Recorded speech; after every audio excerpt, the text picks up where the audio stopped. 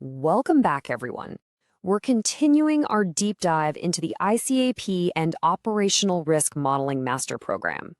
As you know, this is a cumulative regulator-grade course designed to give you everything you need to build, own, and defend your ICAAP. We've already covered a ton of ground: regulatory foundations, risk ID, capital fundamentals, and even the nitty-gritty of op risk modeling.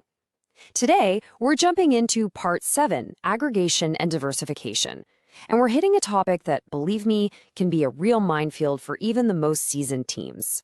So welcome to Chapter 67, Correlation Estimation Issues. Look, in this chapter, we are going to get inside the head of a supervisor. We're going to figure out exactly why they are so deeply skeptical of correlation, especially when it's being used to argue for a lower capital number. We'll break down why the data itself can be so misleading, particularly under stress. And most importantly, I'm going to give you the tools to build an approach that isn't just statistically sound, but is absolutely regulator-proof. This quote right here, it gets to the absolute heart of the issue. For a regulator, the way your bank handles correlation isn't just some technical exercise. No, they see it as a direct signal of your institution's risk culture. It tells them everything about your intellectual honesty. Let's dig into exactly why that is.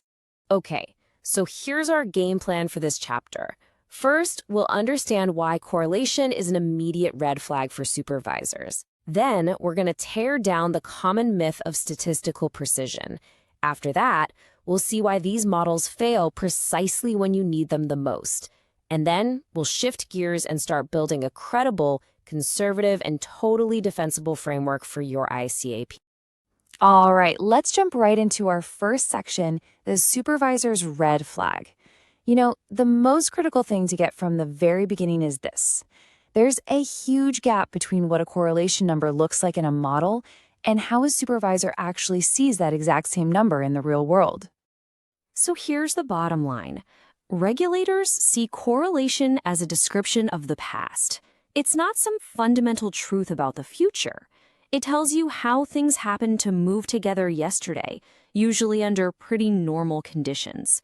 So if you use that backward-looking number to justify holding less capital for a future crisis, well, that's an immediate warning sign for them. Now, let's talk about the myth of statistical precision.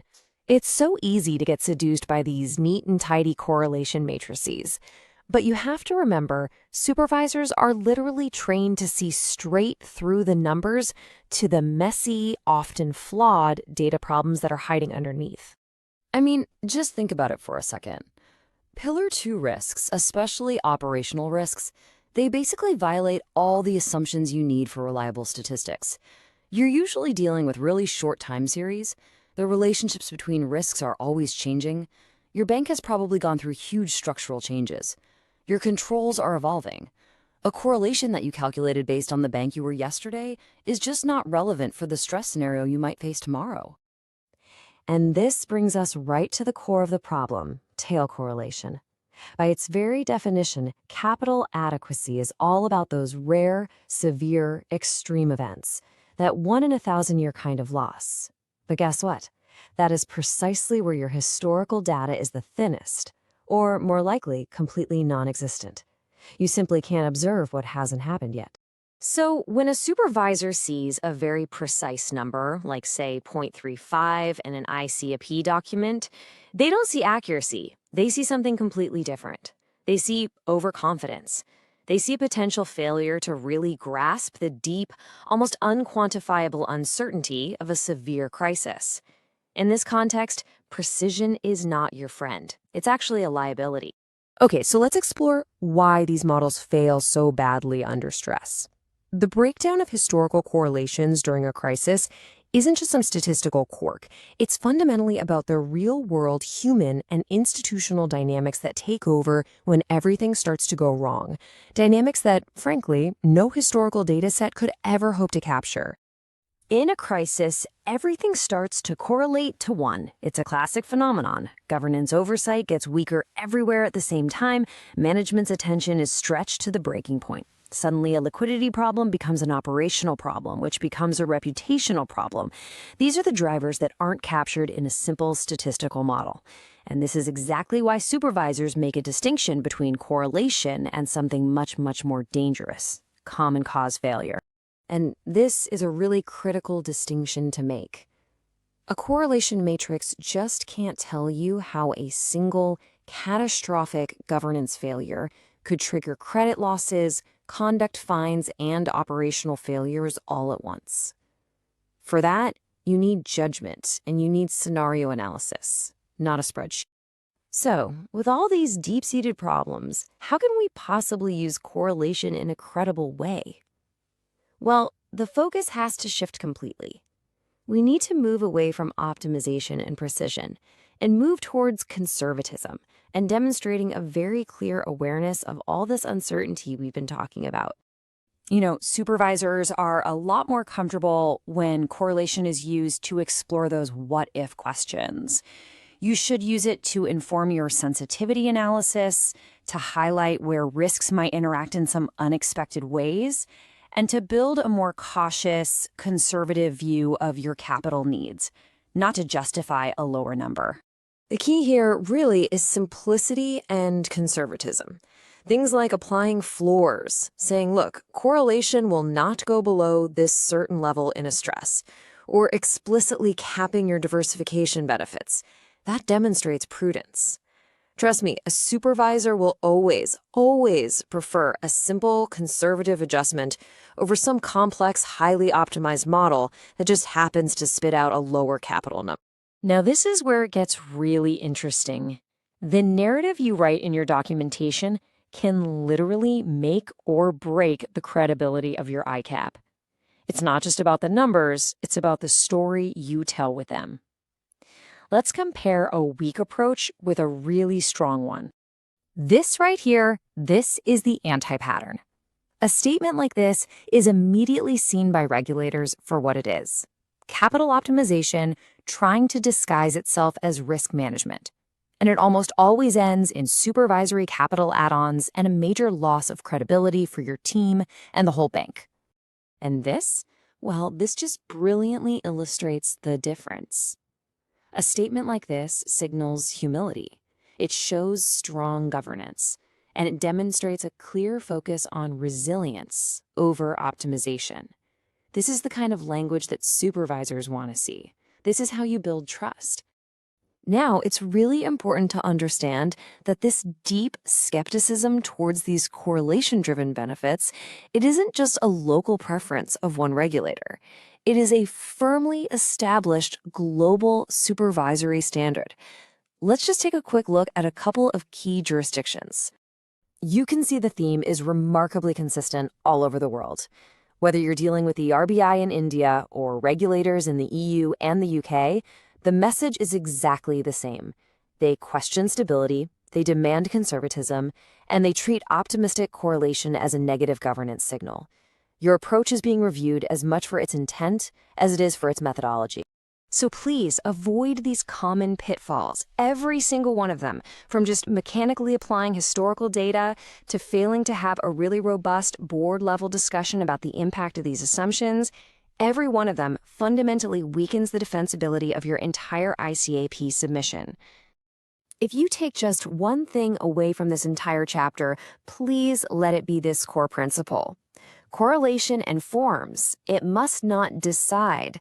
Use it as a tool for inquiry, for exploration, but you must ensure that your final capital decision is always driven by expert judgment, rigorous scenario analysis, and conservative, defensible principles. And that question there, it raises a much deeper issue for us to think about. I mean, even if you could get a perfect correlation estimate, it only captures simple, linear relationships. It completely misses the complex, nonlinear ways that risks can truly interact and amplify each other in a crisis, which conveniently leads us directly into our next topic. In our next chapter, we're going to go even deeper. We'll explore the critical difference between simple correlation and the much more complex world of dependency. We're going to see why linear thinking just fails in a crisis, and why understanding this distinction is absolutely essential if you want to build a capital plan that is truly resilient. Thank you for joining me, and I'll see you in the next chapter. Welcome back, everyone. We're continuing our deep dive in this 100-chapter master program on ICAAP and operational risk modeling. And just as a quick reminder, this is a cumulative journey. Think about how far we've come, from the basic regulatory foundations all the way through to the nitty-gritty of modeling.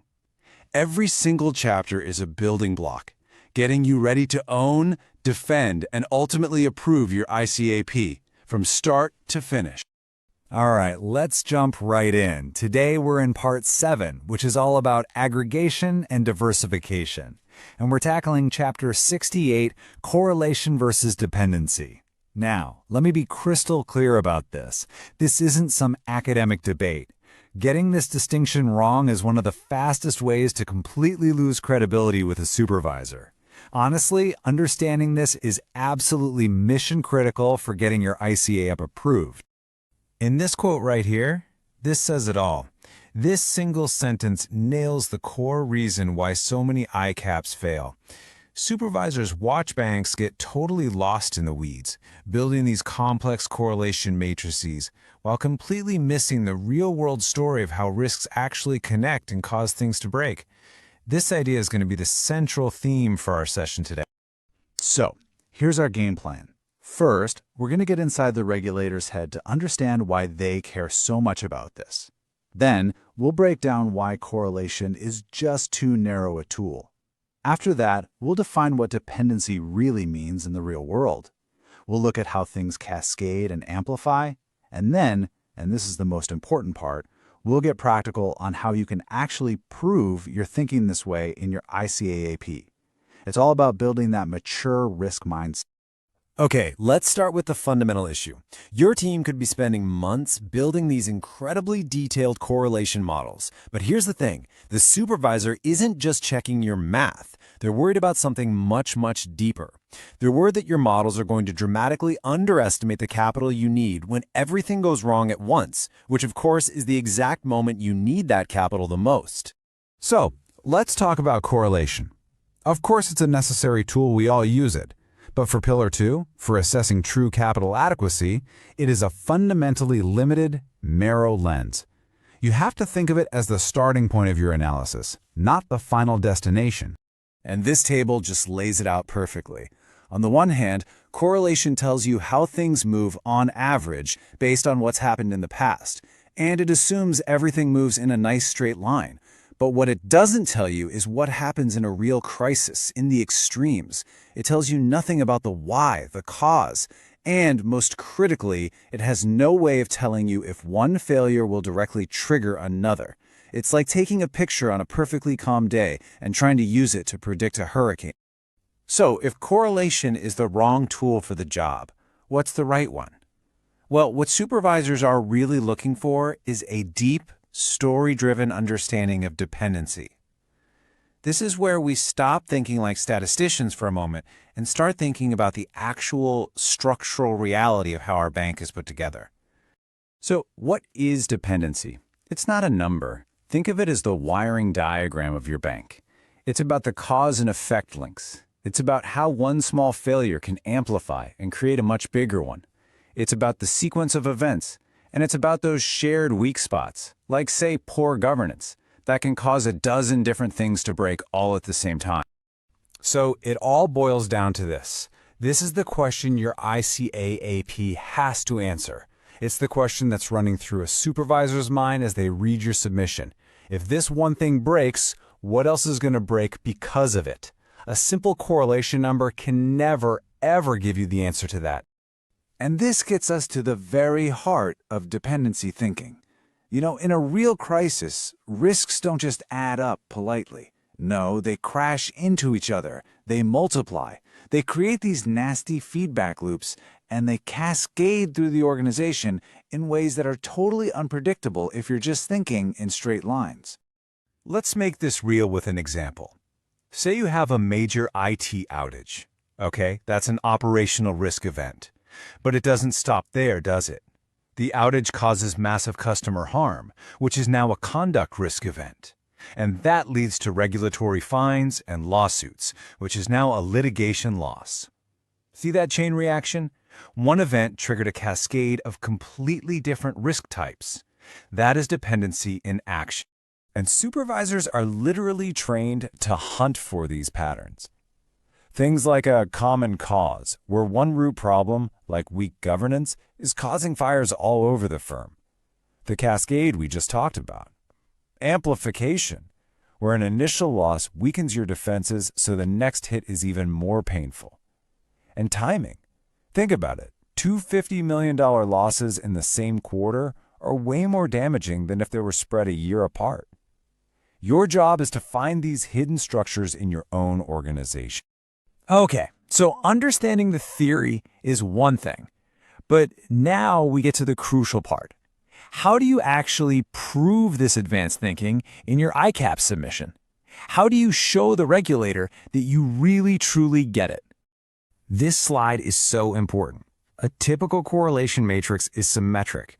It assumes the link between risk A and risk B is the same as the link between B and A. But reality is asymmetric. It's a one-way street. A massive cyber outage can absolutely cause a liquidity crisis, but a liquidity crisis doesn't cause a cyber outage. Dependency thinking captures that one-way trigger. Correlation just misses it completely. So what can you actually do? Here are some practical, regulator-approved methods.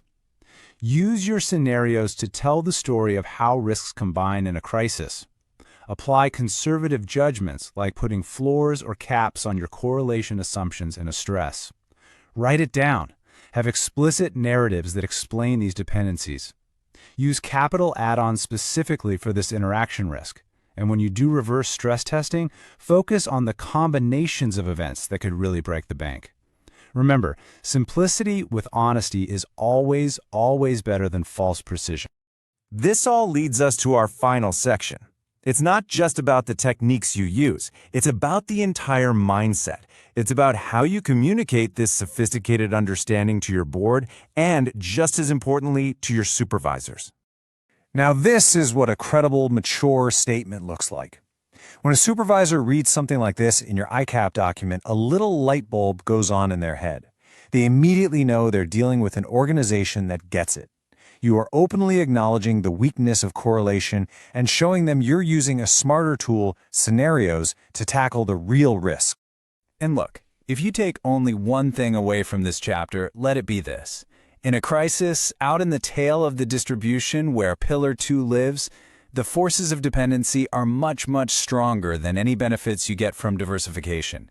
Any ICAAP that leans too heavily on diversification benefits without first tackling dependency head-on is going to look naive and overly optimistic to a regulator. Which, of course, leaves us with a really tough question. If we all agree that simple correlation breaks down in a crisis, and dependency is what really matters, then how on earth do we even begin to model how these risks behave together?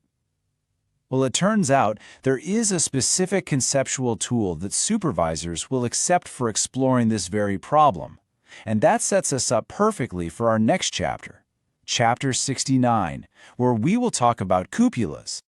All right, welcome everyone. Let's jump right into Chapter 69 of our ICAAP and Operational Risk Modeling Master Program. Today, we are going to tackle a concept that is absolutely vital for a credible ICAAP, but let's be honest, it often causes some serious headaches and divisions within banks. Copulas. And just as a quick reminder, this is a cumulative regulator-grade program. We are deep into Part 7 now, which is all about aggregation and diversification. We've already covered the core principles, we've talked about the limitations and the traps of using simple correlation, so now we're ready for the big one. You know, it's funny. You say the word copula inside a bank, and you can almost see the room split in two. On one side, you've got your quant teams, right? And they see this beautiful, elegant mathematical tool. But on the other side, you have senior management, maybe the board. And all they see is this intimidating black box of, needless complexity. So which one is it? Who's right? And, more importantly, what do the regulators actually expect you to do about it? That's the real question we're going to unpack today. We're going to cut through all that noise and get straight to the heart of what supervisors are really looking for in your ICAAP app. Okay, so let's dive in. To really understand why copulas even exist, we have to first get a handle on the fundamental problem they were designed to solve. And that problem is all about the profound limitations of simple correlation. And this really gets to the core of it. Look at the two questions. Correlation asks about the average movement. How do things move together on a normal Tuesday? But think about it. We don't hold capital for a normal Tuesday. We hold capital for the absolute worst day, for the extreme event. And that's where copula thinking changes the game. It forces us to ask the right question for capital adequacy. When things go really, really wrong, how do they go wrong together? So here's the bottom line. Your standard correlation matrix is effectively blind to the exact scenario your ICAAP is meant to protect you against. It completely misses that dangerous tendency for severe, simultaneous losses to all cluster together right when a crisis hits. So, how do we address this blindness to what's happening in the tails? Well, here's the good news. From a supervisory perspective, the solution is actually much simpler than you might think. It's not about mastering complex math. It's about grasping one single, powerful concept. And this is it.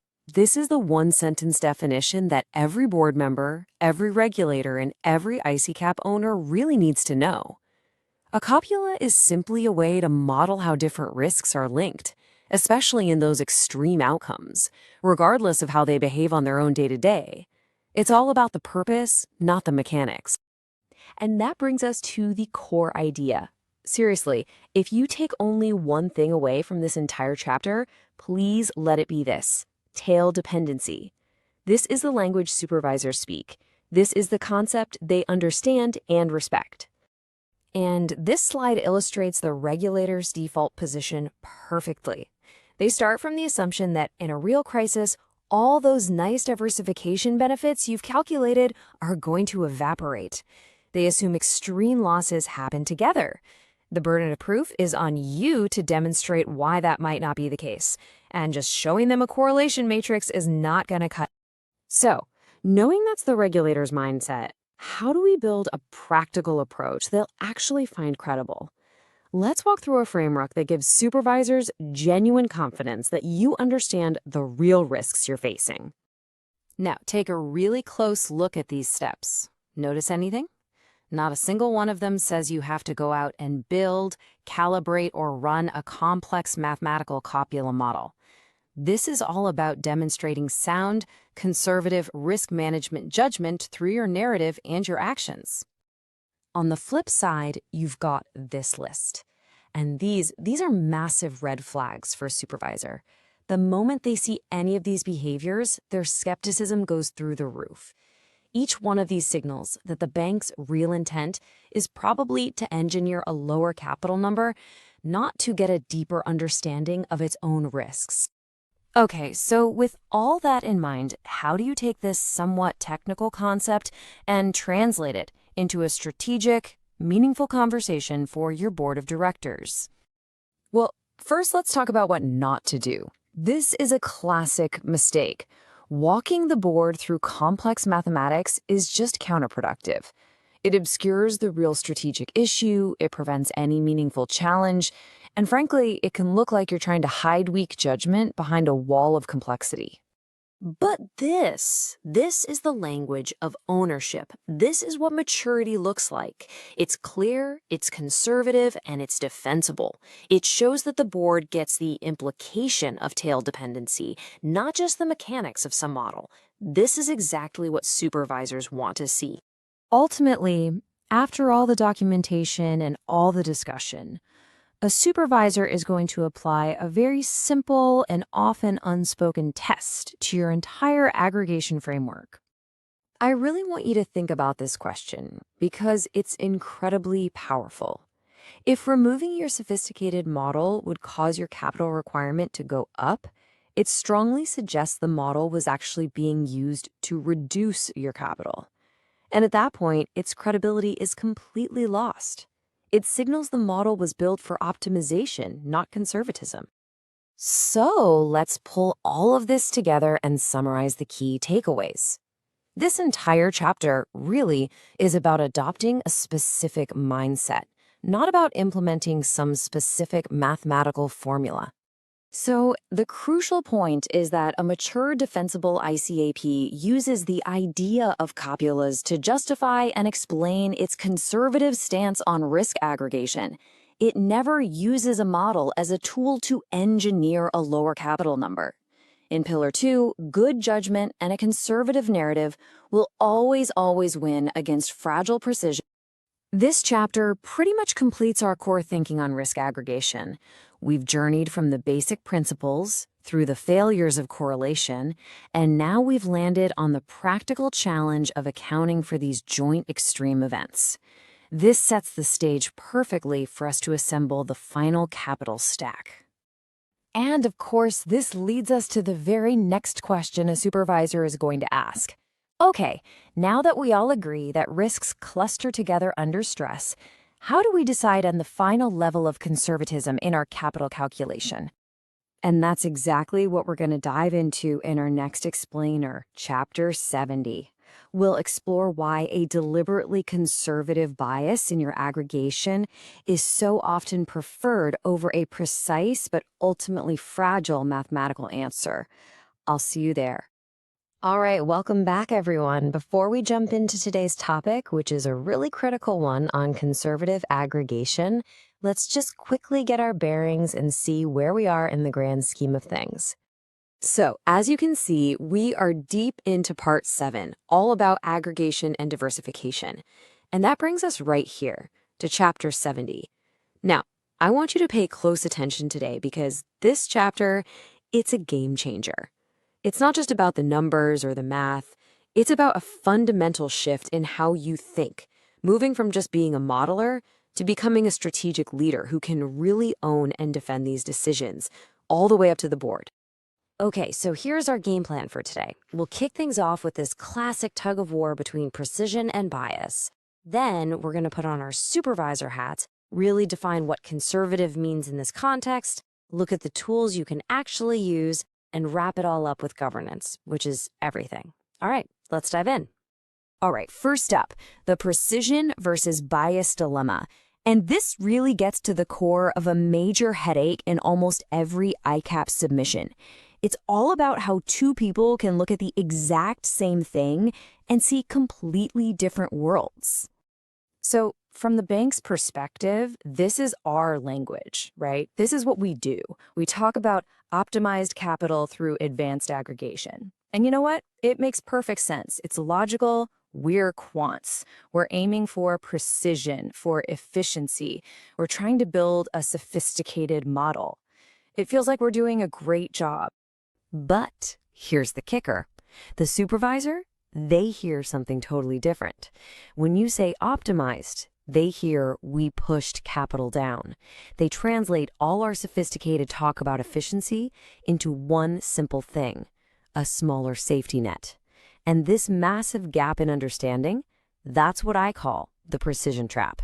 It's a huge pitfall. And this is the single most important takeaway you need to internalize from this chapter. When it comes to Pillar 2, resilience is the only game in town. Efficiency? It's not a virtue here. Optimization? You get 0 points for that. The supervisor will always, and I mean always, prefer a conservative approach that's a little biased but well explained over something that looks precise but they suspect is fragile. Okay, so let's move on to thinking like a supervisor. This is absolutely key. To build an ICAAP that's actually defensible, you've got to learn to see the world the way they do, especially when it comes to why precision can actually fail in a crisis. Look, supervisors, they've seen things. They have the battle scars from 2008 and other crises, and they know from painful experience that all those neat, stable correlations in your model, poof, they just vanish in a real crisis. Dependency takes over, people panic, controls get sloppy, Everything gets amplified. So that precise number from your model, it gives you a false sense of security right at the moment you need to be most afraid. Okay, this table is pure gold. Think of it as a decoder ring for the supervisory mindset. It shows you exactly how they interpret your actions. If you come in with a super precise capital-reducing model, what do they see? Overconfidence.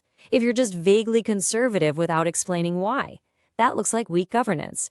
The place you want to live, the absolute sweet spot, is right here in this credibility box. That means you are explicitly conservative and you have a clear, defensible reason for it. All right, so let's get really specific. What do we actually mean when we say conservative aggregation? Because it's not just a fuzzy concept, it's a very deliberate thing. And this is such a critical distinction to make. Conservative aggregation is not about just blindly adding everything up or being lazy. It's not a substitute for doing proper analysis. What it is a very intentional, very strategic choice. It's about knowingly limiting diversification where you're uncertain. It's about putting capital against that uncertainty. And most importantly, it's a deliberate, board-approved decision. So remember these 4 words. Write them down. Deliberate, transparent, governed, board-approved. This is your checklist. If your approach isn't all 4 of these things, it's not going to fly. Period. It'll be seen as weak, and you'll lose all credibility. Okay, that's the theory. But how do you actually do this? What are the practical techniques you can use? Well, the good news is there's a kind of supervisor-approved toolkit that they're used to seeing. Here it is. This is your toolkit. These are the levers you can pull that regulators understand. Things like capping your diversification benefits, or putting in floors for correlations under stress, or maybe making your scenarios the dominant factor for tail events. Each one of these is a clear signal that you understand the limitations of your models and that you're proactively addressing the things that keep supervisors up at night. It shows maturity. And now for the final, and honestly, the most important piece of this puzzle, governance and the narrative. I really can't say this enough times. This is not a technical modeling tweak you make in a spreadsheet. This has to be a top-down, board-level governance decision wrapped in a story you can defend. Just listen to how this sounds. We deliberately limited diversification. See that? It's active. It's confident. You're not apologizing for it. You're explaining why you did it, because historical data is unreliable under stress. This is what owning your decision looks like. And here's another example. Our framework assumes correlations increase and scenarios, not the model, dominate. What you're doing here is getting ahead of their questions. You're telling them, yes, we know the models have limits, and here's exactly how we've compensated for that. It shows you're thinking like they are. And this is the knockout punch. Discussed, challenged, and ultimately approved by the board. When you can say that, you've elevated this from a technical debate to a strategic business decision that reflects the bank's risk appetite. That is incredibly powerful. So let's just boil it all down.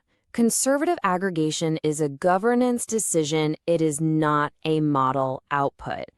If your CRO or your board members can't look the regulator in the eye and say, we chose to do this and here's why, then your whole ICAAP is standing on shaky ground. It's that simple. Okay, so you do all this. You build a credible, conservative framework. You've got the governance, the narrative, everything. But what happens if the regulator looks at all your hard work and says, nope, still not enough? Well, that's exactly what we're going to tackle in our very next chapter. We'll be diving into the world of supervisor overlays, what they are, and why regulators sometimes add their own capital on top of your final number. I'll see you there. Welcome back to our ICAAP and Operational Risk Modeling Master Program. In this chapter, we're tackling something that is, frankly, one of the most challenging moments in a risk professional's career. It's that moment when your supervisor looks at your work and says, nope, not good enough, and slaps on a capital add-on.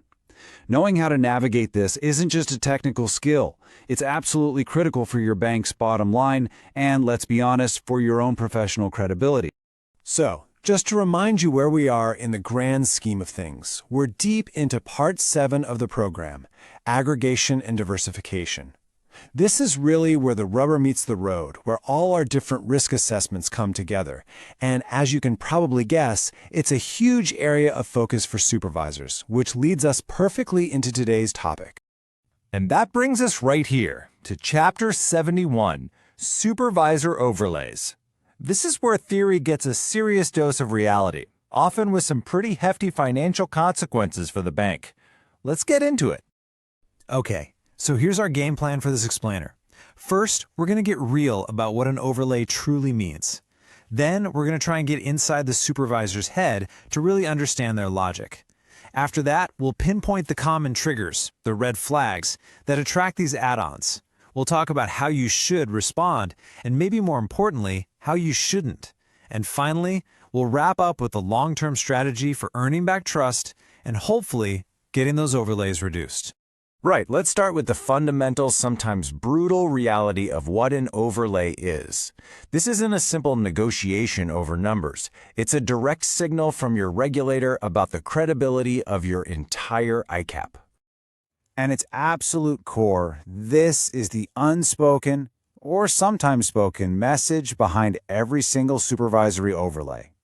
It's not a technical correction, it's not a debate. It's a statement about confidence, or more accurately, a lack of it. When a supervisor imposes an overlay, they are physically stepping in to add a safety buffer because they believe your own assessment has fallen short. So let's get the formal definition straight. An overlay is a Pillar 2 capital add-on. The key words here are imposed by the supervisor. This isn't a suggestion. And what's their justification? It's always going to be things like perceived gaps, what they see as too much optimism, or just lingering uncertainty in your assessment. Think of it as their judgmental safety margin, not a precise recalculation of your model. Now, this is so important because people get this wrong all the time.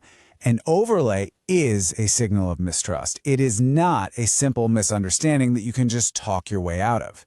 It is a judgmental safety margin. It is not a technical correction to your models.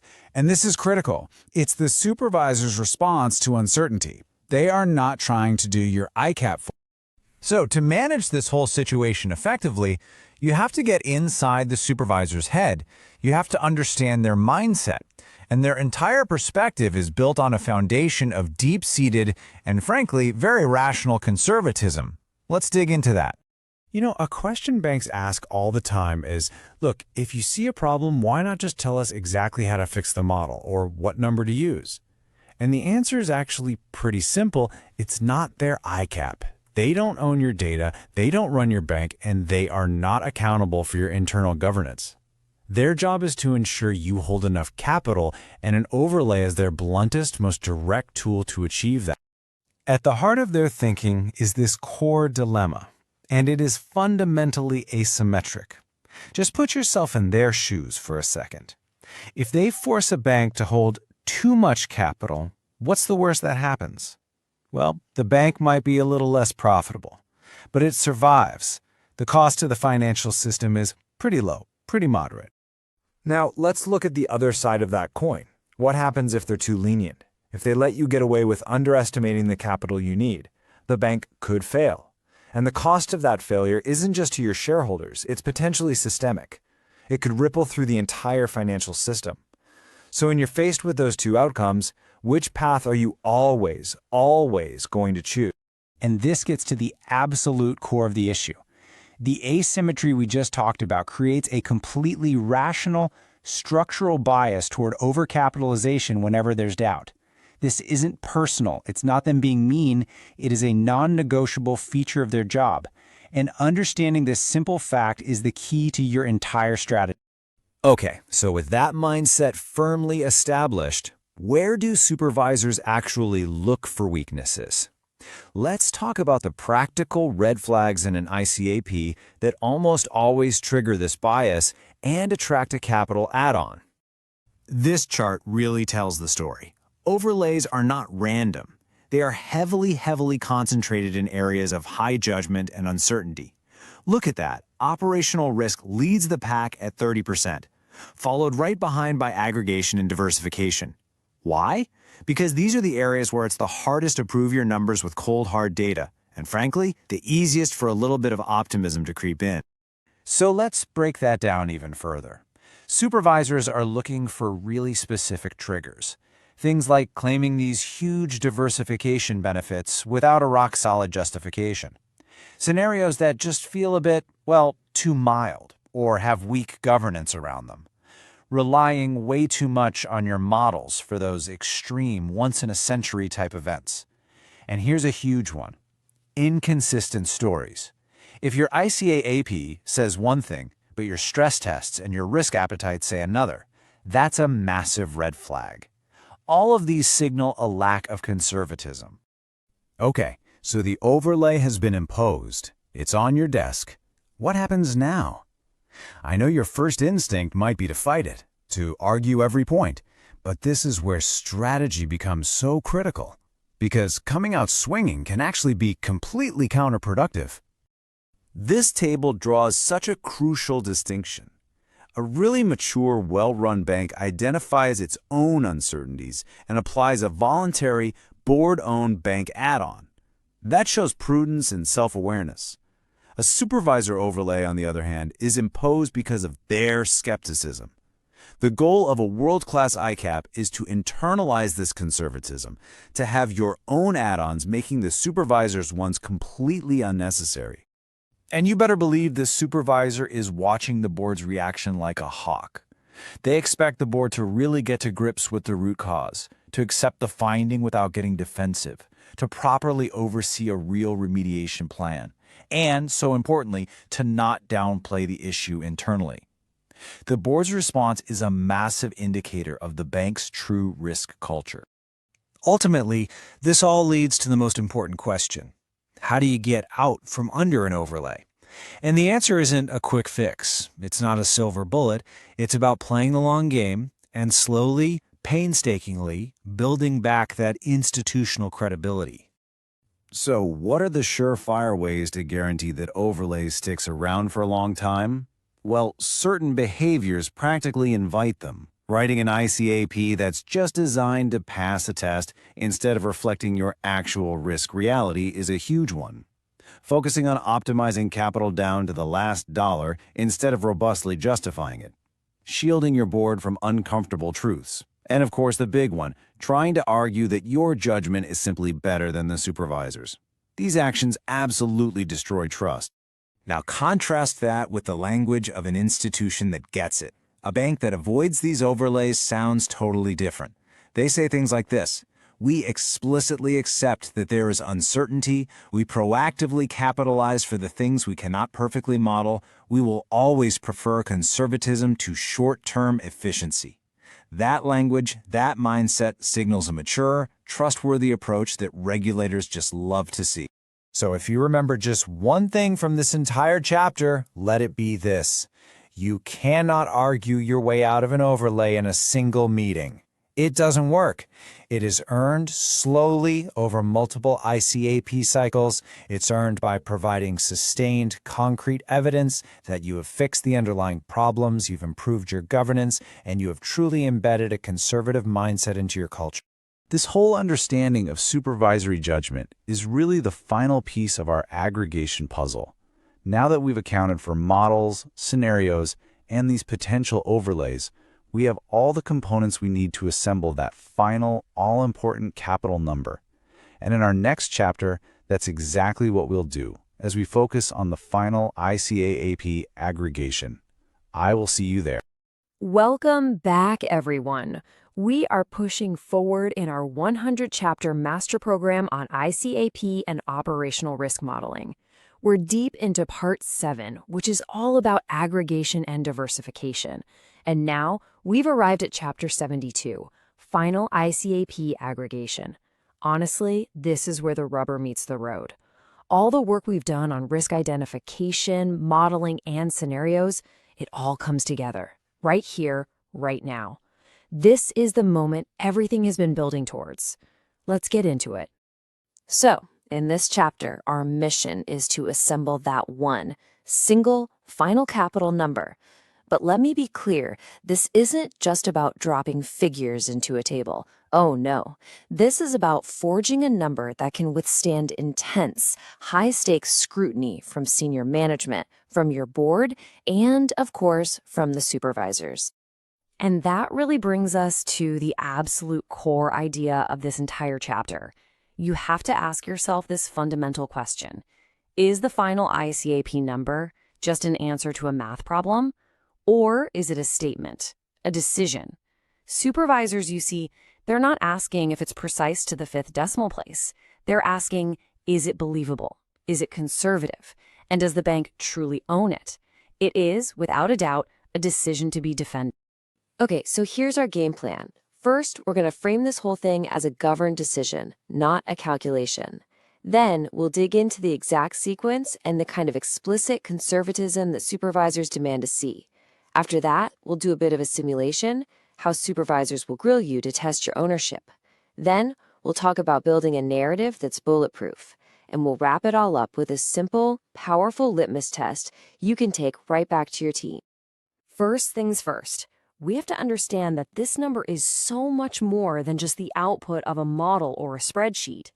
It's a direct reflection of your bank's risk culture.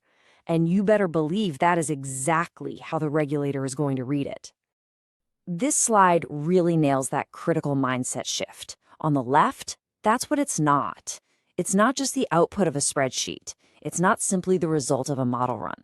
And on the right, that's what it is. It's a governed decision. It's a clear reflection of all the uncertainty you face. And most importantly, it's a statement of your risk culture. You know, thinking of this as a simple calculation is probably the single biggest and first mistake a bank can make. So, to make that governed decision credible, these 6 ingredients, these 6 components, absolutely have to be included and totally visible in your final aggregation. You've got your Pillar 1 baseline, your Pillar 2 risk-specific capital, all the impacts from your scenario analysis, your conservative aggregation logic, any add-ons you've applied yourselves, and any existing supervisory overlays. If even one of these is missing or hidden, your credibility takes an immediate nosedive. Okay, so we know the essential inputs.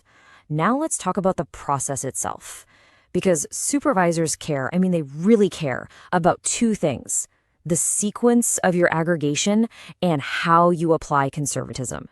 Getting this right tells them everything they need to know about your framework's maturity. And this is the exact sequence they expect to see. Step 1, you start with the capital for each individual risk. Step 2, you layer on the impacts from your scenarios and stresses. Step 3, you aggregate, but you do it conservatively, right? You limit your diversification benefits. Step 4, you apply explicit add-ons for any leftover uncertainty. And then, and only then, do you arrive at Step 5, the final board-approved number. If you get this order wrong, say you start with a number in mind and work backwards, that's a huge red flag. It looks like the whole process was rigged from the start. And this leads to what I consider the cardinal rule of conservatism. Do not hide it. Look at the 2 columns. On the left, you've got hidden conservatism, secretly inflating parameters, opaque model judgments. To a supervisor, that looks like manipulation. On the right, you have explicit conservatism, visible add-ons, clear buffers, documented logic. That looks like maturity. It shows that you understand your models have limits and you're prudently dealing with that uncertainty out in the open. Okay.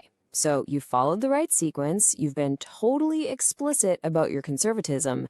Now comes the real test. And here's the kicker. Supervisors very rarely recalculate your number. That's not their game. Instead, they stress test your understanding of it. They want to know if management truly, deeply owns this decision. So just imagine you're in that room. They'll lean across the table and start with a question just like this. What single assumption in your entire model, if you change it, would hurt this number the most?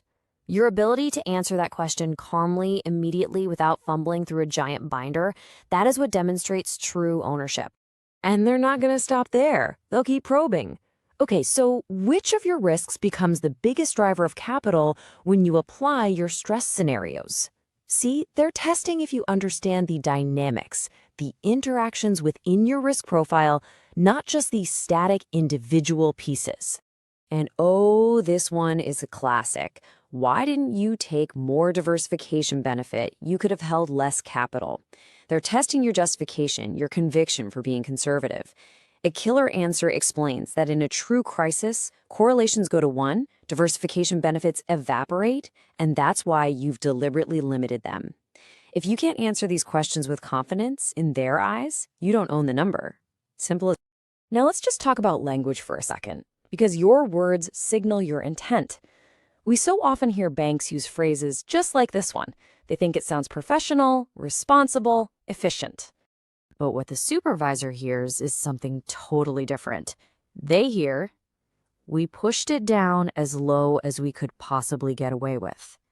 For Pillar 2 Capital, which is all about unmodeled risks and deep uncertainty, the tone you want is prudent, conservative, and justified. You want to sound like you're holding a number that makes you a little uncomfortable, but that you can defend to the hilt.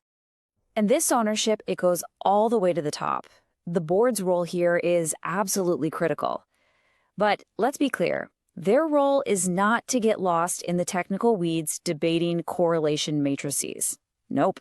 Their job is to approve the logic, to understand the key uncertainties, to explicitly accept the conservatism being applied, and ultimately to own that final number as the bank's official stance.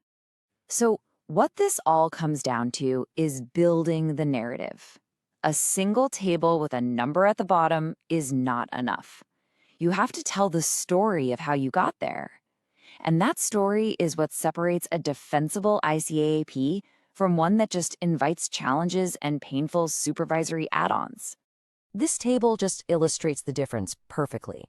On the left, you've got the common failures. The capital number looks too neat. There are unexplained jumps from last year, a board that seems surprised by the outcome. On the right, though, you see the hallmarks of real strength. Language that says this capital reflects combined severe stress. Diversification is deliberately limited.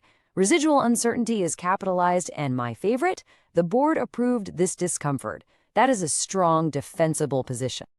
And make no mistake, this is a global expectation. It doesn't matter if you're dealing with the RBI in India or supervisors in the UK or across Europe, the focus is exactly the same.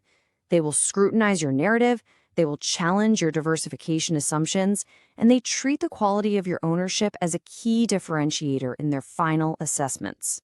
Which brings us to our final, and I think maybe the most important takeaway from this whole chapter.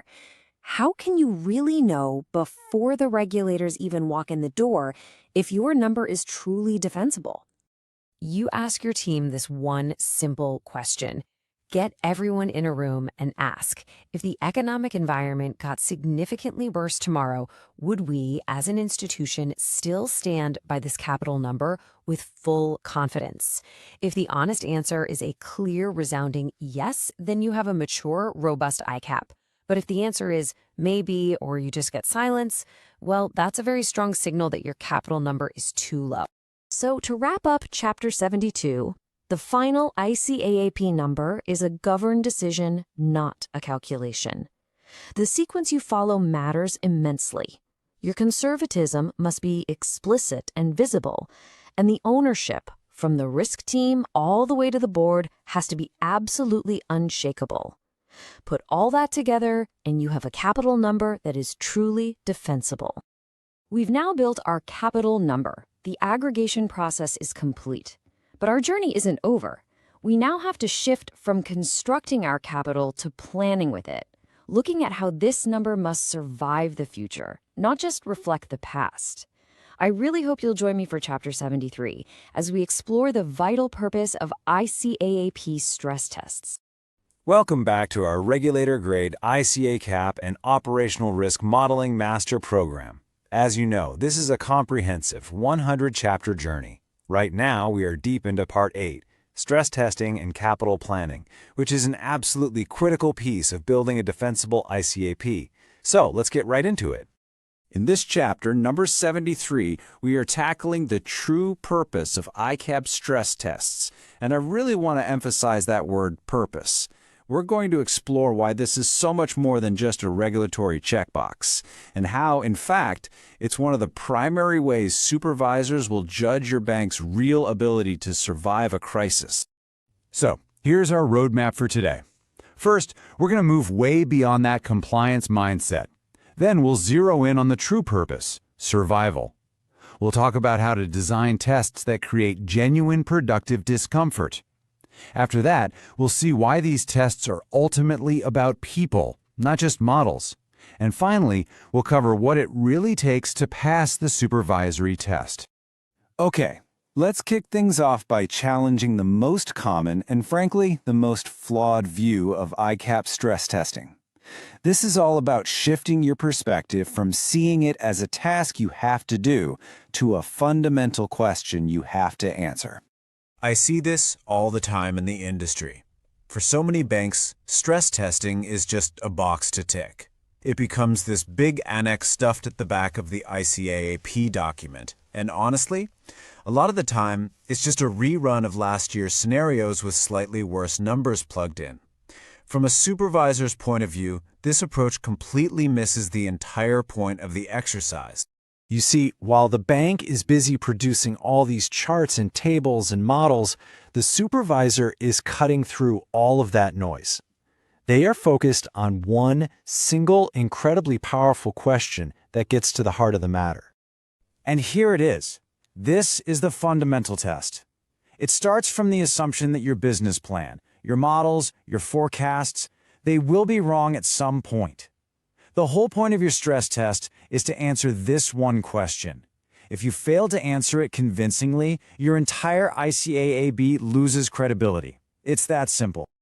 So with that crucial question front and center, let's really redefine the mission here. Stress testing isn't about producing comfortable, reassuring results. It's about demonstrating with evidence that you can survive. Now, it's really important to distinguish this from the scenario analysis we covered back in Part 6. Remember, scenario analysis is deep but narrow. It's about a very specific story. Stress testing is different. It's broad, it's system-wide. This distinction is critical because the stress test is what ties all your individual risk assessments back to that ultimate question of the bank's overall viability. So here's what it's really all about. Stress tests exist to seriously challenge your capital when things go wrong. They're there to see if your capital buffers are actually usable, to expose the pathways that could lead you to fail, and to put management's supposed crisis plans to the test. The goal, always, is to demonstrate survivability, not to produce some perfectly optimized, comfortable number. And let me be absolutely clear about this one. If your stress test doesn't make your management team uncomfortable, if it doesn't genuinely threaten your capital buffers, then the test has failed. It's not doing its job. Discomfort is the whole point. That discomfort has to come from looking forward, not just looking back. When a bank says, "We based our stress tests on the last financial crisis," the standard supervisory response is always the same. That's great. But your next crisis will be different. History is a guide, for sure, but it is not a limit. Your test must be forward-looking. Okay, so how do you actually build a stress test that creates that productive discomfort? A test that regulators will actually find credible. Well, it all comes down to a few core non-negotiable principles. Think of it like a three-part check. First, is it severe enough? Does it actually eat into your capital in a meaningful way? Second, is it plausible? Is it based on credible economic and market drivers? And third, and this is so important, is it relevant? Does it attack your bank's specific vulnerabilities and weak spots? You have to satisfy all three. Supervisors don't want a single snapshot in time. They need to see the whole story unfold over multiple years. A one-year horizon just isn't enough. They want to see that path of capital depletion. How do the losses compound over time? When do you actually breach your buffers? Look, a lot of banks can survive year one. The real test of viability often comes in year 2 or 3. And that story has to be enterprise-wide. A real crisis doesn't respect our neat little risk stripes: credit risk, market risk, operational risk, conduct risk, funding pressures. They all become tangled together. A stress test that looks at these risks in isolation just isn't credible to a supervisor. Now, let's shift to a really critical point. Beyond all the complex models and the numbers, supervisors use stress tests to assess the realism, the resolve, and the capability of your bank's leadership. This is about testing people. This is where the rubber really hits the road. It's easy to write down actions like cut costs or sell assets, but supervisors are going to push back hard. They'll ask, okay, how long does that actually take? Who is going to buy those assets from you in a market crisis? Any actions that assume you can execute perfectly and instantly will be heavily discounted or maybe even dismissed entirely. And this connects to a huge supervisory concept: buffer usability. Having large capital buffers is pretty meaningless if your management team is too scared to actually use them when it counts. A stress test that shows your buffers remaining pristine and untouched signals a dangerous lack of realism. Supervisors want to see that you are ready and willing to use them to protect the firm. Oh, and this is a classic red flag for supervisors. If your risk appetite statement says one thing, but your stress test results show a completely different reality, you've got a serious credibility problem. Your risk appetite, your stress results, and your capital plan have to tell one single coherent story. If they don't, your entire ICAAP will be questioned. All right, let's bring this all home. What really separates a stress test that fails supervisory scrutiny from one that shows true maturity and credibility? What often comes down to the story you tell, the narrative. Supervisors see the same failures over and over again. Stresses that are way too mild, horizons that are too short, management actions that are basically fantasy, major risks like operational risk just ignored, and results that don't actually change anything. Each one of these is a crack in the foundation of your ICAAP's credibility. This is the language of a weak narrative. It just screams comfort-seeking and compliance-driven. It basically says, we did this exercise to prove we're already fine. To a regulator, that immediately signals that the test wasn't a real challenge at all. Now, contrast that with this. This is the language of a strong, mature narrative. See the difference? It shows realism. It's proactive. It tells the regulator, we use this test to find our breaking points so we can make smarter capital decisions for the future. This is the mindset they want to see. And really, this is the ultimate question you need to ask yourself as you build, own, and defend your ICAAP. Is this whole thing just an exercise designed to make everyone feel good? Or is it a genuine, rigorous tool designed to make sure your firm can actually survive when things go terribly wrong? Okay, so now that we've firmly established the why behind stress testing, our next chapter is going to get into the nuts and bolts of the how. We'll dive into the practical design of baseline versus adverse scenarios. This is the real engine room of your stress test. I'll see you in Chapter 74. All right, welcome back, everyone, to the ICAAP and Operational Risk Modeling Master Program. In this session, we're continuing our deep dive into what it takes to build, own, and most importantly, defend a regulator-ready ICAAP. So, let's get our bearings. In our full 100-chapter journey, we are now well into Part 8, which is all about stress testing and capital planning. And today, we're hitting a really foundational topic, Chapter 74, Baseline versus Adverse Scenarios. Honestly, getting this relationship right is one of the biggest tests of your credibility with any supervisor. Here's what we've got on the docket. We're going to start with a super common mistake I see all the time. Then we'll break down the two critical anchors, the baseline and the adverse scenarios. We'll explore how they're supposed to work together, what supervisors are really looking for, and we'll wrap up by giving you the exact language to build a narrative you can actually defend. All right, let's kick things off with the heart of the problem. Far too many banks fall into this trap of telling just one story with their stress tests, and it's a critical error. So what is that mistake? It's this laser focus on only the big, scary, adverse event. Look, it's not just that this view is incomplete. It's actually dangerous because it completely lacks the context and the credibility that regulators are demanding from you. And this slide just lays it out perfectly. The common view, maybe the old school view, is that stress testing is all about that one bad day scenario. But the supervisory reality, the world we live in now, is that you absolutely need two anchors. Your ICAAP has to be tied down by both a credible baseline and a challenging adverse scenario. If you only have one, your entire analysis is just floating out at sea. Okay, so let's dig into that first anchor, the baseline. I want you to stop thinking of this as just a starting point. It's so much more. For a supervisor, this is their first and most fundamental test of your bank's honesty and realism. So here's the formal definition, but let's translate it.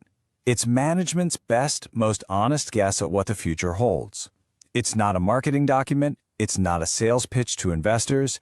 It's a realistic projection based on the strategy you have today, the risks you already know about, and the controls you actually have in place. This is so important because a lot of people get this wrong. A baseline is not some perfect world with no stress. It's not a simple straight line forecast where everything just gets a little better. What it is, well, it's a test of your credibility. Supervisors are using it to sniff out any embedded, unrealistic optimism in your plans. They're asking one simple question: are you guys being honest with yourself? So what does an honest baseline actually look like? Well, it has to include the real-world bumps and bruises of just doing business. That means you're factoring in your expected credit losses. You're acknowledging that constant drip, drip, drip of operational risk events. And you're open about any control weaknesses you've already found. And of course, it has to line up perfectly with your board-approved strategy and your budgets. If you remember one thing about the baseline, let it be this quote. This is a fundamental truth in the eyes of a regulator. If your baseline isn't credible, if they think it's just a fantasy, then it doesn't matter how severe or scary your adverse scenario is, they will mentally discount the entire exercise. The foundation is absolutely everything. All right, now let's pivot to our second anchor.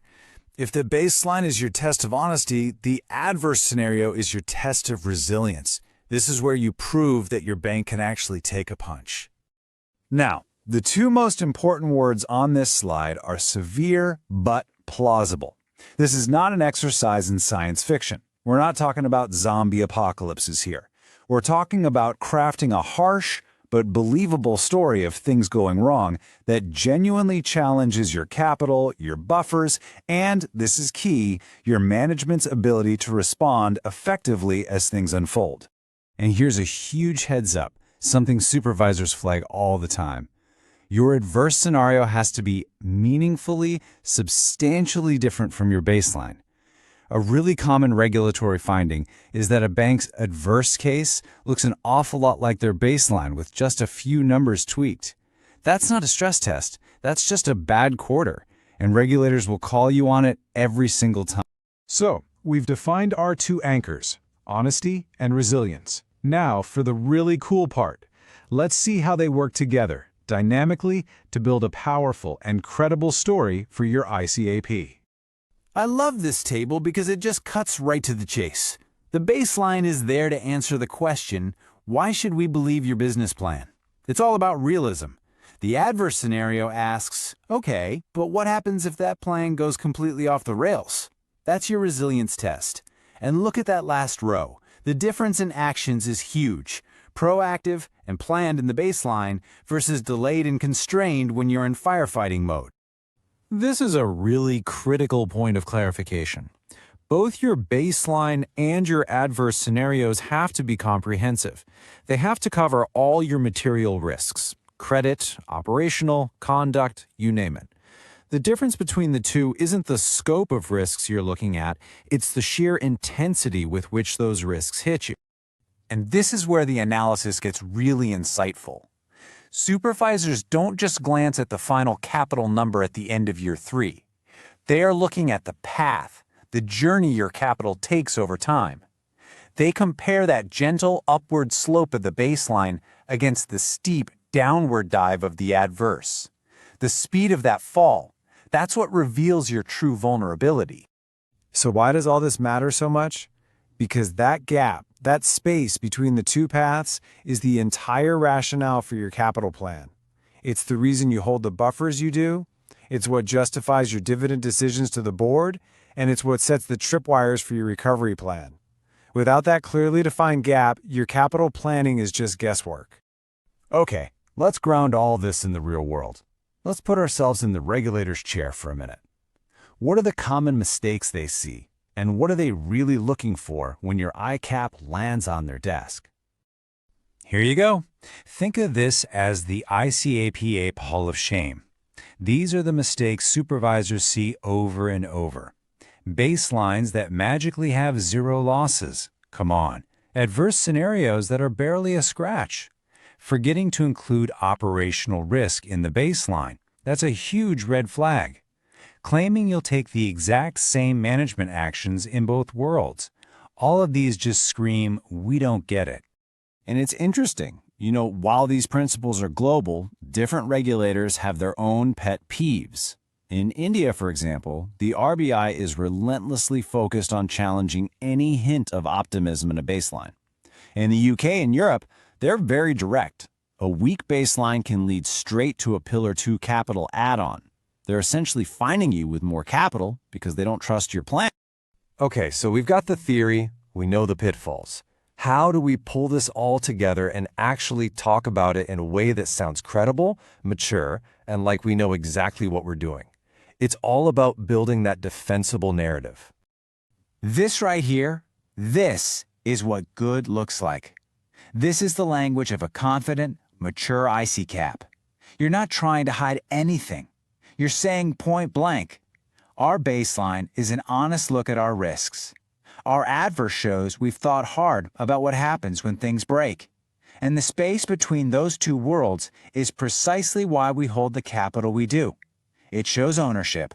So, we have firmly planted our 2 essential anchors, the baseline, which is our test of honesty, and the adverse, our test of resilience. This foundation is absolutely crucial. But, of course, it leads us to the next big question. Okay, how do we actually design a stress that can plausibly connect all these risks and ripple through the entire organization? And that is the perfect setup for our next chapter on enterprise-wide stress design. I'll see you there. All right, welcome back to our ICAAP and Operational Risk Master Program. Before we jump into today's chapter, let's just take a quick moment to get our bearings and see where we are on this incredible learning journey. So, as you can see, we've made our way to Part 8, Stress Testing and Capital Planning. This is a huge part of the program. This is really where the rubber meets the road. All that foundational work we've done on risk, on capital, on modeling, it all comes together right here to answer that ultimate question from your board and from the regulators. Are we actually resilient enough to survive a severe crisis? And we're kicking off this section with Chapter 75, Enterprise-Wide Stress Design. Now, I can't overstate this. This is one of the most important, most scrutinized parts of any ICAAP. The core idea we're going to unpack is how you build a stress test that tells a single, believable story about risk across the entire company, not just a bunch of separate horror stories cobbled together. So here's what we're going to cover. We'll start with the big idea, coherence over coverage. Then we'll look at why the old siloed approach is a recipe for failure. From there, we'll get practical and talk about designing that single narrative and, crucially, connecting the consequences. We'll wrap up with how you defend this to regulators and what a truly strong stress test looks and sounds like. Okay, let's get started with a really simple but very telling test. Just let this sink in for a moment. This is a real litmus test that supervisors use almost instinctively to gauge the quality of your framework. Think about it. If your credit risk team, your market risk team, and your op risk team can all go off into their corners, run their numbers, and you just add them up at the end, you've completely missed the point of an enterprise-wide stress test. This one idea is going to frame our entire conversation today. So what does enterprise-wide really mean? Well, here's the key takeaway. It is all about coherence. It is not about just ticking a box and saying, yep, we covered credit, we covered market, we covered operational. It's about testing one single adverse future consistently across the entire bank. And this slide just lays it out perfectly. On the left, that's what we're aiming for. A single story, a single narrative that gets translated consistently across the business, where the timing of the impacts makes sense. On the right, that's the trap. It's not about stitching together a bunch of different stresses. It's not about asking each department for their own worst case and just adding them up. Regulators want to see one story with many consequences, not many stories that lead to one number. Okay, so let's dig a bit deeper into why this distinction is so incredibly important. Why is that old way of doing things, that traditional, siloed approach, seen as such a fundamental weakness? Why does it consistently fail to impress regulators? You know, these siloed tests, they give you this very dangerous false sense of security. They lead to all sorts of inconsistencies. You might be double counting a loss, or even worse, wrongly assuming one risk will offset another. They completely ignore the fact that in a real crisis, management actions are competing for the same limited resources. But the biggest failure? They completely miss the dangerous interaction between risks, which is exactly what regulators are trying to get you to find. All right, we've talked about the problem. Now, let's get into the solution. A robust, defensible, enterprise-wide stress test always begins with one thing: a single adverse narrative. This story is the bedrock. It's the foundation for the entire exercise.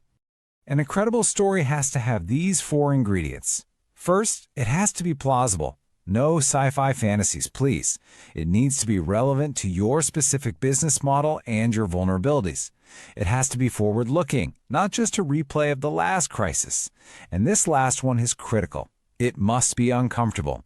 If the outcome of your stress test doesn't make your board sweat a little, you're probably not pushing hard enough. Now this is where the magic happens. This is how you take that one single story and watch how it ripples across the entire bank. Let's say our story is a severe macroeconomic slowdown. We don't just shock our credit models. No. We have to show the chain reaction. That slowdown leads to higher credit losses, sure, but it also puts immense pressure on costs. That leads to budget cuts, which in turn weakens controls and, boom, you get operational risk events. This translation map is precisely what supervisors want to see.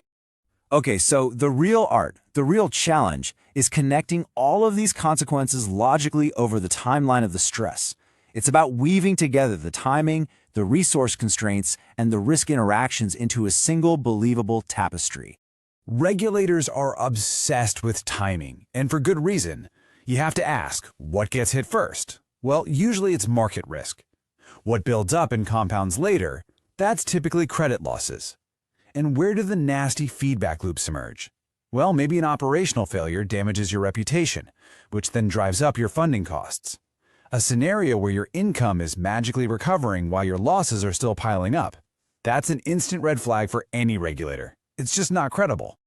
And here is a crucial insight that honestly so many banks get wrong in their ICAAP. In a real crisis, your resources, your capital, your liquidity, your best people, they are all finite. Actions you take to solve a problem in one area will almost certainly limit your ability to act in another. They are competing with each other. They are not neatly lined up. Let me give you some classic examples. You might decide to cut costs aggressively to save capital. Great, but what did you just do? You've likely weakened your operational risk controls, and you might have just opened the door for a new, even bigger problem. Or maybe you plan to sell assets to raise cash. Wonderful idea, but in a stressed market where everyone is selling, who's buying? A good stress test acknowledges these painful trade-offs. And finally, let's be crystal clear about this. The three core elements of survival, capital, liquidity, and reputation, must be interlinked. They are not independent variables. A big hit to your capital immediately affects your funding costs and your access to liquidity. A major operational failure destroys your reputation, which in turn spooks customers and hits your liquidity. If these three things are moving on separate tracks in your model, your stress is not enterprise-wide. Okay, so we've got the design principles down pat. But how do you actually prove all this coherence to your board and, most importantly, to your supervisors? Well, it all comes down to solid governance and documentation. First off, this cannot be some back-office modeling exercise cooked up in a dark room. To be credible, it has to be centrally coordinated, usually led by the Chief Risk Officer. It needs deep, meaningful input from the frontline business units, the people who actually understand the customers and the products. And it absolutely must be integrated with your finance and treasury teams, with serious, robust challenge from the top, the executive committee, and the board. Now, for those of you operating under the Reserve Bank of India, the RBI has been very, very clear on this. They explicitly demand to see the integration of all your material risks.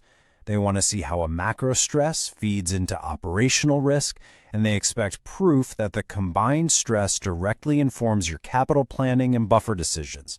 Simple, parallel silo stresses are routinely challenged. And if you're in Europe or the UK, you know the focus here is intense. Supervisors will pore over the coherence of your story and how consistently you've translated it across different risks. They will grill you on the realism of your competing management actions, and there's a very direct financial consequence for getting this wrong. Expect capital add-ons under Pillar 2. So, when you put all of this together, what does a strong stress test really sound like? What's the language that signals to a supervisor that they're dealing with a mature, well-governed organization that truly understands its risks? When your team can stand up and articulate these 5 points clearly, confidently, you are demonstrating true ownership. You're not just presenting a bunch of numbers. You're explaining a coherent, dynamic, and realistic view of how your bank would actually behave under severe stress. This is the language of credibility. And of course, once you've built this beautiful, coherent, enterprise-wide framework, the supervisor is going to lean in, point to what is often the weakest link in the chain for most banks, and ask that inevitable next question. This brings us perfectly to the next step in our program. In our next session, we will dive deep into Chapter 76, focusing on exactly that. How do you model, quantify, and properly integrate operational risk stress within this coherent, enterprise-wide structure we've just designed? All right, welcome back to our regulator-grade master program on ICAAP and operational risk. We are building a seriously comprehensive skill set here, and it's great to have you back with us as we continue this journey. Now, just as a quick reminder of our roadmap, this whole program is a cumulative learning path.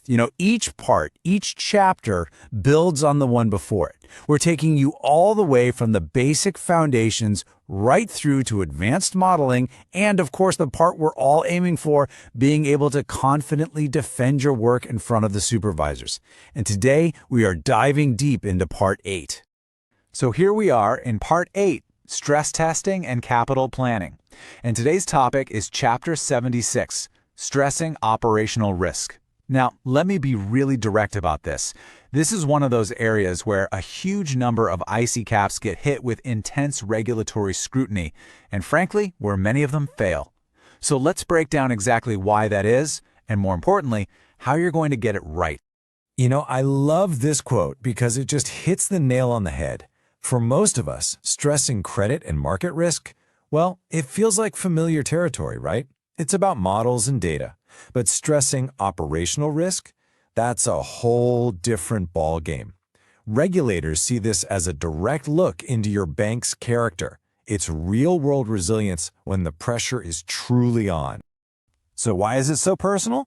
Well, because it's not just about your spreadsheet models. It gets right to the very fabric of your institution. your controls, your culture, your technology, and how your people make decisions under extreme pressure. It's designed to reveal how you'll actually behave when everything starts to go wrong, and that is precisely why supervisors are so focused on it. They want to see what you are really made of. Okay, let's get right to the single biggest pitfall. This is the mistake that can get an ICAAP rejected almost on the spot. I call it the static illusion, this completely flawed idea that operational risk just kind of stays the same during a crisis. Look, far too many banks treat operational risk like it's just some simple static number you can add on top. Maybe they add a fixed amount or use a simple multiplier. Supervisors will throw this out every single time. Why? Because in a real crisis, operational risk isn't static. It's dynamic. It's an amplifier. Your controls start to weaken, decision-making grinds to a halt, and suddenly losses start to cluster and feed on each other. So let's be absolutely crystal clear about what we mean by stressing operational risk. The point here isn't to dream up some crazy new exotic risk out of thin air. No.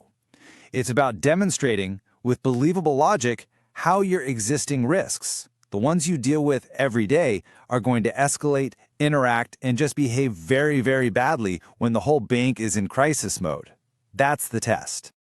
Okay, so if that static view is a complete non-starter, what's the right way to do it? How do we model this dynamic reality in a way that regulators will actually find credible? Well, it boils down to a very clear, very logical, four-step method that you can take and apply directly to your work.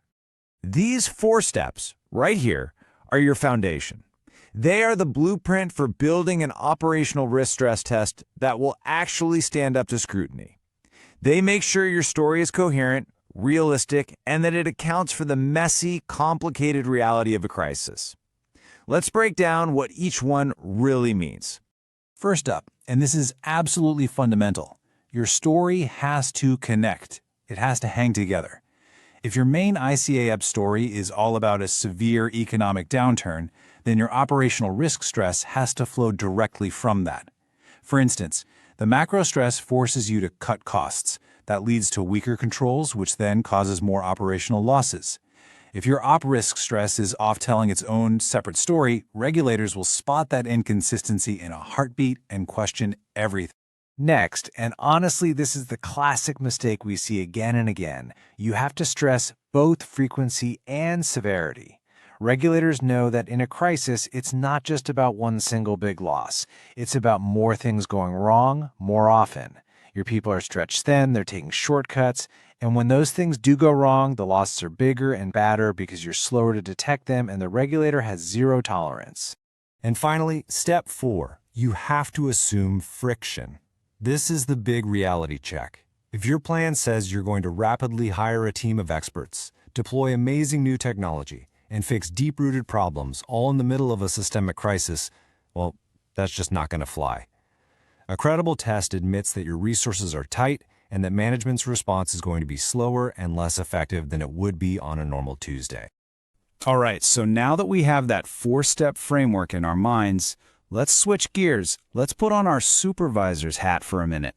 When they open up your ICAAP submission and turn to this section, what are they really looking for? Seriously, you can think of this slide as the regulator's red flag checklist. If they see any one of these things in your document, alarm bells are going to start ringing. Each one of these points just completely undermines the realism of your entire ICAAP, and you can bet they're going to call you out on it. And they are not going to be happy with vague, hand-wavy statements like, losses will increase. No way. They demand to see the detailed, plausible mechanics. How exactly does operational risk get worse? How specifically will those losses build up over your stress timeline? And then, how is your capital actually going to absorb them? They want the nitty-gritty, step-by-step story. And make no mistake, this isn't some local quirk. This is a global consensus. From the Reserve Bank of India to the regulators in the UK and across Europe, supervisors are all singing from the same hymn sheet. They're all challenging these static, unrealistic op risk stress tests, and they're more than ready to hit you with Pillar 2 capital add-ons if they think your approach is weak. That means they can literally force you to hold more capital. So, we've talked about the pitfalls to avoid, and we've peeked inside the supervisor's mind. The question now is, how do we pull all of this together?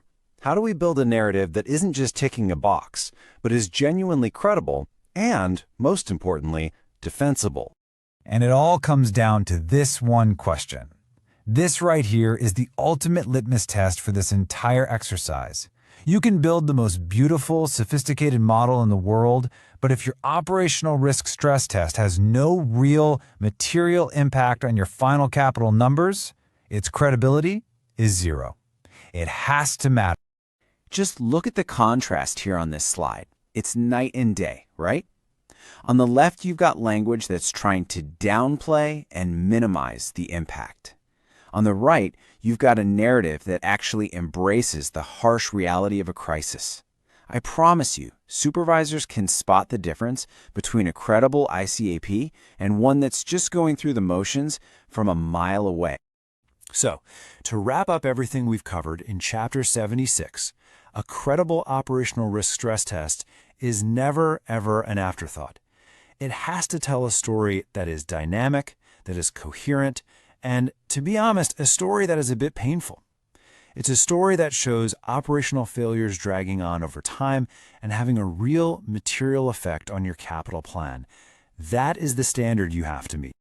Getting this piece right, properly stressing operational risk, sets us up perfectly for the next massive question that regulators will ask.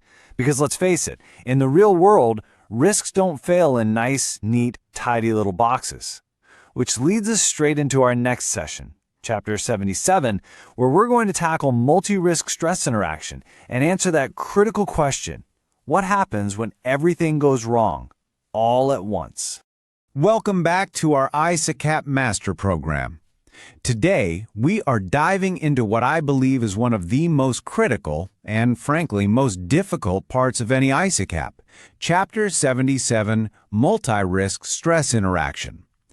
This isn't just about theory, folks. This is about understanding the brutal reality of how multiple risks can conspire to bring a bank to its knees. Let's get right into it. And just as a quick reminder, we're deep in the weeds of Part 8 of our 100-chapter master program, which is all about stress testing and capital planning. Everything we've built up so far has been leading to this very point. Nailing this topic is absolutely essential for building that regulator-ready expertise you need to confidently own and defend your ICAAP. And this quote right here, this is the uncomfortable truth that sits at the very heart of today's chapter. This is exactly why supervisors view your approach to multi-risk interaction as the ultimate acid test of your ICAAP's realism. It's not about surviving a single storm, it's about whether you can survive the perfect storm. So here's our game plan. First, we'll establish why this really is the acid test. Then we're going to debunk some common and pretty dangerous myths. After that, we'll outline the 3 core interaction mechanisms supervisors expect to see. We'll walk through how a real crisis actually unfolds, and we'll wrap up with how to build a narrative that you can actually defend under intense scrutiny. Okay, let's start with the big idea. In the real world, stressing risks one by one is, well, it's a comforting illusion. It might look neat and tidy in a spreadsheet, but it tells you absolutely nothing about your bank's real ability to survive. Why? Because real crises are never that polite or organized. Now, before we can build the right framework, we have to tear down the wrong ones. So let's jump in and tackle some of the most common misunderstandings about what interaction really means to a supervisor. I really want you to focus on the contrast here. The view on the left, just adding things up, is what regulators see as analytically lazy. It's just not good enough.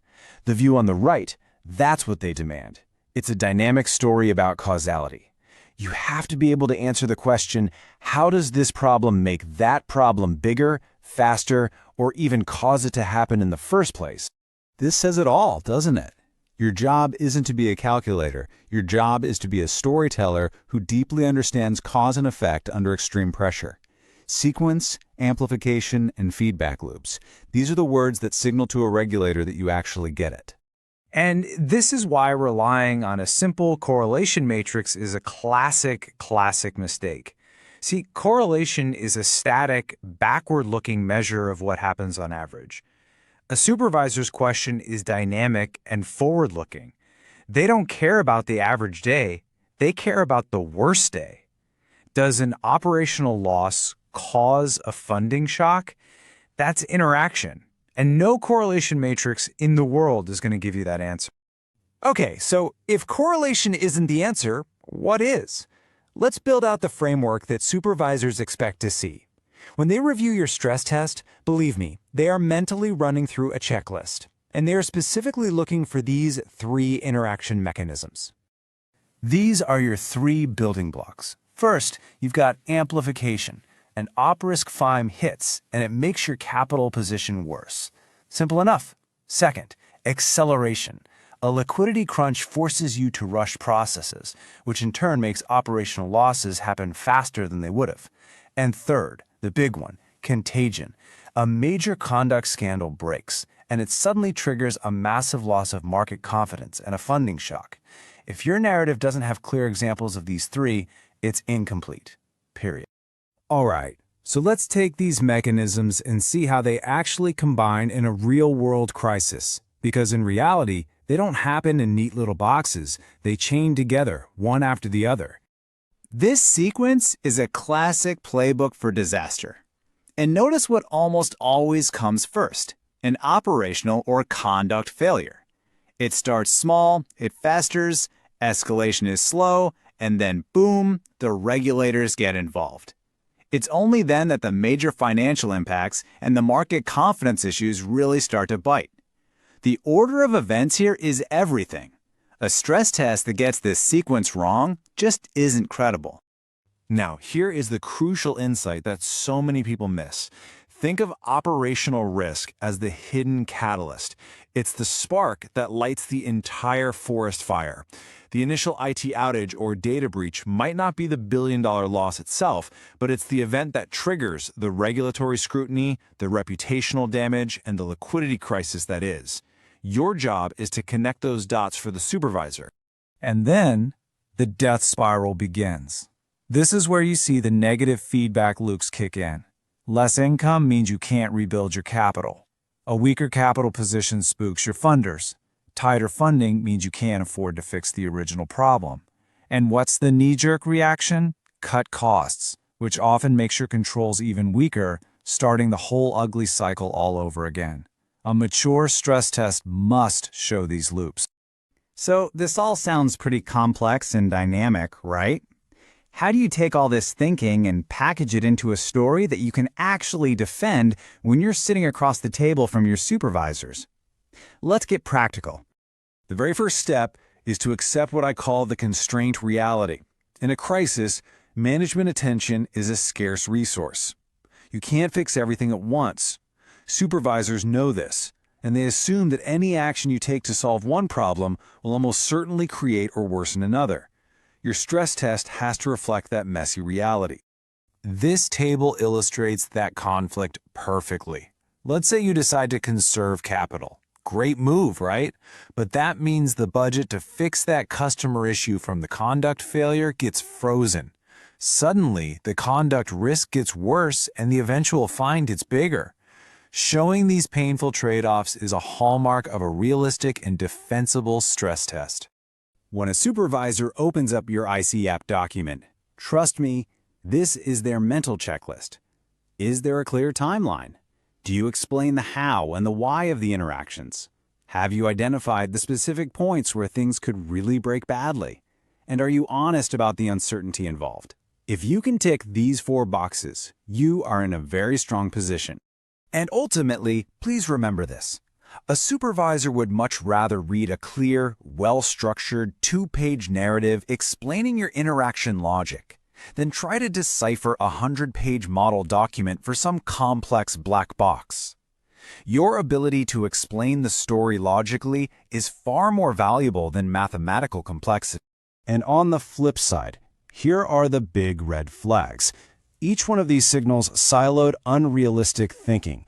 If your capital path in your stress test looks like a smooth, straight line sloping downwards, it's wrong.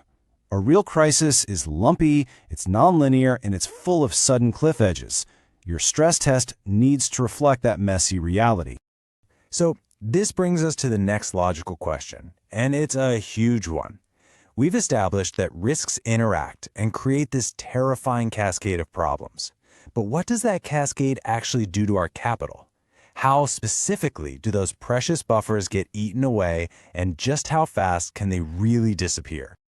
That is precisely what we are going to dissect in our next session, Chapter 78, Capital Depletion Mechanics. We're going to move from the why of the crisis to the granular how of capital erosion. Thank you for your attention, and I really look forward to seeing you then. All right, let's dive right in. Today we're tackling something that is absolutely central to any solid ICAAP, the mechanics of capital depletion. This is a topic that regulators scrutinize like nothing else, and we're going to break it down piece by piece. And for everyone who's been following along with our 100-chapter master program, welcome back. It's great to have you. We are now in Chapter 78, focusing on capital depletion mechanics, which sits right in our crucial section on stress testing and capital planning. As you know, every chapter here builds on the last, giving you that complete regulator-ready capability you need to truly own and defend your ICAAP. You know, this quote right here, it gets to the very heart of what we're talking about. Show me how you got there. This is what every supervisor wants to know about your stress test results. They're not just looking for your final capital ratio. They want to see the journey. They want to understand the path your capital took to get to that number. And that's our entire focus today. So here's our game plan for today. We're going to break down what that real regulatory question is. We'll dismantle the myth that capital is just one big pool. We'll explore the three main channels that drain it, uncover the hidden accelerants and cliffs that can make things go from bad to worse in a heartbeat, and finally, wrap it all up by learning how to tell a credible story that will actually stand up to tough scrutiny. Okay, so let's jump into our first section. What is that real question regulators are asking? Well, here's the thing you have to get. For a supervisor, the journey your capital takes during a stress event is way, way more revealing than its final destination. I want you to think about it like an X-ray, right? They're not just glancing at the surface. They are looking deep inside, at the very bones of your bank's resilience. They're tracing the path your capital erodes. They're measuring the speed of that erosion. They're checking exactly which buffers get used and in what order. And maybe most importantly, they're looking for those points of no return. All right, this next point is absolutely crucial. And honestly, it's where so many ICAAPs fall flat. We have to deconstruct this myth that capital is just one big, simple pool of money. It's a dangerous oversimplification. Take a look at this. It's a perfect illustration. You could have two banks, right? And they could both end a stress test with the exact same final capital ratio. But look at the story. The bank on the left is fragile because its capital just evaporated. It was fast, it was uncontrollable.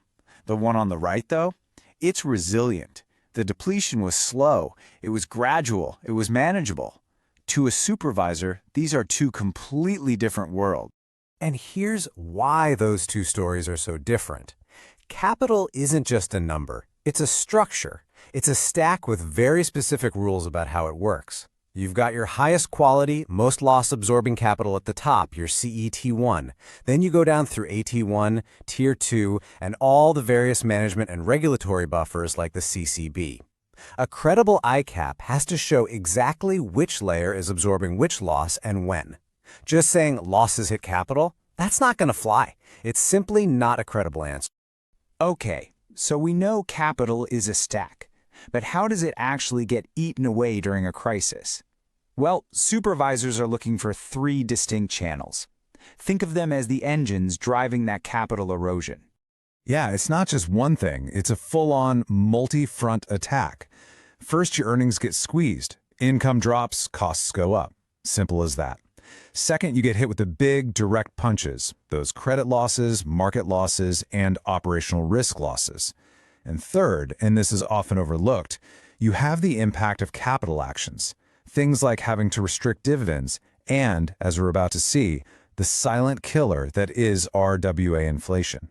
If you ignore any one of these, you are understating the true speed of depletion. Okay, let's level up a bit. Now we're getting into the really advanced stuff, the hidden dynamics. And let me tell you, this is what separates a pretty basic ICAAP from a truly sophisticated regulator-ready one. It's about identifying the things that can make a bad situation catastrophic and fast. So I'm going to ask you a direct question. Think about it for a second. What is the single biggest, and I mean the most common blind spot you see in ICAAP stress tests? It's something that regulators can spot a mile away. Did you guess it? It's RWA inflation. So many firms will spend months meticulously stressing their losses, and then they make this one critical mistake.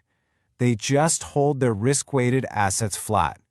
But in the real world, the denominator of your capital ratio, well, it's just as dynamic and volatile as the numerator. And you might be asking, well, why does that happen? It's not just one thing. During a stress, your borrower's credit quality gets worse. That's PD/LGD migration. Credit ratings get downgraded across the board. Your own models might get overrides or floors imposed on them by regulators who are getting nervous. All of this works to pump up your RWAs, and that pushes your capital ratio down hard, even if your direct losses start to level off. And all of this leads to another absolutely critical concept. Depletion is not linear. Capital rarely disappears in a nice, neat, predictable straight line. It doesn't just gently slope downwards. No, it falls off a cliff. These cliff effects are sudden trigger points, like a major rating downgrade or breaching a loan covenant, that causes sudden, dramatic, and often irreversible acceleration of your capital burn. A great ICAAP identifies these cliffs before you go over them. And if you're looking for the scariest cliff of them all, it's this one, the capital liquidity death spiral. This is how it works. Capital stress hits, which makes your funding more expensive. That funding stress forces you to sell assets you don't want to sell, probably at a loss. Those losses then create even more capital stress, and the cycle repeats. It's a vicious, toxic loop that just feeds on itself, spiraling down faster and faster. If your ICAAP treats capital and liquidity as separate problems, it's fundamentally flawed. Okay, so we've covered a lot of the mechanics. The big question now is, how do you pull all of this together and tell a credible story to your board, and of course, to your supervisors?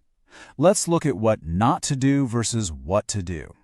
You know, a weak, fragile story, it's actually pretty easy for a regulator to spot. It's the one where RWAs are conveniently held flat. It's the one where all those capital buffers are treated like they're in a museum, untouchable.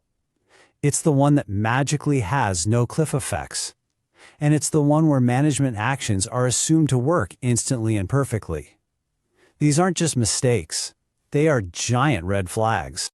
Now contrast that with a strong, resilient narrative. This story isn't afraid of reality. In fact, it embraces it. It's a story that says, we know our recovery options get smaller and smaller as the stress deepens.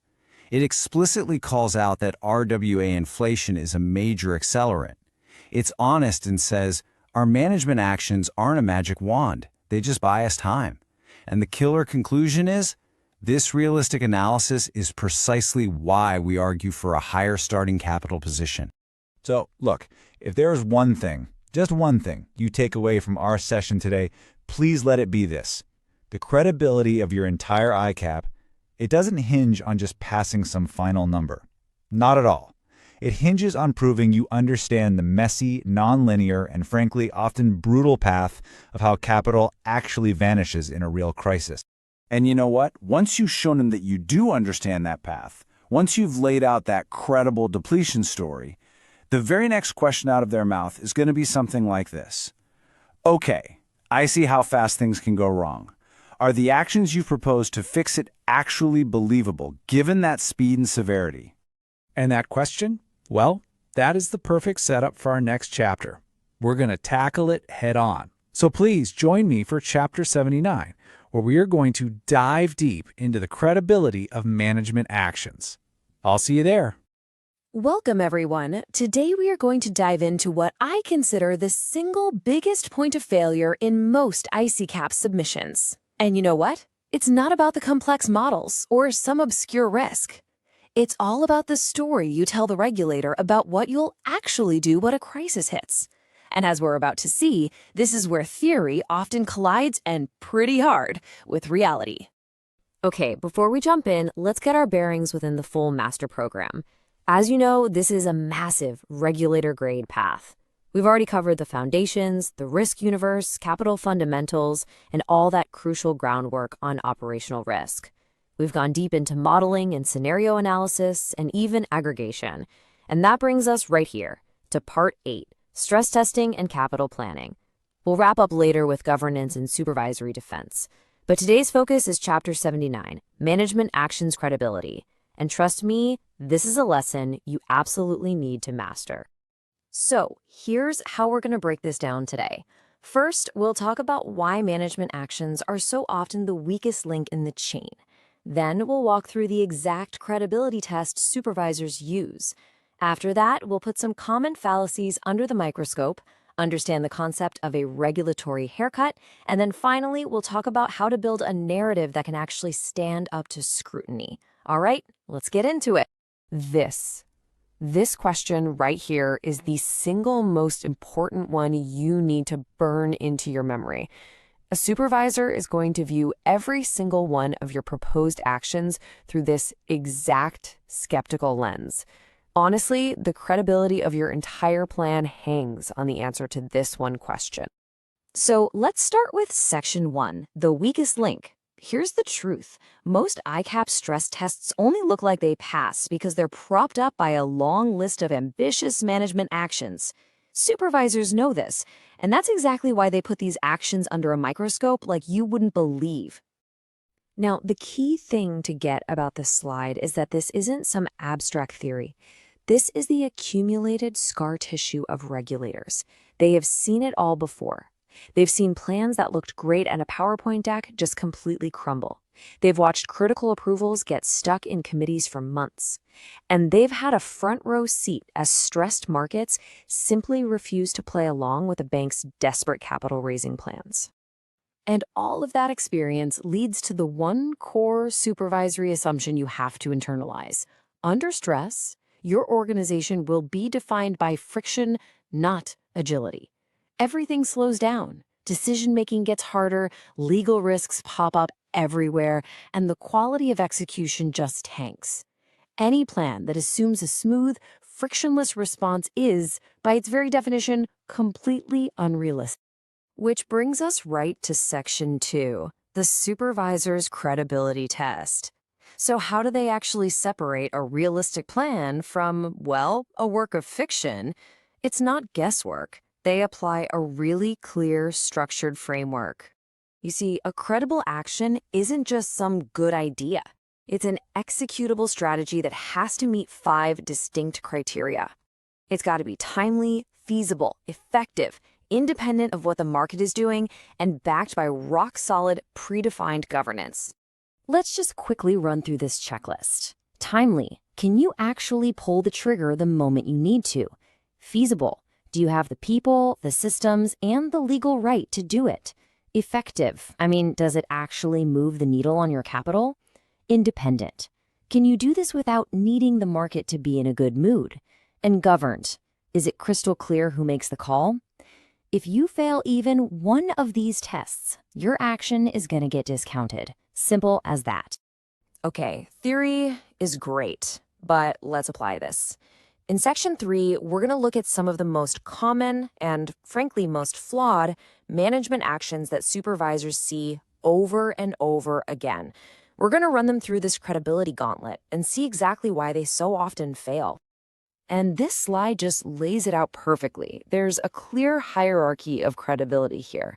You see actions that are completely within the bank's direct control, like stopping a dividend or cutting bonuses. They're seen as way more credible.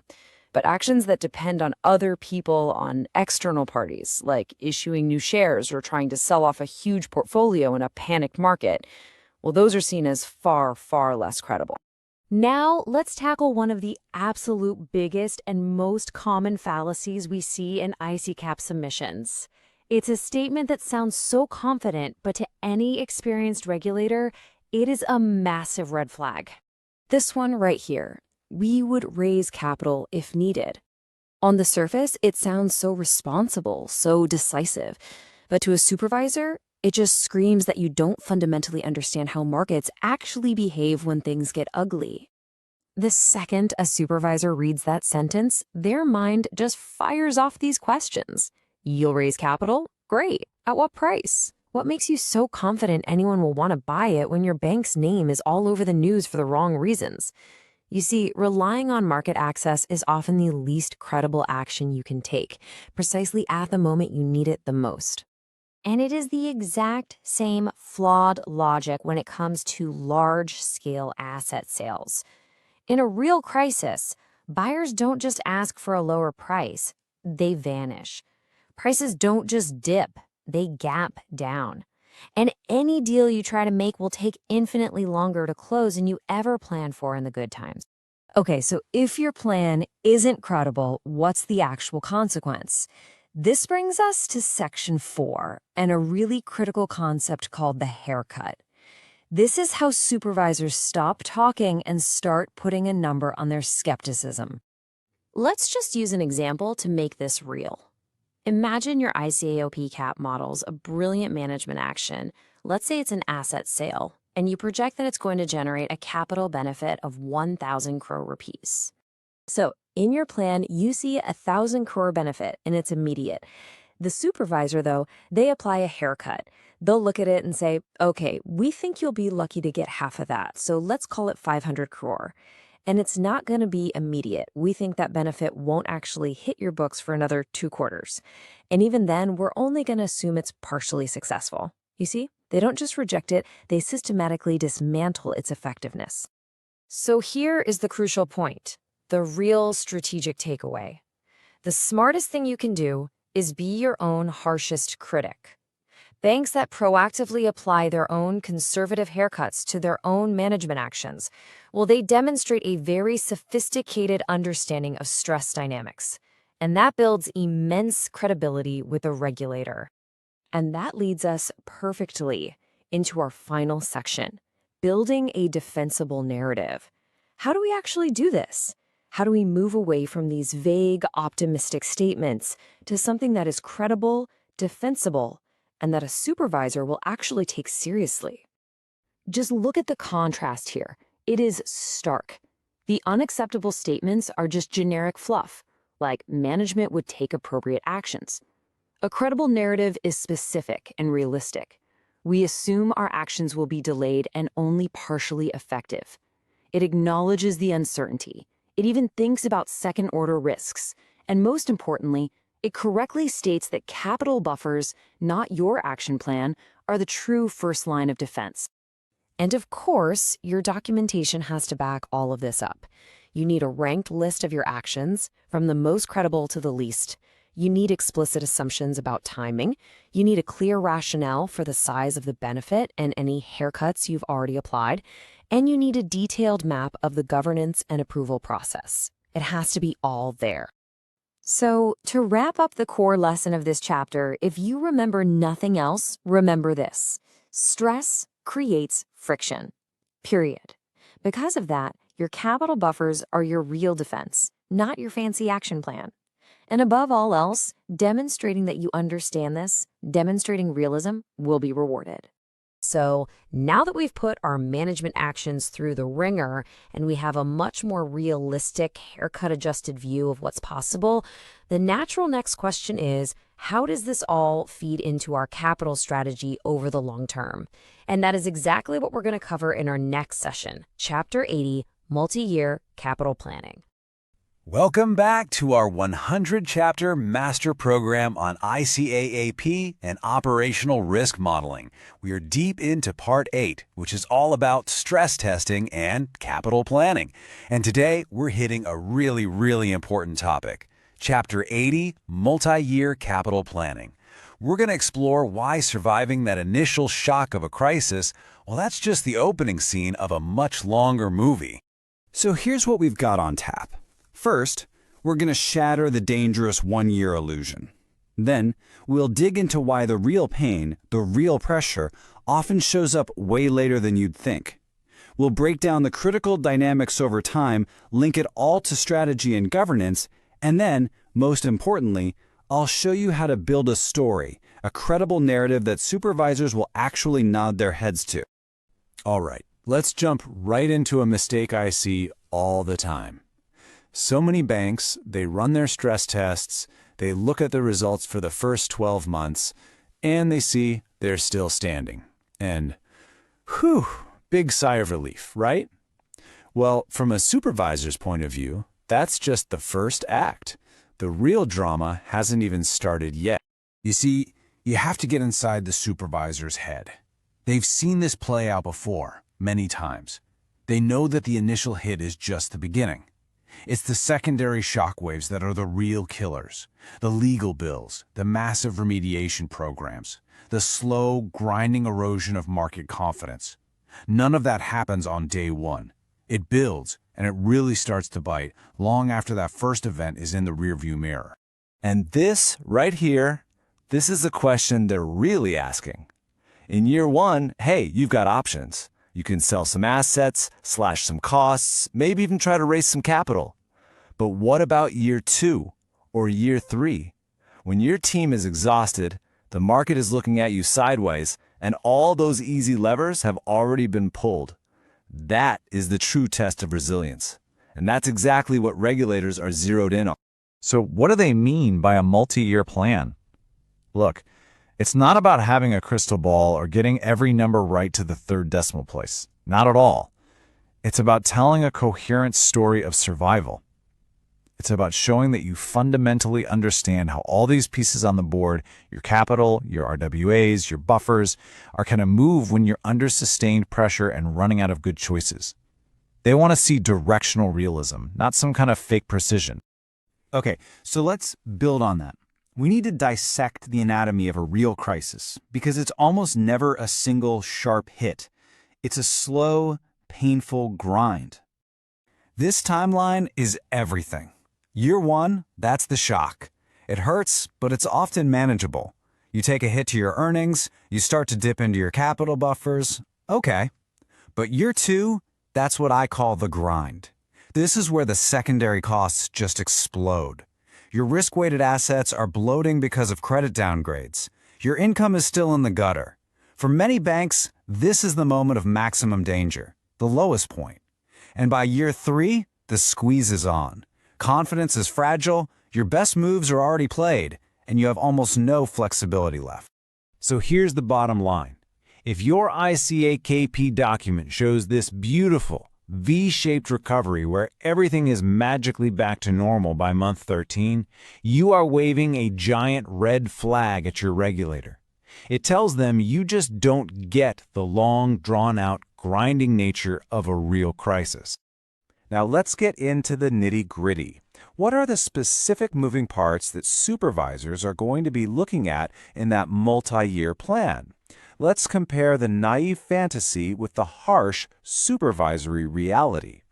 First up, risk-weighted assets, or RWAs. The simple plan shows them just snapping right back down after the shock is over. But supervisors, they know better.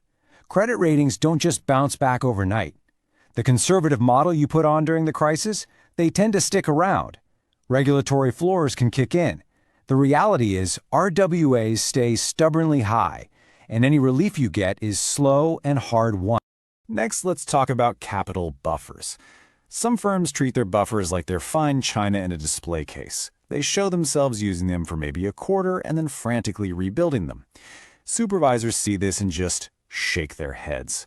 Buffers are not there to look pretty. They are there to be used. They're the fire extinguisher on the wall. A credible plan shows them being used intentionally and staying low for a long time. The real question isn't if you use them, but what's your game plan when you get dangerously close to the bottom? And management actions? The simplistic view is you've got a list of 10 actions, and each one gives you a nice, predictable boost year after year. The sophisticated regulatory view, you use your best cards first. You take the easiest, most certain actions right away. The actions you're left with in year 2 or 3 are the tough ones, the risky ones, the ones that face a lot of internal pushback.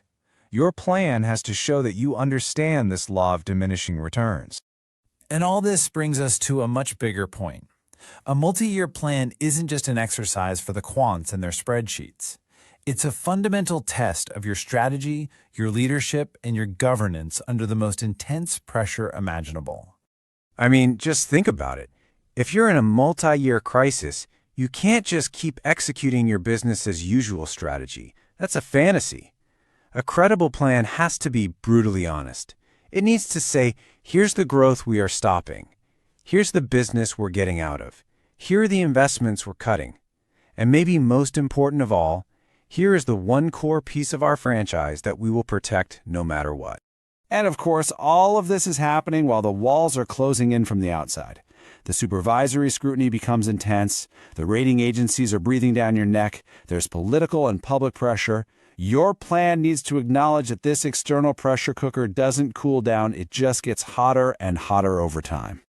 Now, here's a really subtle point, but one that smart supervisors always look for. It's something called governance fatigue. The same leadership team making incredibly high-stakes decisions day in and day out for 2 or 3 years, they get worn down. It's just human nature.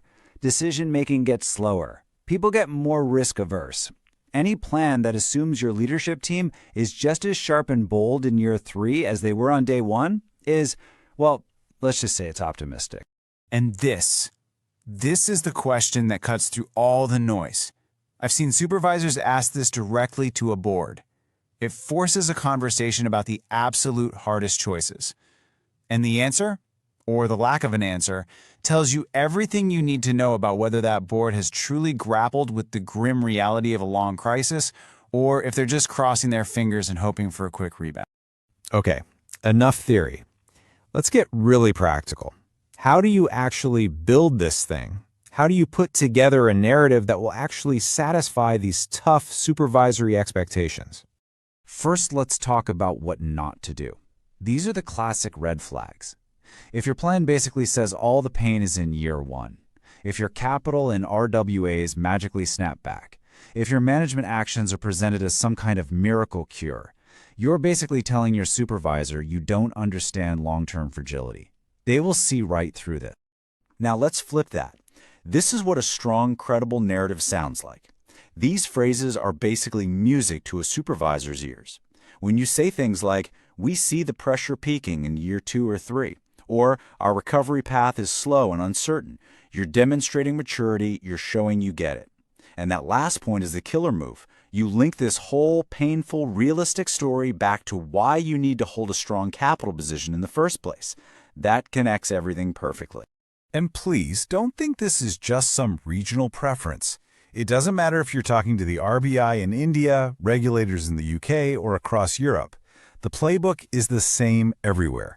They all demand a multi-year view, they all obsess over that lowest point, the trough year, and they all punish unrealistic, happy-go-lucky assumptions. So, if you take away just one thing from this chapter, let it be this. The goal here is not to prove you're a psychic. It's to prove that you have a deep, realistic, and mature grasp of how your bank would actually function during the long, hard, miserable grind of a major crisis. This is a test of your insight, not your foresight. But, building one great plan isn't the end of the story. Because the moment you show this level of sophisticated thinking, the supervisor's mind immediately jumps to the next logical question. They'll say, okay, this is good, but who owns this process? Who challenges it? How do we know it's going to stay this credible next year and the year after that? And that, as it happens, leads us perfectly into our next session. So I hope you'll join me for Chapter 81, where we're going to tackle stress test governance head-on. We'll cover ownership, what effective challenge really looks like, and how you maintain control over this absolutely critical process. Thanks for joining this explainer. All right, welcome back everyone to our ICAAP and Operational Risk Modeling Master Program. We have come a long, long way, haven't we? From the absolute fundamentals all the way through to advanced modeling. Today in Chapter 81, we're hitting a big one, stress test governance. This is without a doubt where your credibility with any supervisor is either won or lost. So, just to orient ourselves, we are deep into Part 8 of our journey, all about stress testing and capital planning. We've talked about designing scenarios and watching capital deplete. But now we arrive at what holds it all together, governance. Because, let's be honest, you can have the most sophisticated, mathematically brilliant stress test in the world, but if the governance around it is weak, it is completely indefensible. Okay, let's start with what might be the single most important thing to understand about regulatory reviews. You know, there's this common myth that stress tests fail because of a bug in the model or a bad data point, but the reality, that's not it at all. Supervisors almost never reject a submission because the numbers are wrong. They reject it for something they see as way more fundamental: a total breakdown in ownership, a complete lack of any real challenge, or controls that are so weak the results just can't be believed. So here's our game plan for this explainer. We're going to walk right through the supervisor's playbook. We'll kick things off with the common governance blind spot. Then we'll hit the 3 pillars they're always looking for: ownership, challenge, and oversight. We'll look at what failure looks like versus success, and then we'll pull it all together into a framework you can actually defend. Let's dive in. First things first, let's tackle this fundamental disconnect that happens all the time. Internally, it's so easy for our teams to get completely lost in the weeds, in the technical wizardry of the models. But the supervisor, they're starting from a totally different place. For them, it is always about the process first, and the model is a distant second. This slide just nails that disconnect perfectly. While your teams are heads down, laser focused on tweaking the model, cleaning the data, getting the numbers just right, your supervisor is taking this giant step back. They're scrutinizing the entire framework around it. They're asking those really simple but powerful questions. Who actually owns these results? Did anyone push back on this? Was there any meaningful challenge? And what's stopping someone from just massaging the numbers to get a better outcome? And that leads us directly to the first pillar of any credible framework: establishing clear, unmistakable accountability. So let's look at what supervisors are really demanding when they talk about ownership. Okay, if your submission document describes a process that looks anything like this, yikes, major alarm bells are going off for the regulator. When you say something was produced by risk, or when the business and finance teams act like it's not their problem, it sends one very clear signal. No one is willing to stand behind these numbers and what they mean for the business.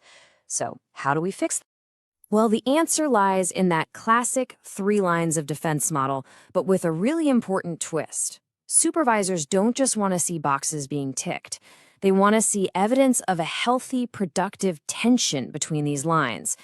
The first line, the business, has to own the inputs and the strategic consequences. The second line, risk, has to be the independent challenger, pushing back on optimism. And the third line, audit, makes sure the whole process is clean. You know, if all 3 lines agreed too easily, it's a massive red flag that there was no real challenge in the first place. And that whole idea of productive tension brings us right to our second pillar, which is really the beating heart of credibility: independent challenge. This is all about proving that your test was put through the ringer internally before it ever landed on a regulator's desk. Let me ask you this question: is an unchallenged stress test a credible one? The answer from every single regulator on the planet is a firm, absolute no. A test that just sails through the internal process without any friction, without any tough questions. It's immediately suspicious. It just looks like a rubber stamping exercise. This is precisely what supervisors are hunting for when they read your committee minutes. They're like detectives looking for evidence of the struggle. They want to see the documented debates. They want to see that the risk committee pushed back so hard that key assumptions were actually made more conservative. They want proof that the whole process hardened the results, it didn't soften them. Okay, so let's move up the chain to the ultimate owners of risk and strategy, the board. And let's talk about the practical controls that stop the process from being, well, gamed to get the right answer. This is such a classic supervisory question, and it is so revealing. The board doesn't need to be a bunch of quant experts, but they absolutely must be able to explain what's driving the stress, understand the implications, and talk about what parts of the outcome keep them up at night. If they can't answer this simple question, it's a huge signal that governance and oversight have failed. And these controls, they're completely non-negotiable if you want to build trust. They create a clear, undeniable audit trail. It proves the results weren't quietly tweaked in a back room to look a little bit better. Things like locking scenarios and keeping transparent change logs, these are the practical things that scream process integrity to a regulator. Okay, let's make this really concrete. Let's contrast the common failures that supervisors see day in and day out with what strong, defensible governance actually sounds like in the real world. These right here are the recurring themes that just destroy credibility. No clear owner, no paper trail of any debate, only showing the board a nice, clean, final number. And maybe the worst one of all, when the results are mysteriously stable year after year. Regulators see right through that, and it often leads directly to capital add-ons. Now, contrast that with this. When a supervisor hears this kind of language, they immediately recognize maturity. They hear credibility. This is the language of a bank that actually owns its risk, that embraces challenge, and that lets uncomfortable results drive real-world business and capital decisions. So, how do we pull all of this together? How do we build a framework that can actually stand up to that kind of intense scrutiny? Well, it really all comes down to one powerful, simple idea. If you remember only one single thing from this entire chapter, please let it be this: minutes matter more than models. I mean it. The tangible proof of ownership, the documented debate, the challenge, the final decisions, all captured in your committee and board meeting minutes, that is the single most powerful evidence of good governance you can ever provide. Your model can be pretty simple, but if your governance is rock solid and well documented, your stress test will be credible. And once you've established that credible governance, the supervisor's focus immediately pivots. They say, okay, we believe your process, we trust the numbers. So their very next question is, now what? How do you interpret these results, and what real, defensible decisions are you making because of them? And that is exactly what we will be exploring in Chapter 82. Welcome back to our 100-chapter master program on ICAAP and operational risk modeling. We are now in Part 8, and we're about to tackle what is, in my opinion, one of the most critical steps in this entire process. We're moving from the raw outputs of your stress tests to making real, actionable decisions. This is where all that hard work really pays off. For everyone following along, we are deep into Part 8, Stress Testing and Capital Planning. And this is it, Chapter 82, Stress Results Interpretation. Everything we've built so far, from identifying risks to the complex modeling to designing the stress scenarios themselves, it all comes to a head right here. This is the moment where all those numbers finally have to meet reality. All right, let's just dive right in with the single most important question you will ever face from a supervisor. Forget the 100-page reports, forget the complex charts for a second. At the end of the day, what they really want to know is this: what did management learn and what did it do differently? See, this isn't a technical question, it's a cultural one. And the entire credibility of your stress testing exercise, everything, hinges on your answer.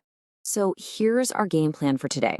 We're going to start by really defining the goal here, which is all about getting beyond the numbers. Then we're going to put on a supervisor's hat and really try to see how they view these results.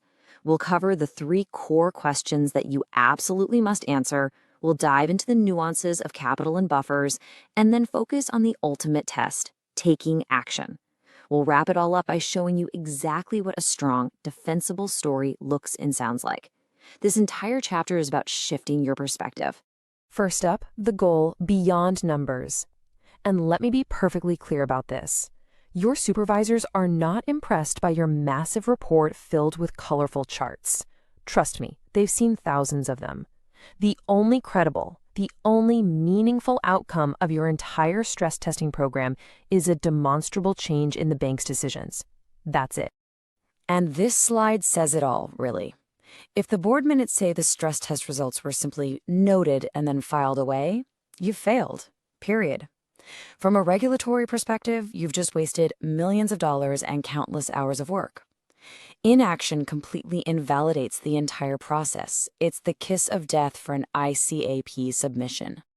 You know, this idea that action is the only thing that matters leads us straight into our next section: thinking like a supervisor. You have to understand that when a regulator looks at your stress test results, they are not seeing what your internal teams see. They're looking at it through a fundamentally different lens. Now, what's really fascinating here is the contrast. Your team, well, they might see a forecast, right? A number to avoid. But the supervisor, they see an indicator of your bank's fragility. You might see a prediction. They see a potential signal of your management's optimism bias. And this is a big one. You might see a target to beat, but they see a test of your realism and a piece of hard evidence about your entire risk culture. Trying to gain the test or just barely scrape by sends the absolute worst possible signal. So, if that's how they think, how on earth do you communicate with them effectively?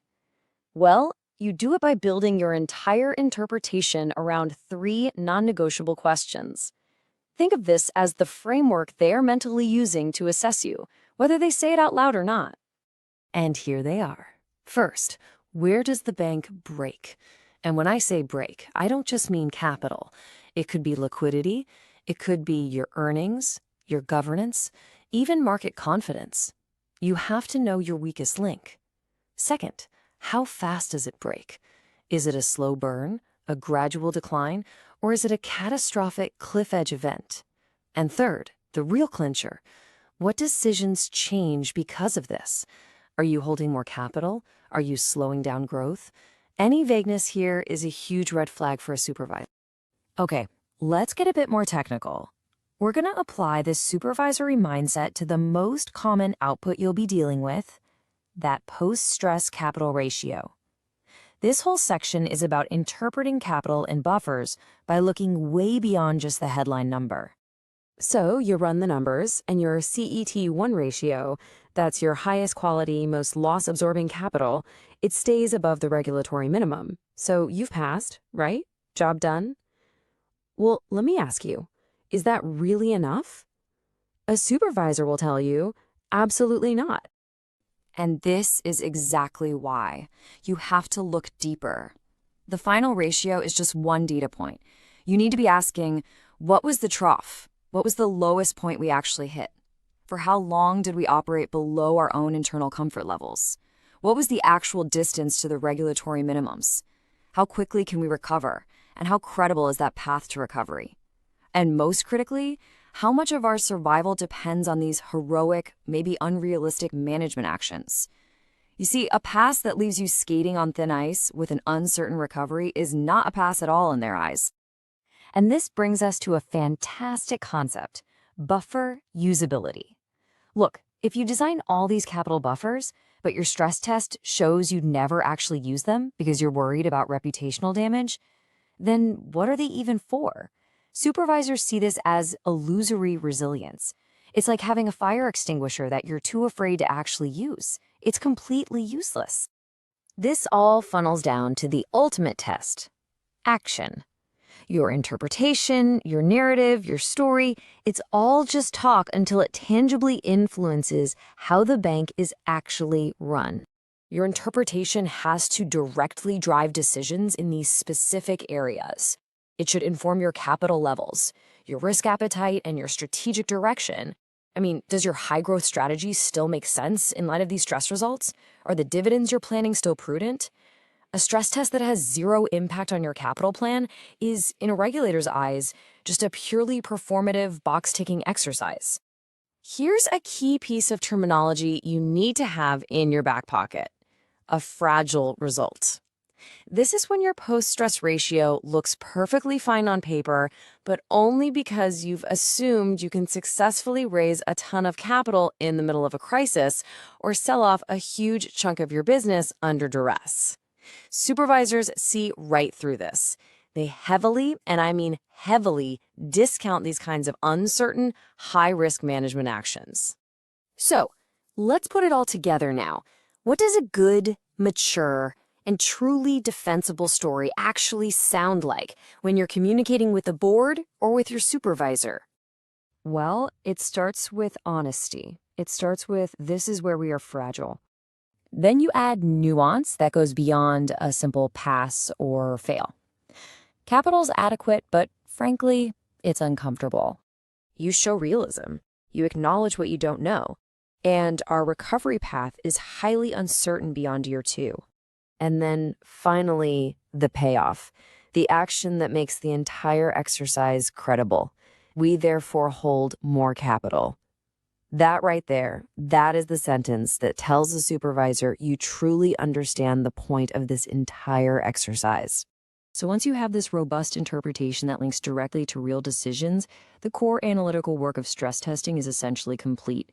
You've designed your scenarios, you've depleted capital, you've tested your actions, and now you've translated all those results into actual meaning. This concludes Part 8 of our program. We're now ready to move into the final phase of the ICAAP, pulling everything together through governance, validation, and documentation. That all begins with our next session, Chapter 83, where we'll tackle the critical question of ownership with the ICAAP governance model: who owns capital adequacy? I will see you there. Welcome back, everyone, to our 100-chapter master program on ICAAP and operational risk modeling. We are deep into Part 9, which is all about governance, validation, and documentation. And today we're tackling what is arguably one of the most critical topics in the entire series, Chapter 83, the ICAAP governance model. And let me be clear, if you get this part wrong, almost nothing else you do will matter. Okay, so let's set the scene. Imagine a regulator walks into your bank. They're there to review your ICAAP. Before they even look at a single model, before they see your fancy data analytics or your complex stress test results, they have one question. And that one question frames their entire view of your bank. So what do you think it is? It's not about your value at risk methodology. It's not about your choice of statistical distributions. It's something far more fundamental. What's the one thing they absolutely need to know before they're willing to believe anything else you show them? And there it is. Who owns capital adequacy in this bank? It seems so simple, but the implications are huge. If the answer to that question is even slightly fuzzy, if it's a committee or it's a shared responsibility, then every single number, every model output, every beautifully crafted chart you present is immediately and heavily discounted. Clear ownership is your ticket to the game. Without it, you're not even playing. So, when supervisors talk about governance, what do they really mean? Look, it's not about your slick organizational chart or your 100-page policy document. It is a behavioral framework. It's about someone, a real person, actively owning the outcome. It's about the stomach to accept uncomfortable truths that come out of your stress tests. And it's about making sure responsibility can't be passed around like a hot potato. It is judged by what people do, not by the diagrams they draw. And that brings us to the absolute core principle, the one thing that above all else regulators are looking for. It's a simple, non-negotiable rule. This right here is the biggest red flag in any ICAAP review. The moment you say capital adequacy is shared by many, what a supervisor hears is, it's owned by no one. They're hunting for a single, clear, unambiguous line of accountability. Diffused responsibility is the hallmark of weak governance, period. So, where should that accountability live? Well, there's a very clear and expected hierarchy. Think of it this way. The Chief Risk Officer, the CRO, owns the integrity of the process. They ensure it's robust and honest. The CEO, they own the final capital outcome, the number itself. And at the very top, the board, they own the final acceptance of the risk the bank is choosing to run and the capital it holds against it. Each role is distinct, separate, and absolutely vital. Okay, so let's dig into that a little deeper. We're going to do what I like to call a behavioral audit. We'll look at the specific actions and the mindsets that supervisors expect from each of these key players, and we'll start right at the top with the board of directors. The board's role here is anything but passive. They can't just receive a report and note it in the minutes. They have to formally own the decision. That means they truly have to understand what kind of scenario could break their bank. They have to sit with the discomfort of a really bad stress test outcome and not try to explain it away. And crucially, they have to actively challenge management's natural optimism. This is a duty they simply cannot delegate. Now let's talk about the CRO. This is such a critical distinction. Is your CRO a guardian or an optimizer? The regulator expects a guardian, someone whose job it is to surface uncomfortable truths, to defend a conservative stance, and to escalate when they disagree. The red flag is the CRO who acts as an optimizer, who's seen to be watering down stress tests to make the numbers look better for profitability. That kind of behavior destroys supervisory trust in a heartbeat. And it's a similar story for the finance function. Their proper role is to be an honest integrator. They're the ones who make sure the ICAAP's conclusions are actually baked into the bank's budgets and financial plans. The red flag? When finance acts as a smoother. When they start overriding risk judgments or normalizing stress results to make a presentation look a little more palatable. Trust me, supervisors can spot that a mile away. And this whole thing can't just be a second-line back-office exercise. The first line, the business units that are actually taking the risks, they have to own the capital consequences of those risks. If the business leaders are rolling their eyes, saying risk is being too conservative, or that the stress tests aren't realistic, then the entire ICAAP is seen for what it is, an artificial compliance exercise totally disconnected from how the bank is actually run.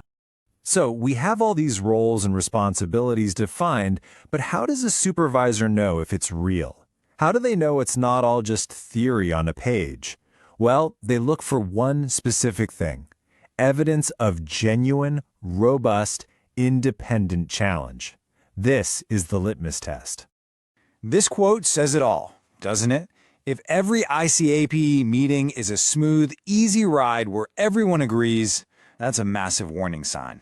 Real governance has friction, it has debate, it has professional tension and disagreement. A process that's too smooth often means critical assumptions went completely unchallenged. Healthy, managed conflict is actually a sign of strength. So what's the proof? This is the evidence a supervisor is looking for. Did the challenge process actually change the final number? Are disagreements and dissenting views clearly documented in committee minutes? Or are they swept under the rug for a clean story? Are there clear ways to escalate a problem that don't rely on everyone agreeing? This is the tangible proof that your governance is real. All right, let's bring this all home with a final verdict. Let's contrast the common governance failures that supervisors see all the time with the behaviors and the language of institutions that really get this right. And let's be very clear, this has real bottom-line consequences. This isn't just a philosophical debate. Across the world, in India, the UK, right across Europe, weak governance is one of the #1 triggers for regulators imposing Pillar 2 capital add-ons.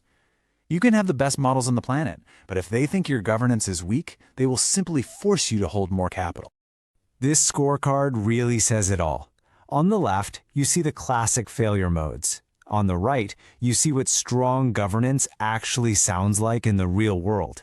It's about the language people use. Do they talk about the ICAAP as a regulatory product they have to produce?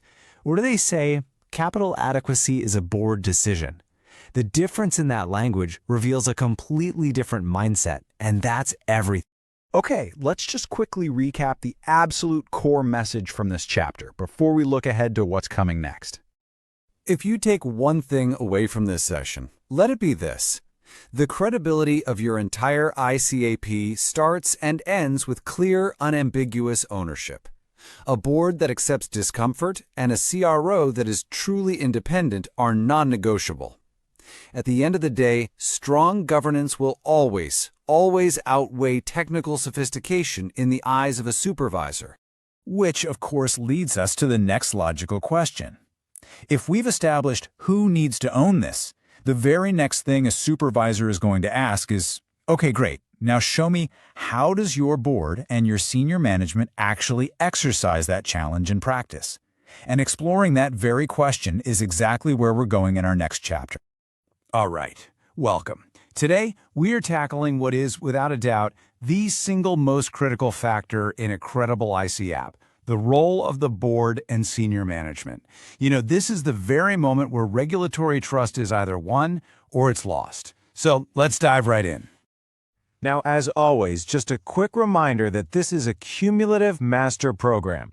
Every single chapter builds on the one before it, giving you those regulator-grade capabilities you need to own, defend, and approve a truly robust ICAP from start to finish.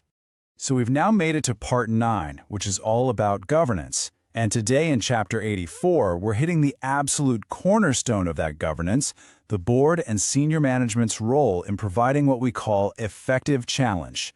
This, right here, is where the entire process either gains its credibility or just completely falls apart. So here's our game plan for this session. We're going to start by really drawing a line between true ownership and what's just, well, theater. Then, we'll get specific on what regulators actually mean by effective challenge. We'll walk through the playbook for all the key players and see what this looks like in the real world. And finally, we'll tackle the psychological trap of comfort bias, and of course, cover how to pass that crucial supervisor test. Okay, first things first. Let's lock in the most fundamental principle. When supervisors look at your ICAAP, they're not just looking at the numbers on the page. They're looking for who truly owns the assessment of capital adequacy. And it all boils down to one simple thing: challenge. And this slide just perfectly illustrates the difference. A board that just receives a presentation, nods its head, and signs off, that's what we call governance theater. It's a performance, nothing more. But a board that actively questions, that probes, that really challenges the ICAAP, now that is demonstrating true ownership. To a regulator, this isn't a minor point. It's the entire difference between a document that's just compliant and a framework they can actually believe in. So that naturally leads us to the big question, what does effective challenge actually mean? I mean, it's a term that gets thrown around all the time, but the definition can feel a little fuzzy. Let's make it crystal clear, right now, from a supervisor's point of view. You know, what's really interesting here is the focus on action and outcome. See, effective challenge isn't just a friendly chat. It's when assumptions are actively questioned. It's when that natural pull towards rosy, optimistic business stories is resisted. And here's the most important part. The final outcome of the ICAAP. We're talking the capital numbers, the buffers, the management actions. It has to actually change because of the debate. It means you're deliberately accepting a little bit of discomfort. And on the flip side, here's what it is absolutely not. Asking for a few more slides to clarify something? That's not challenge. Getting totally lost in the weeds debating the third decimal place of some model parameter? Nope, That's a job for the validation team. Passively just deferring to the experts in the room? Well, that's basically an abdication of responsibility. And just looking for reassurance that everything's going to be okay? That is the exact opposite of real challenge. Okay, let's now translate this idea of challenge into some very specific, non-delegable duties for the key players who are actually involved in this process. Now, this is so crucial. The board's role is not supposed to be technical. They don't need to be quants or expert modelers. Their unique job, the one they cannot hand off to anyone else, is to answer this fundamental business judgment question. It's about looking at the worst-case scenarios being presented and making a really serious decision about whether the firm can actually withstand that pain, and being willing to live with the discomfort that answer might create. Senior management, on the other hand, their job is to translate all that technical analysis into real-world business decisions. They have to spell out the trade-offs. What does holding this much capital mean for our growth plans? They're the ones proposing the capital decisions, and they have to accept that the ICAAP might put some very real constraints on their strategy. And critically, they're expected to recommend being conservative where it's needed, not just constantly pushing for the bare minimum. The Chief Risk Officer, the CRO, has a really special role to play here. They are not in the room to defend management's sunny outlook. Their job is to enable robust challenge. What does that mean? It means being brutally honest about uncertainty, pointing out exactly where the models are weakest, and presenting those downside cases without any sugarcoating. A great CRO actively encourages and supports the board in asking the tough questions, even if it makes for a pretty uncomfortable meeting. And the CFO. The CFO is the ultimate reality check. They have to make sure the ICAAP assumptions are actually consistent with the firm's real financial plans and forecasts. Their duty is to explain capital constraints honestly, and this is a big one, to resist that immense pressure to smooth out the stress test results, to make them look less volatile, or to assume these wildly optimistic rapid recoveries. Okay, so we've got the theory down, and the roles are defined. But what does this actually look like in the real world? How do supervisors spot the difference between a strong governance culture and a weak one when they're observing a board meeting? This table gives you a fantastic, at-a-glance comparison. Strong boards are always pushing for more. They're asking for even harsher scenarios. They want to see what happens if we weaken our key assumptions. Weak boards? They do the opposite. They're looking for reassurance, and they latch onto pure comparisons as a source of comfort. The real bottom line here is the mindset. A strong board accepts that the outcome might mean holding more capital, while a weak board is just focused on getting the process over with and getting it approved. And timing is absolutely everything.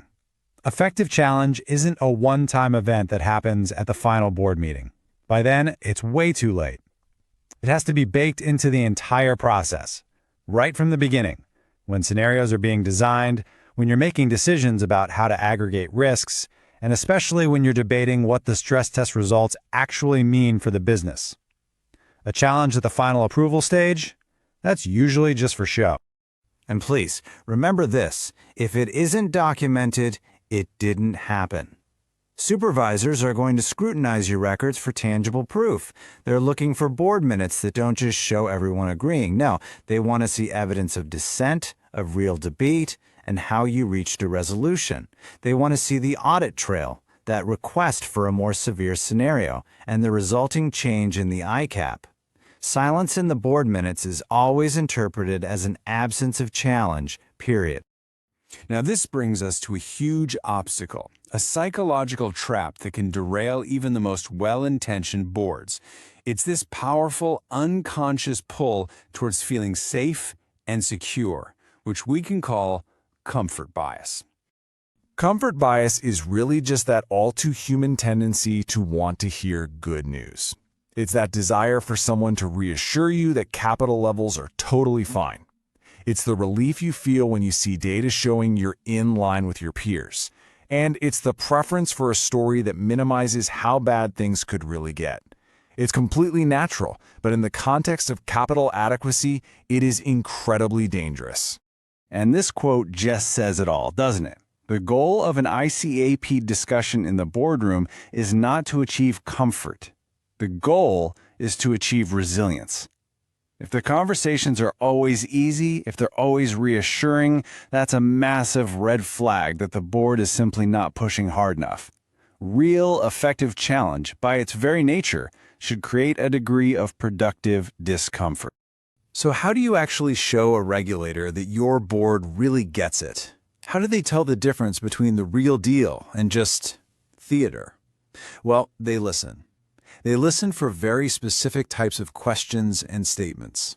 Think of this as the supervisor's checklist for a credible board. They are listening for a mindset that is constantly probing for weakness. When they hear phrases like, "Okay, now assume this goes even worse," or "show us the weakest link in this chain," that's music to a regulator's ears. It shows the board is thinking like a risk manager. And of course, the ultimate sign of true ownership is that simple, direct statement, "We accept the need for higher buffers."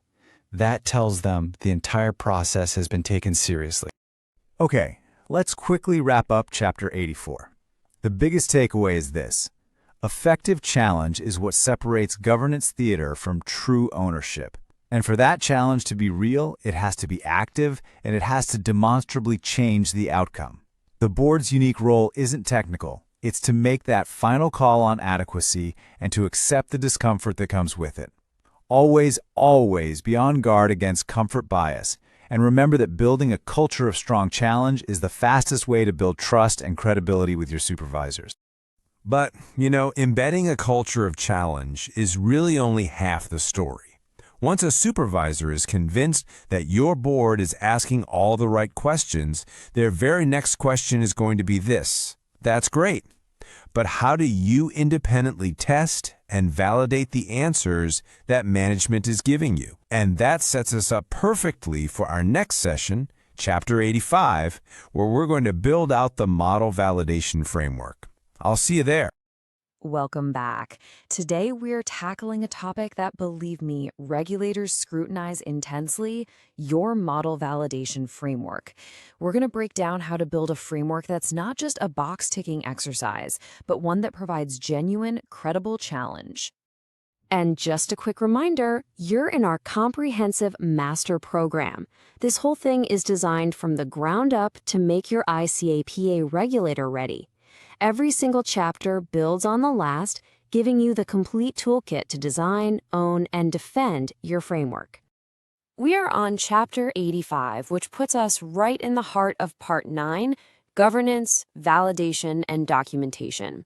This is really where the rubber meets the road, proving your ICAAP is as robust as you claim it is. Okay, let's dive right in. So here's our game plan for today. We're going to start by untangling two very different views of validation. Then we'll get into what real independence looks like, no illusions. After that, we'll talk about where validation adds the most value and, crucially, how to connect its findings directly to your capital. We'll look at the common mistakes versus best practices, and we'll wrap it all up by defining the board's critical role in this process. First things first. We absolutely have to understand that banks and supervisors often look at the exact same activity, validation, and see two completely different things. Honestly, this misunderstanding is the source of so many regulatory headaches. This slide right here gets to the absolute heart of the problem. Look at the left side. That's the bank's typical view. Validation is a gatekeeper, a hurdle you have to clear to get a model approved. It's all about getting to yes. But now look at the right. The supervisor's world is a universe away. For them, validation is a tool for professional skepticism. It's about asking, okay, but what if we're wrong? They're actively searching for the model's weak spots and blind spots. So here's the crucial takeaway. Validation's job is not to prove a model is right. It can't possibly do that. Its real purpose is to be an internal check, a control function that stops the organization from becoming dangerously overconfident in its numbers. It's about understanding the limitations, not certifying perfection. Think of your validation team as professional skeptics, not a rubber stamp. Now, this fundamental difference in perspective leads us straight to the idea of independence. And let me be clear, for supervisors, this has to be structural and real, not just a dotted line on an org chart. They can see through those illusions in a heartbeat. So what does true independence look like? It means a clean, non-negotiable reporting line. The validator cannot be the same person who built the model. The head of validation absolutely cannot report to the business or risk teams who own those models. The ultimate reporting line has to go straight up to the board risk committee, totally bypassing any potential conflicts of interest, period. And let me tell you, supervisors have a finely tuned radar for these kinds of anti-patterns. A Chinese wall inside the same team? Come on, that's not a wall, that's a doorway. Paying your validators bonuses based on how fast they approve models? That's a massive red flag. And my personal favorite, if your validation function never finds a material issue, it's a screaming sign that it isn't looking hard enough, or maybe isn't allowed to. This quote just perfectly illustrates the supervisory mindset. Real validation should be challenging. It should ask uncomfortable questions. It's supposed to create a necessary, constructive friction. If everyone is always happy and comfortable with the validation report, I guarantee you the process is broken. Okay, let's focus now on where validation provides the most bang for your buck. And it's usually not in arguing over the third decimal place of some parameter. It's in asking very simple but very powerful questions about the model's core foundations. This right here is the core of high-value validation. It's not about just checking the math. It's about stress testing the fundamental assumptions. It's like inspecting a bridge. You don't just check if the paint looks nice. No, you go and test the structural integrity of the main pillars, especially under extreme load. That's where the real risk is hiding. We always have to remember why we're doing all this in the first place. Your ICAAP capital isn't there for business as usual. It exists specifically to protect the bank from those extreme, once-in-a-generation tail-end events. So it follows that any validation that only looks at how a model behaves in normal, everyday conditions is completely missing the point of ICAAP. The entire focus has to shift to the tail behavior. How does the model perform at the absolute extremes? Are there hidden caps that are artificially preventing it from producing a truly severe outcome? These are the million-dollar questions. This all leads us to the single most important connection in this entire framework, the link between a technical validation finding and the firm's actual capital adequacy. This is what elevates it from a back-office task to a board-level issue. You're seeing this phrase more and more from supervisors, and for good reason. They do not see model risk as some technical, geeky issue. No. They see any weakness, any uncertainty, or any fragility in your models as a direct and immediate threat to your capital position. And this isn't just a philosophical point. This is real. Weaknesses that are identified by your own validation team are not just technical footnotes to be fixed down the road. They are direct justifications for regulators to come in and demand that you hold more capital right now.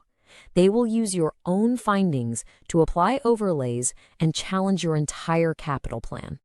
So, given that the stakes are this high, let's contrast the behaviors that absolutely destroy credibility with supervisors against those that build it. And the difference, as you'll see, is night and day. Just look at the contrast here. On the left, you've got a validation function that's trying to be helpful to the business, burying problems in jargon, downgrading serious issues. That destroys credibility. But on the right, you see a function that's actively building credibility. It speaks plainly about uncertainty. It has the courage to recommend conservative approaches, and it accepts the simple reality that all models are imperfect. And if you think this is just theoretical, think again. Look at the real-world expectations from major global regulators. The Reserve Bank of India demands an explicit link between validation findings and capital buffers.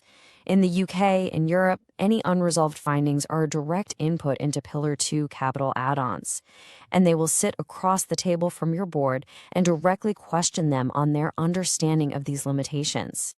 Ultimately, this is the key takeaway. A validation framework that is honest, that is humble about the limitations of its models, will always be more credible to a supervisor than one that is technically brilliant but dangerously overconfident. This brings everything right to the top, to the final decision makers, the board. Their role is not to just receive a validation report and file it away. No, they have a very active role to play here. The board must use the validation report as a strategic tool for challenge.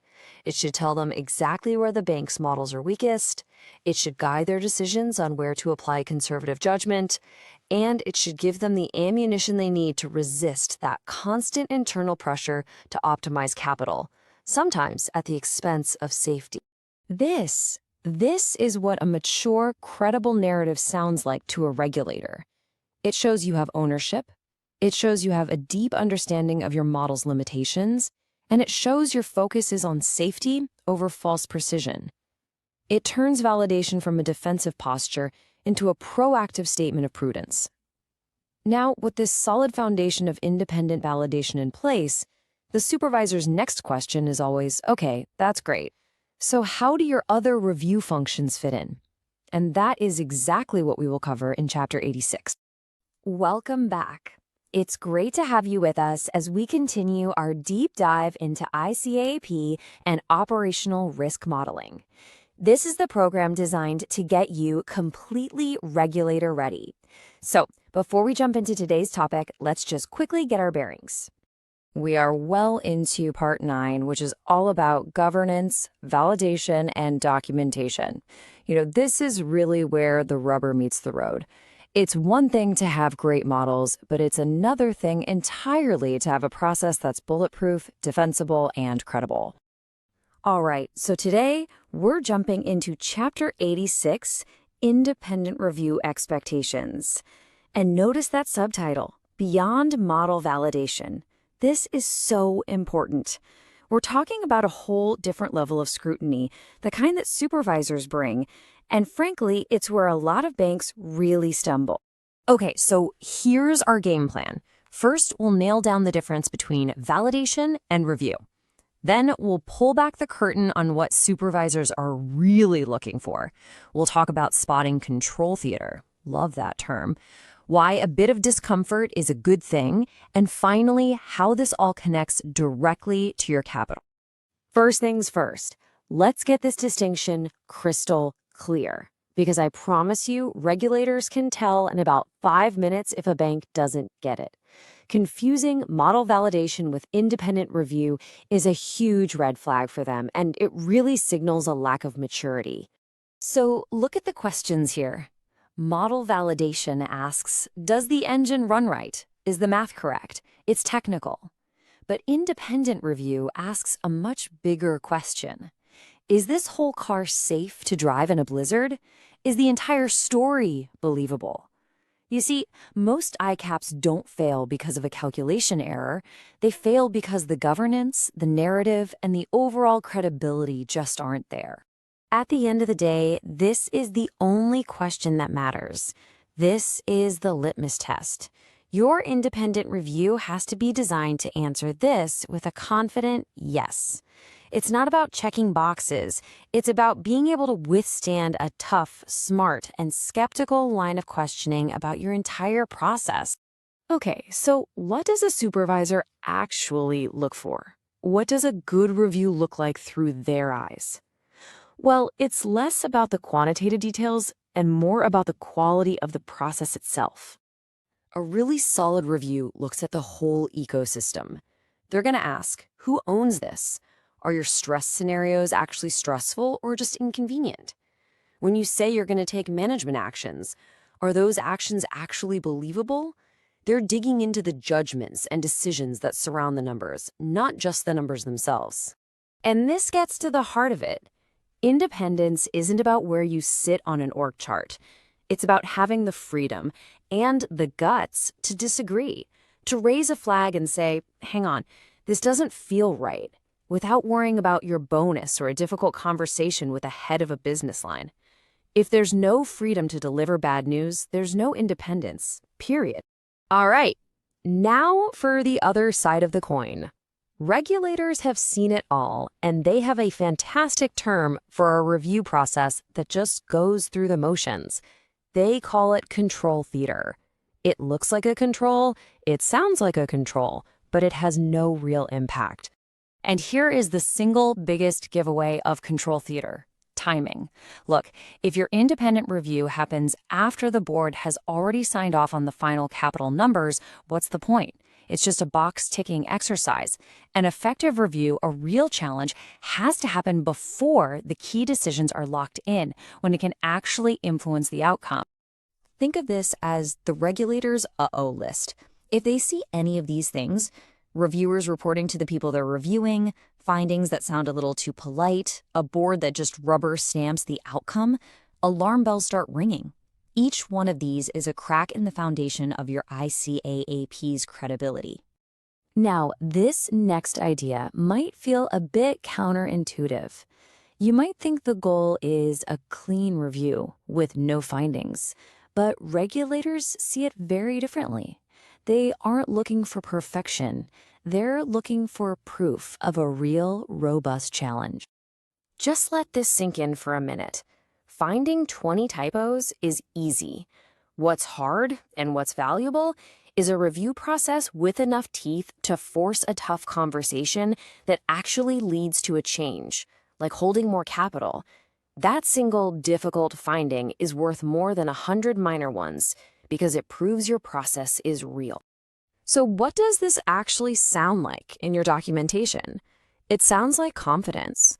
A mature bank isn't afraid to say, we had a debate, the review team challenged us on this point, and as a result, we changed our approach. Hiding the debate is a sign of weakness. Showcasing it is a sign of strength. When a regulator reads sentences like these, you can almost feel them relax. This is the language they want to hear. It tells them that you're not just going through the motions, you're actively stress testing your own assumptions, and you're willing to accept the uncomfortable conclusions. Okay, so let's bring this all home and talk about the bottom line.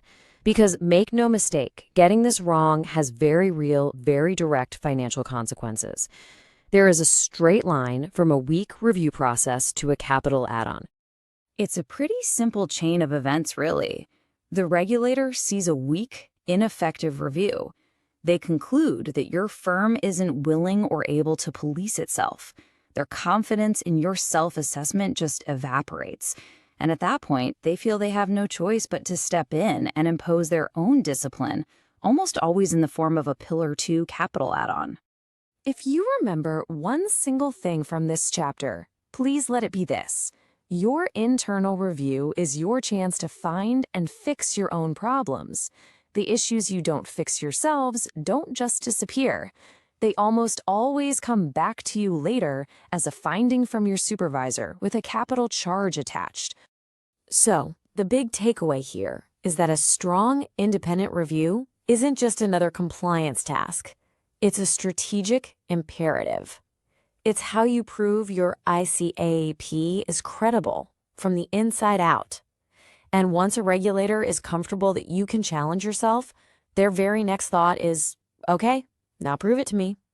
And that sets up our next chapter perfectly. Join me next time for Chapter 87, where we'll get into audit and assurance. We're going to talk about how you build the rock-solid evidence trails and frameworks you need to prove every single decision is auditable, traceable, and completely defensible under the microscope. I'll see you then.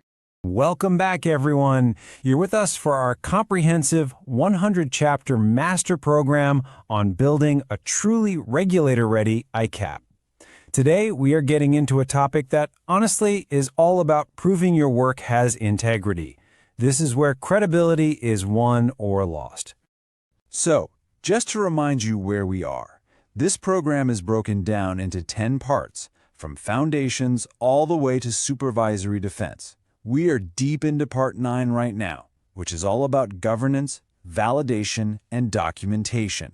And today's session, Chapter 87, tackles audit and assurance. Look, this isn't just about ticking a box.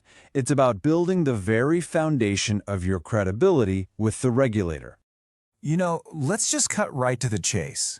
When a supervisor picks up your ICAAP document, their first question isn't about the final capital number. It's much more fundamental than that. They look at the whole thing and they ask themselves, can we actually trust the process that created this? If the answer to that is no, or even maybe not, then none of the numbers matter. So, here's our game plan for this session. First, we're going to look beyond the numbers to understand what proving trust really means. Then we'll get into what I call the supervisor's X-ray, how they see things. We'll pinpoint exactly where integrity gets tested, how accountability has to flow from the board all the way to capital, and finally, we'll look at the difference between common failures and what true credibility looks like. Okay, first things first. We have to reframe how we think about audit in this context. The role of your audit function isn't to improve your models or to make your ICAAP better. Its real job is to make the entire process completely and utterly believable to a very skeptical outsider. What does that mean in practice? It means your audit function exists to create an ironclad evidence trail. They are there to prove that your outcomes weren't conveniently engineered to hit some preconceived number, to prove that assumptions weren't quietly softened behind the scenes, that every major governance decision is traceable, and that hard evidence stands behind every single material judgment you make. Now, to really get this right, you have to see the world through the supervisor's eyes. They have a kind of X-ray vision for assurance, and they see very distinct roles for different functions. They do not see independent review and audit as this same thing at all. And this table really nails the difference. Your independent review function challenges the what. It asks, is this result credible? Is it conservative enough? But audit and assurance asks a much more probing question. It verifies the how. It asks, is this process so robust that it couldn't be manipulated, even if someone wanted to? It's a subtle but absolutely critical distinction. All right, so if audit's job is to hunt for any potential for manipulation, where do supervisors expect them to focus their firepower? What are the key battlegrounds for integrity? Well, regulators expect your audit team to go way beyond just checking policy documents. They want to see active testing in 3 critical areas. First, how you control your assumptions.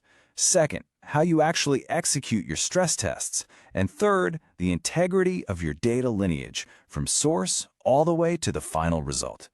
Let's dig into that first one, assumption control. This is ground zero because it's the easiest place to subtly influence the outcome.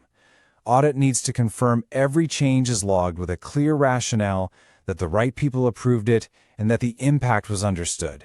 And here's the big one. The red flag for any regulator is seeing an assumption slowly drift in a favorable direction, year after year, without any formal, robust governance challenge. Next up, stress testing. The question for audit here is brutally simple. Did you actually run the test that the board signed off on? Their job is to be a detective, hunting for any signs of late-stage smoothing of results, making sure management action haircuts were applied consistently, and checking that you didn't selectively report only the good news. And number 3 is the Achilles heel for so many firms, data. If your data lineage is a mess of spreadsheets and manual workarounds, your entire ICAAP is built on shaky ground. Regulators are practically trained to have an allergic reaction to opaque manual interventions and undocumented overrides. The rule is simple. If you can't trace a number from its source to the final report, its credibility is effectively zero. Now, having a strong audit is great, but it's completely pointless if the findings just end up sitting in a report on a shelf somewhere. They have to trigger a clear chain of accountability that goes right to the top and, crucially, has a real impact. To see if this is happening, Supervisors have a very clever, almost trick question they like to ask. They might say, "So, tell me, do your audit findings ever really trouble the board?" They're not hoping to hear that everything is perfect. They're looking for something else entirely. Because here's the thing. When a supervisor hears that the board is never troubled by audit findings, they don't think, "Wow, what a perfect process." They think, sounds like the bad news is being filtered out before it gets to the top. A healthy, robust governance culture means that sometimes the board should be troubled. And this is where the rubber meets the road. This is the accountability link. Any material audit findings, especially those that remain unresolved, can't just be noted in the minutes. They have to have a direct, documented, and tangible consequence. And in the world of ICAAP, that almost always means a conservative capital impact, usually as a capital overlay to account for the uncertainty.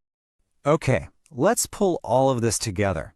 Let's look at the common weaknesses that supervisors see day in and day out, and contrast that with what they consider the gold standard for a credible assurance framework.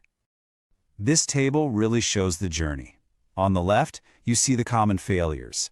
Audits showing up too late, focusing on paper trails instead of real behavior, and findings that get closed with no real impact. On the right, you see credibility. Audit is active, challenging late-stage changes. The evidence is solid.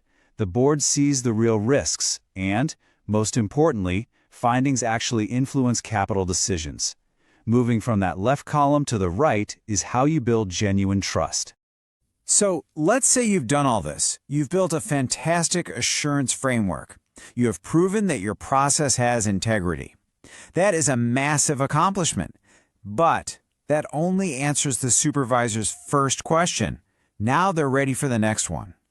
And here it is. The focus shifts from how you produced the ICAAP to the document itself. Now they want to know, is this thing actually written clearly? Is it logical? Can we follow it? Test your logic and, critically, defend your conclusions to our own internal committees. Which, of course, leads us perfectly into our next chapter. Because proving your process is only half the battle. You still have to communicate it effectively. So please join me for Chapter 88, where we're going to break down exactly how to structure and write an ICAAP document for its most important audience, your supervisors. I'll see you in the next session. Welcome back, everyone. As you know, we're making our way through our 100-chapter master program on ICAAP and operational risk modeling. We are deep in the trenches of Part 9, which is all about governance, validation, and documentation. And today we're hitting a topic that is, no exaggeration, one of the most critical skills you can have for getting your ICAAP approved. And funny enough, it's got less to do with math and everything to do with the story you tell. So yeah, Chapter 88. This is all about making a fundamental shift in your thinking. We're going to talk about how to stop writing an ICAAP document that just ticks a compliance box and start crafting a compelling, clear, and totally defensible argument that actually builds credibility with your regulators. Okay, let's just dive right in with the big question, the one that I know keeps a lot of you up at night. You've done all the hard work, right? The models are solid, the analysis is robust. So why on earth does it still get challenged or, even worse, rejected? Well, the answer, most of the time, has absolutely nothing to do with your math. To figure this out, we're basically going to get inside the head of your supervisor. We'll look at why perfectly good frameworks can fail. We're going to deconstruct how a supervisor actually reads your document, which is not what you think. And then we'll build a writing strategy from the ground up that anticipates their every single move. All right, first things first. Let's diagnose the core problem here. The breaking point for most ICTAPs isn't in the analytics at all. It's in the story, the narrative that's supposed to connect all those dots. Now, take a good look at this slide. What's so fascinating here is that not a single one of these points says your model is wrong.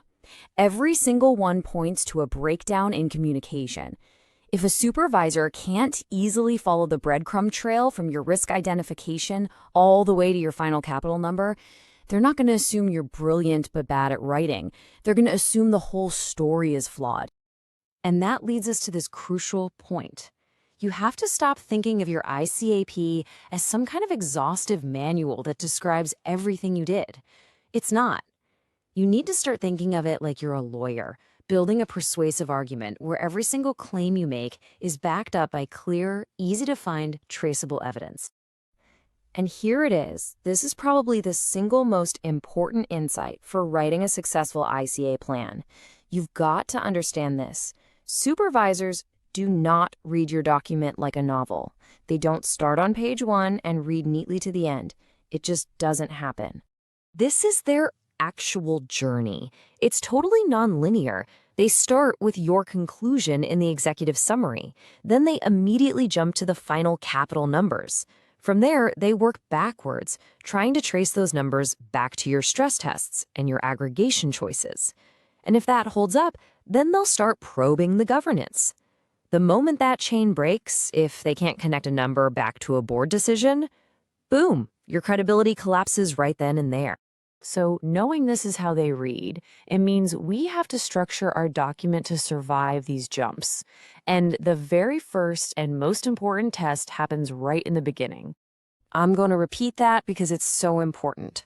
For a supervisor who's pressed for time, the executive summary is the ICAAP. Their entire first impression of your firm's competence, of your ownership of this process, it's all formed in those first few pages. It is not a warm-up. It's the main event. A really great summary is basically the entire story told in miniature. It doesn't just give a number, it presents a well-reasoned decision. It shows that you've grappled with the tough stuff, with uncertainty, and that the board has ultimately owned the final call. A vague summary? That just signals a weak process. And this just perfectly illustrates the difference. Look at the statements on the left. That's passive compliance speak. The stuff on the right? That's active, it's specific, and it's defensible. It instantly answers the critical questions. How much? Why? Under what conditions? And who signed off on it? This really brings us to the foundational principle of the whole thing. Honestly, you should probably print this out and stick it on the wall for everyone on the team to see. This right here is the golden rule. This is the logical chain the supervisor is constantly, relentlessly testing. If they point to a capital add-on in your document, you have to be able to point right back to the decision that created it. And if they ask about that decision, you have to be able to point to the exact committee or the board meeting that approved it. No hesitation. Okay, so let's see how this golden rule actually plays out in the body of the document. A key area where this becomes just absolutely critical is in how you talk about conservatism. So many teams try to be clever by building conservatism into their models, by quietly tweaking a parameter here or there. Supervisors hate this. And why? Because it's invisible and it's untraceable. They would much, much rather see you use a base model and then apply a very explicit, well-argued capital add-on. Because if your conservatism isn't visible, they will assume it doesn't exist. And then they'll likely apply their own add-on, which I promise you will be much larger. And the exact same transparency applies to governance. Please don't just write the framework was challenged. Be specific. A single sentence like, the board risk committee challenged the initial severity of our cyber scenario, and that led to an increase in its capital impact by X million. That one sentence is worth 10 pages of generic process charts. It is absolute gold, because it proves your ICAAP is a living, breathing process, not just some dead document you produce once a year. So with all that said, let's wrap this up by putting these ideas into some clear anti-patterns to avoid and some positive patterns that you really want to embrace. If you see any of these lurking in your document, you need to treat them like giant red flags. Every single one of them forces the supervisor to become a detective and do extra work. And, when you make their job harder, you can pretty much expect their review to be a whole lot harsher. And this really is the ultimate mindset shift. A perfectly polished document that tries to hide all its flaws and uncertainties is way less credible than one that is upfront and honest about its own limitations and its weaknesses. This is the language of ownership. It just screams critical thinking and self-awareness. It shows the regulator that you are actually in control of your risks, not just passively reporting on them. And this is what builds genuine trust and real credibility. So let's just bring it all home. Remember, the structure, the clarity, the traceability, these aren't just cosmetic issues. They are core components of a robust capital adequacy assessment. Getting this narrative right will materially reduce supervisory friction, and it will directly lead to better outcomes for your firm. Because right in the document, as we've seen, is really only half the battle. Now, you have to be able to stand there and defend it, especially all those subjective judgments and key assumptions that the entire framework is built on. So join us in the next explainer, where we'll get into Chapter 89 and start building the skills you need to construct absolutely bulletproof defenses for your most critical methodological choices. We'll see you there. Welcome back to our deep dive into the ICAAP and Operational Risk Modeling Master Program. We're continuing our mission to build a completely regulator-ready ICAAP framework from the ground up. Let's jump right in. So just to quickly reorient ourselves, this is a massive, cumulative program. We've journeyed all the way from the basic regulatory foundations through risk identification and even into advanced modeling. We are now deep into Part 9, which is all about the critical pillars of governance, validation, and documentation. This is where we bring everything together. And that leads us perfectly into Chapter 89. Now, this is a skill that, I'm telling you, can absolutely make or break your entire ICAAP submission. We're talking about how to write a methodology that doesn't just survive, but thrives under the most intense regulatory scrutiny. The key? It's all about explaining your judgment, your human choices, without hiding behind a wall of math. Let's kick off with a fundamental truth. This one quote really drives every single supervisory review of your ICAAP. Regulators operate on a very simple principle. If your explanation is fuzzy, it's almost certainly because your thinking is fuzzy. Grasping this single idea is the key to everything we're about to cover. So here's our game plan. We're going to walk through exactly how you build a narrative for your methodology that is truly defensible. We'll start by getting inside the supervisor's head, then we'll lay down the golden rules for structuring your writing, and finally, we'll look at the specific language that either builds that crucial credibility or completely destroys it. All right, let's get right into it. Why is it that supervisors and regulators almost always go straight for your methodology section, right? Why not just skip to the end and look at the final capital number? What's the big deal with the methodology? Well, it's because that section is a direct window into the quality of your bank's thinking, its institutional judgment. You see, they're not really looking for elegant equations. They're hunting for the quality of the judgment calls that underpin your entire capital assessment. Vague words? That tells them you're not sure. Overly complicated math? That screams you're trying to hide who actually made the key decisions. And inconsistent terminology? Well, that's a huge red flag for a breakdown in governance. So this brings us to a really important question. What does a supervisor actually mean when they ask for a defensible methodology? You know, a lot of people hear that and they think it means unbreakable or perfect, but the reality is something quite different and, frankly, much more achievable. This slide is so important because it gets to the heart of the matter. Look at the contrast. A non-defensible methodology, the one on the right, it pretends to be this perfect, objective machine. It uses phrases like, the model shows. But a truly defensible methodology, it's all about transparency. It says, look, we the management team made these choices for these specific reasons. We're fully aware of the limitations, and here's why we are still confident in the outcome. You see, defensibility is about owning your choices, not pretending your models are infallible. Okay, to build that kind of credibility, there's a golden rule for how you structure your writing. And honestly, it's something that most banks get completely backwards. They lead with all the complex mechanics, and in doing so, they bury the most important information right at the back. And here it is. This is absolutely crucial. A regulator wants to understand your thinking before they see your math. You have to lead with the why, the purpose, and then the what, your key judgments. The technical details, the how, that should come much, much later. It should only appear after you've clearly established the business and risk rationale. If you reverse this order, you immediately create suspicion. All right, so now let's see how this whole philosophy translates into the specific words and phrases you use in your document. Because believe me, your language can either build a bridge of trust with the regulator or, well, it can dig a deep trench of suspicion. In this slide just brilliantly illustrates the most critical mindset shift you need to make. You have to stop using passive language that gives all the power to a model. A model doesn't determine a single thing. People do. Your language has to reflect active ownership.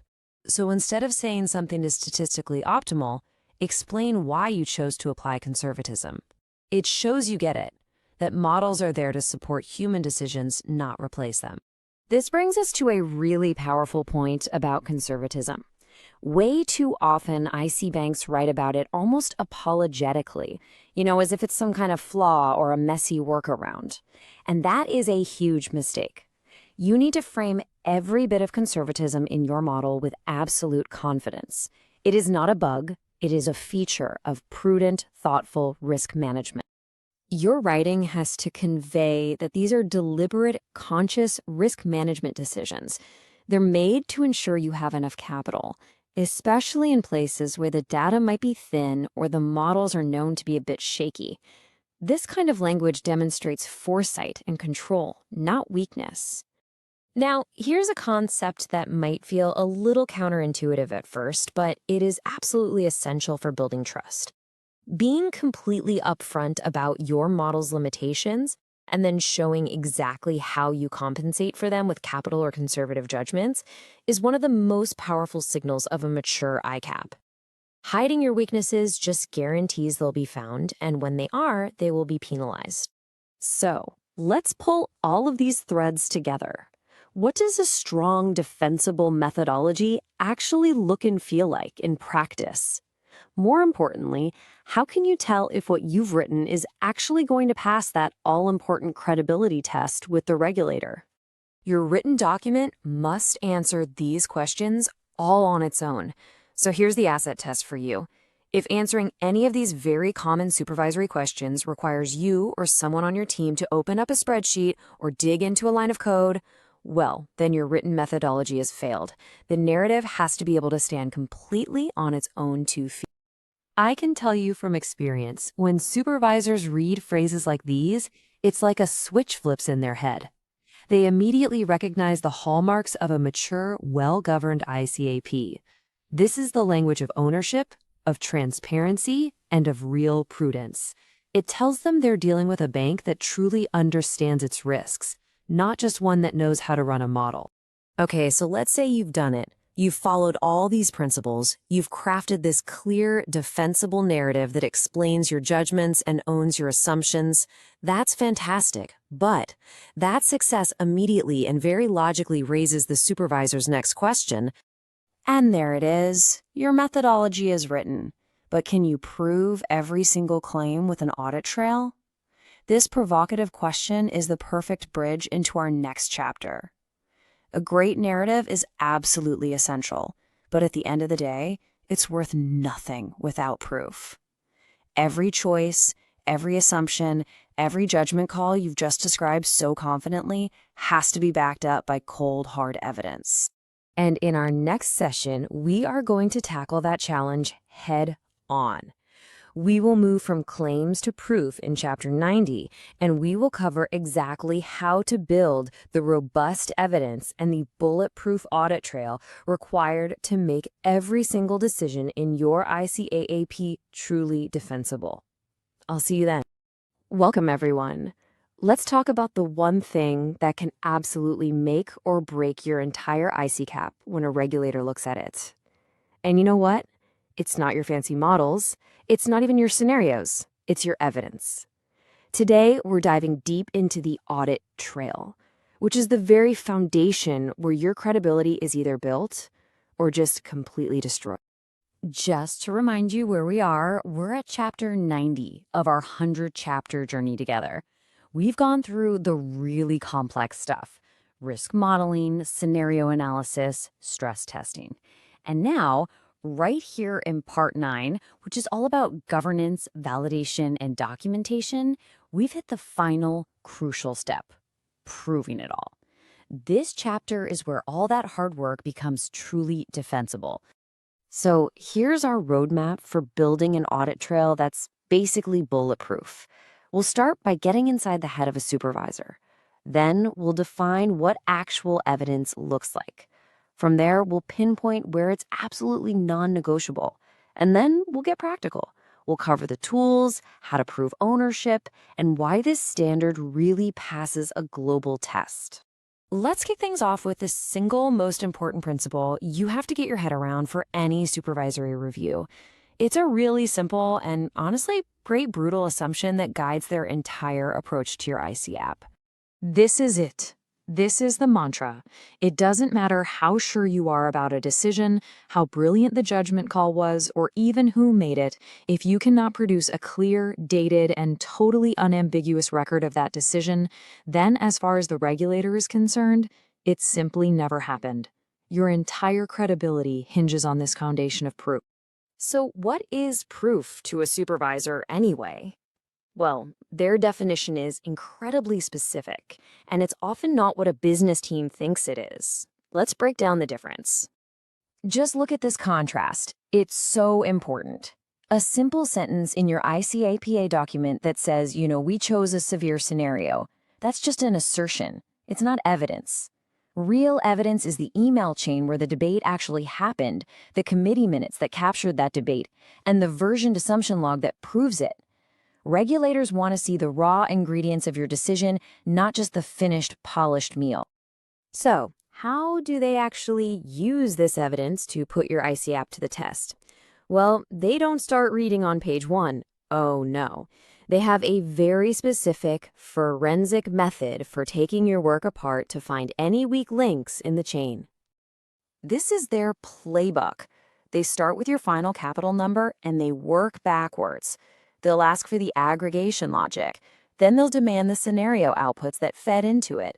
They just keep pulling on that thread step by step all the way back to the foundational evidence. And if that first link, the evidence, is missing, the entire chain just collapses. Now, while you should really be evidencing every single decision, there are certain areas where supervisors have absolutely zero tolerance for undocumented judgment. Let's go through these non-negotiables. Think of this as the supervisor's core checklist. Why was that particular risk deemed immaterial? Show me. How did you justify the severity of this scenario? What was the real basis for your diversification assumption? If your only answer is, well, that was management judgment, without a paper trail of the rationale and the approval, that is an immediate, massive red flag. Okay, so within this list, there is one type of evidence that regulators are specifically trained to hunt for. It's the one thing that, more than anything else, signals a robust and a genuinely well-owned ICAAP. So here's the crucial point. A clean record with no debate is seen as a weakness, not a strength. That's so counterintuitive, right? But supervisors interpret silence as a lack of rigor.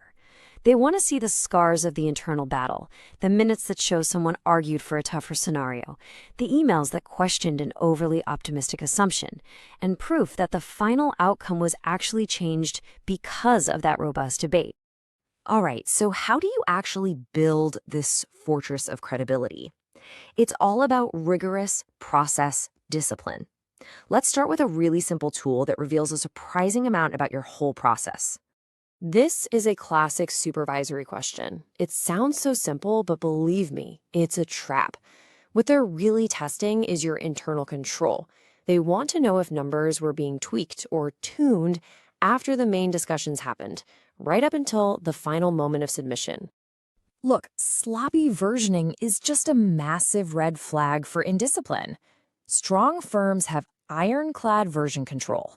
They can point to the exact model run and the exact set of assumptions that was presented to the board.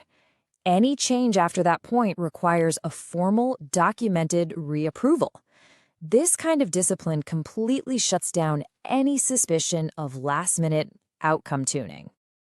At the end of the day, all this evidence has to prove one thing: that accountability sits right at the top of the house, and supervisors have a very clear hierarchy for judging the quality of your proof.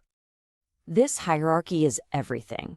A single paragraph in the board minutes that shows the directors actually debated a scenario's severity and requested a higher capital buffer, well, that's worth more than a 100-page methodology document that was just noted without any comment. The strongest evidence always comes from the highest governance bodies, and it has to show active engagement, not just passive acceptance. And please, don't think for a second this is just some local quirk. This demand for a rock-solid audit trail is now a global standard for supervisors absolutely everywhere. Whether you're in Mumbai, Frankfurt, or London, the expectation is identical. The RBI in India frequently cites poor evidence as a key finding. In Europe, the PRA and the ECB will literally ask for the raw committee packs and minutes so they can reconstruct your timeline themselves. The message is universal. A beautifully written narrative with a weak evidence trail is basically worthless. These are the credibility killers we see time and time again. They're unforced errors that destroy trust in minutes. Undocumented changes, missing records of challenge, version confusion. Each one just chips away at the supervisor's confidence. And relying on, oh, we'll just explain it in the meeting is not a strategy. It's an admission that your process has failed. Ultimately, it all boils down to this. The true test of a credible, well-governed ICAAP isn't the elegance of the document. It's your ability to produce the audit trail for any decision, on demand, without any hesitation. It's the ability to say, here is the record of the board debate that led to that specific decision.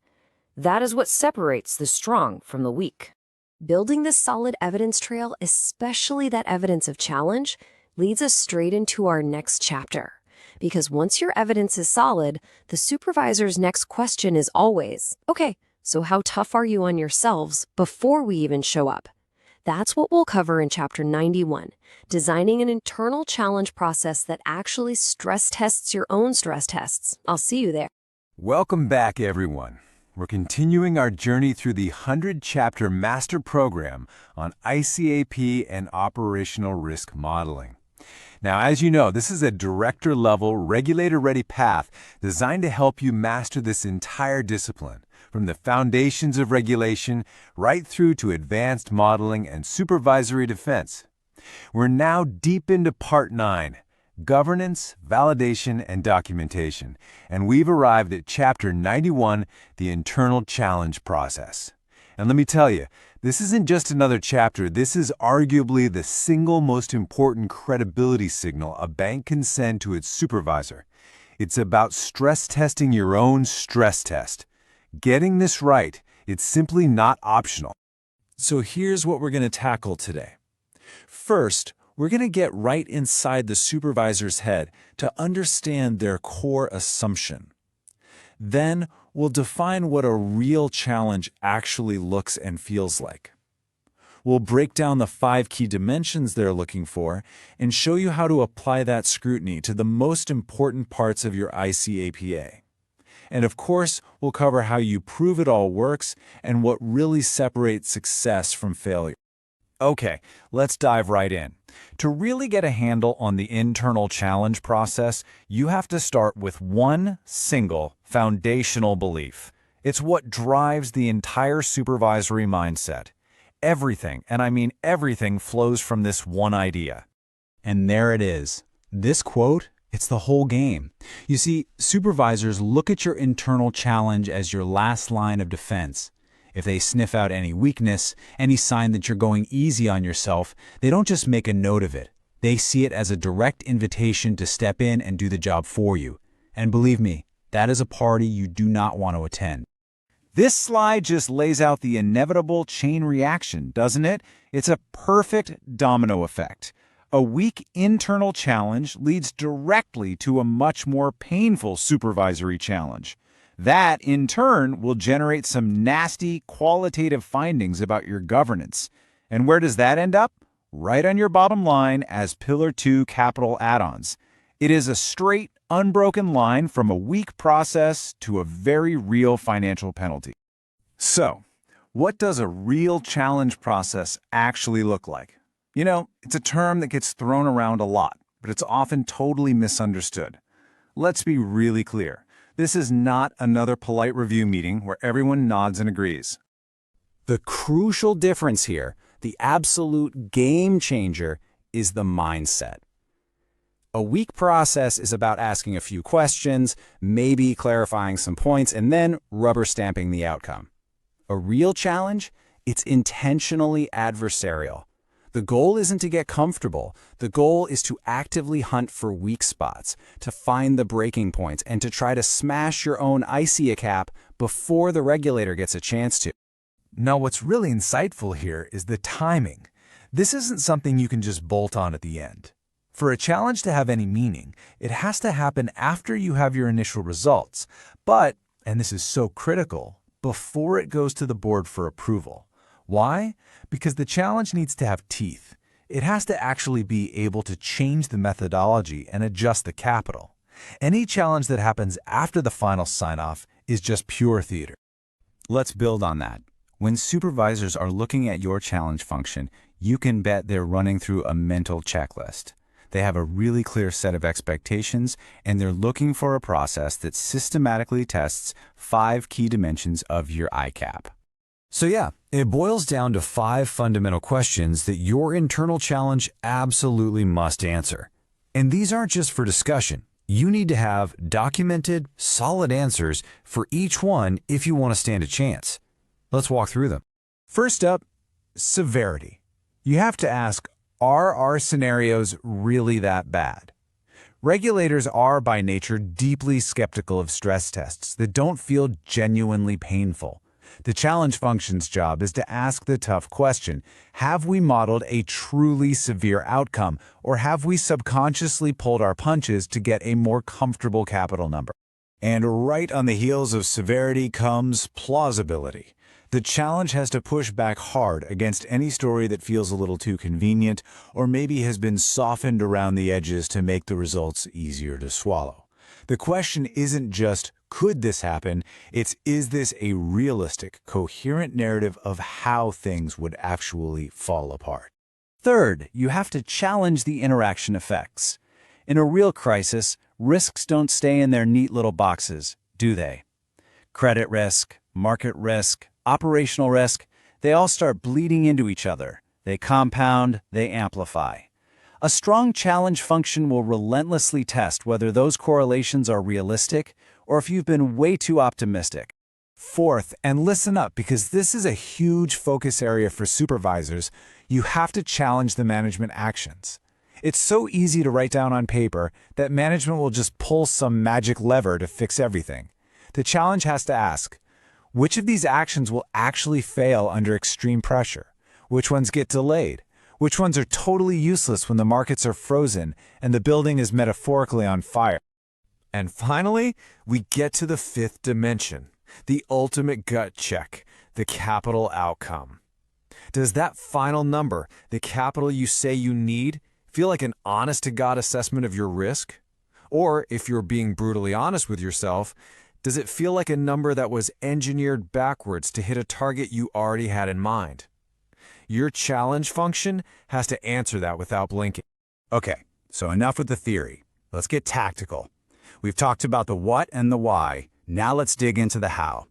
We're going to zoom in on the specific pillars of the ICAAP where your challenge has to be at its most ruthless to really count. All right, when it comes to management actions, you have to be aggressive. Don't just question them, model their failure. If an action is to sell a portfolio, then you model what happens if it takes 3 months longer and you take a 20% bigger loss. Systematically delay your actions, haircut their benefits, and get rid of anything that relies on a friendly market. If your capital still holds up after all that, well, then you've got something you can actually believe in. Now let's talk about aggregation and diversification. You have to put this under a microscope.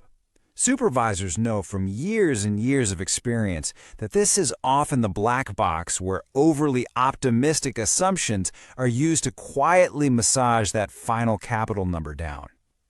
Your challenge function needs to be a very bright, very unforgiving spotlight on this area and test what happens when all those wonderful diversification benefits just evaporate. Because in a real crisis, they will. Let's be crystal clear on this next point because it's a non-negotiable. A brilliant, robust adversarial challenge process that leaves no paper trail is, from a supervisor's point of view, completely useless. It doesn't exist. This section is all about creating that undeniable audit trail. Remember the golden rule. If it's not documented, it didn't happen. Period. First things first, it's absolutely vital that everyone knows their role. These oversight functions are not interchangeable. Internal challenge is not model validation. Validation is all about the technical side of things. And it's not an audit, which focuses on controls. The unique, irreplaceable job of internal challenge is to test the realism and the conservatism of the whole thing. It's the ultimate, does this actually make sense check. So what does real proof look like?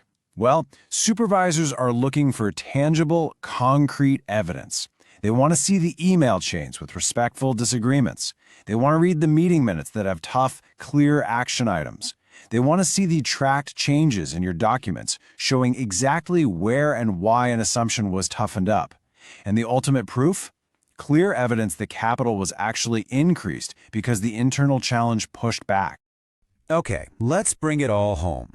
We're going to contrast the common failures that supervisors see over and over again with the kind of language and outcomes you see from a credible, mature, and, ultimately, defensible challenge process. This is what good really looks like. I mean, the difference is just night and day, isn't it? Weak challenge sounds so polite and agreeable. This seems acceptable. We clarified some points. There's no action, no impact. Strong challenge, on the other hand, sounds uncomfortable and it's full of impact. We actually broke our own scenario. Capital was increased as a direct result. The board accepted the need for higher buffers. The language of impact is just unmistakable. And this, right here, is probably the most important takeaway from this entire chapter. Do not try to hide the tough conversations. Don't smooth over the uncomfortable results in your final report. Proving and documenting the arguments, the challenges, and the resulting conservatism is exactly how you build credibility with your supervisor. Documented discomfort is the absolute bedrock of supervisory trust. Because once you've proven that you can effectively challenge yourself, you've set the stage for the final exam. That's when the supervisors sit across the table, look you in the eye, and ask you to defend the whole thing, end to end. And that leads us perfectly into our next session, Chapter 92, where we're going to cover exactly how to build that final ICAAP submission pack and prepare for that defense. I'll see you there. Welcome, everyone. So throughout our master program, we have done the really heavy lifting, right? We've gone deep into risk identification, we've built the models, we've structured the governance. But here's the thing, all of that incredible work can be completely undone in the final step.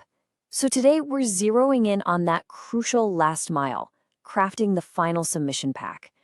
This is the document that lands on a supervisor's desk and, frankly, determines the outcome of your entire process. Just to quickly get our bearings, here we are. In our 100-chapter master program, we have arrived at Part 9, which is all about governance, validation, and documentation. And specifically, we're in Chapter 92. You could say this is where the rubber really meets the road. Every piece of analysis, all the modeling, the governance we've so painstakingly built, it all comes together now to face its ultimate audience, the regulator. So let's make sure it's ready for that spotlight. Let's kick off with what I think is the single most important idea for this entire session. I have seen it time and time again. Teams spend months building a technically brilliant framework, only to stumble at this final hurdle of communication. This quote right here is the key to avoiding that fate. A strong framework presented poorly will be challenged, but a weaker framework, if it's presented honestly and clearly, just might get through. This is all about presentation and building credibility. So today, we're going to put ourselves directly in the regulator's shoes. We'll walk through their journey across these 5 key stages. First, we'll figure out who you're really writing for. Then, we'll obsess over that critical first page. From there, we'll dive into how you frame your stress tests, how to build that unshakable trust, and finally, how to sidestep the common traps that I see trip people up all the time. Okay, let's start with your audience. First, and honestly most importantly, we have to fundamentally shift our perspective. Who are we creating this document for? This is not some internal academic paper to show off how clever your models are. No, it's a very specific communication tool for a very specific audience who has a very specific job to do. So just take a second and ask yourself this. When you sit down to write that ICAAP summary, who's the person you're picturing in your head? Is it a colleague from your team? Maybe your head of risk, someone who's already deep in the weeds of your bank's models? Well, the reality is almost always completely different from what we assume. See, you're not writing for a fellow expert who's going to admire your technical elegance. You're writing for a time-poor, skeptical supervisor who probably has a huge stack of these things to get through and who is actively looking for reasons to either trust you or distrust you. And this slide, this perfectly illustrates their entire game plan. A supervisor isn't trying to rerun your models from scratch. They are simply trying to get quick answers to these 3 fundamental questions. Can we trust them? Is this owned at the right level? And where do we need to push them to be more conservative? Your entire submission pack has to be designed to help them answer these questions fast, without making them dig through hundreds of pages. Okay, so with that audience mindset firmly in place, let's move on to the most critical first impression, the executive summary. This one single page can literally make or break the entire review before they've even gotten to your detailed analysis. It's a 60-second test. Supervisors expect one thing, and one thing only, from this first page. They want a clear, unambiguous answer to the ultimate question. Is your capital adequate? That's it. There is absolutely no room for ambiguity here. If your executive summary is evasive or it's full of caveats, they're going to immediately assume that management itself is dodging the question. And that trust-building exercise we talked about, it's already failing. Now, what's really fascinating here is the psychology behind it. Supervisors are trained to look for the point of maximum pain. Their eyes will immediately scan that page for the trough, the absolute lowest point of your capital ratio in the stress scenario. So don't try to hide it. Show them the trough first, not just the rosy recovery at the end of the forecast. This brings us right to the heart of the assessment, the stress test results. This section of your pack should read less like a marketing brochure and more like a credible story of a controlled near failure, one that proves you actually understand your own vulnerabilities. The crucial point here is to explain the narrative of your stress test. Don't just dump a bunch of data tables on them. Explain how credit risk slams into market risk and how a sudden operational risk event makes everything 10 times worse. You need to show them that you understand where the real fragility is and why, despite that fragility, your capital plan and your management actions are enough to get you through. That is the story they need to hear. So, with an initial view formed from your summary and your stress tests, the supervisor now moves on to deciding the core issue. Can they actually trust your institution's judgment and its governance? This is where you win or lose the battle over those capital add-ons. Now, this might feel a bit counterintuitive, but being upfront about where you've applied your own conservative buffers is incredibly powerful. When you explicitly state, hey, we limited diversification benefits here, or we added a capital overlay for this model uncertainty, it often stops the supervisor from adding their own and potentially much larger ones. If you hide your conservatism, you're just inviting them to find it and apply their own overlay on top. You know, when it comes to governance, they are not looking for a paper trail. They're looking for evidence of a living, breathing process. They want to see proof of real challenge. They want to see decisions that were changed because of that challenge, and they want to see the risks that the board looked at, understood, and formally accepted. So the bottom line is this: one single page explaining a key board decision with the minutes to back it up in an appendix is worth more than 10 pages of generic governance text, complicated committee charts, and just copied and pasted policy documents. You have to show them, not just tell them. And remember, every single ICAAP has weaknesses. Every model has limitations. Acknowledging them honestly is a true sign of strength and risk management maturity.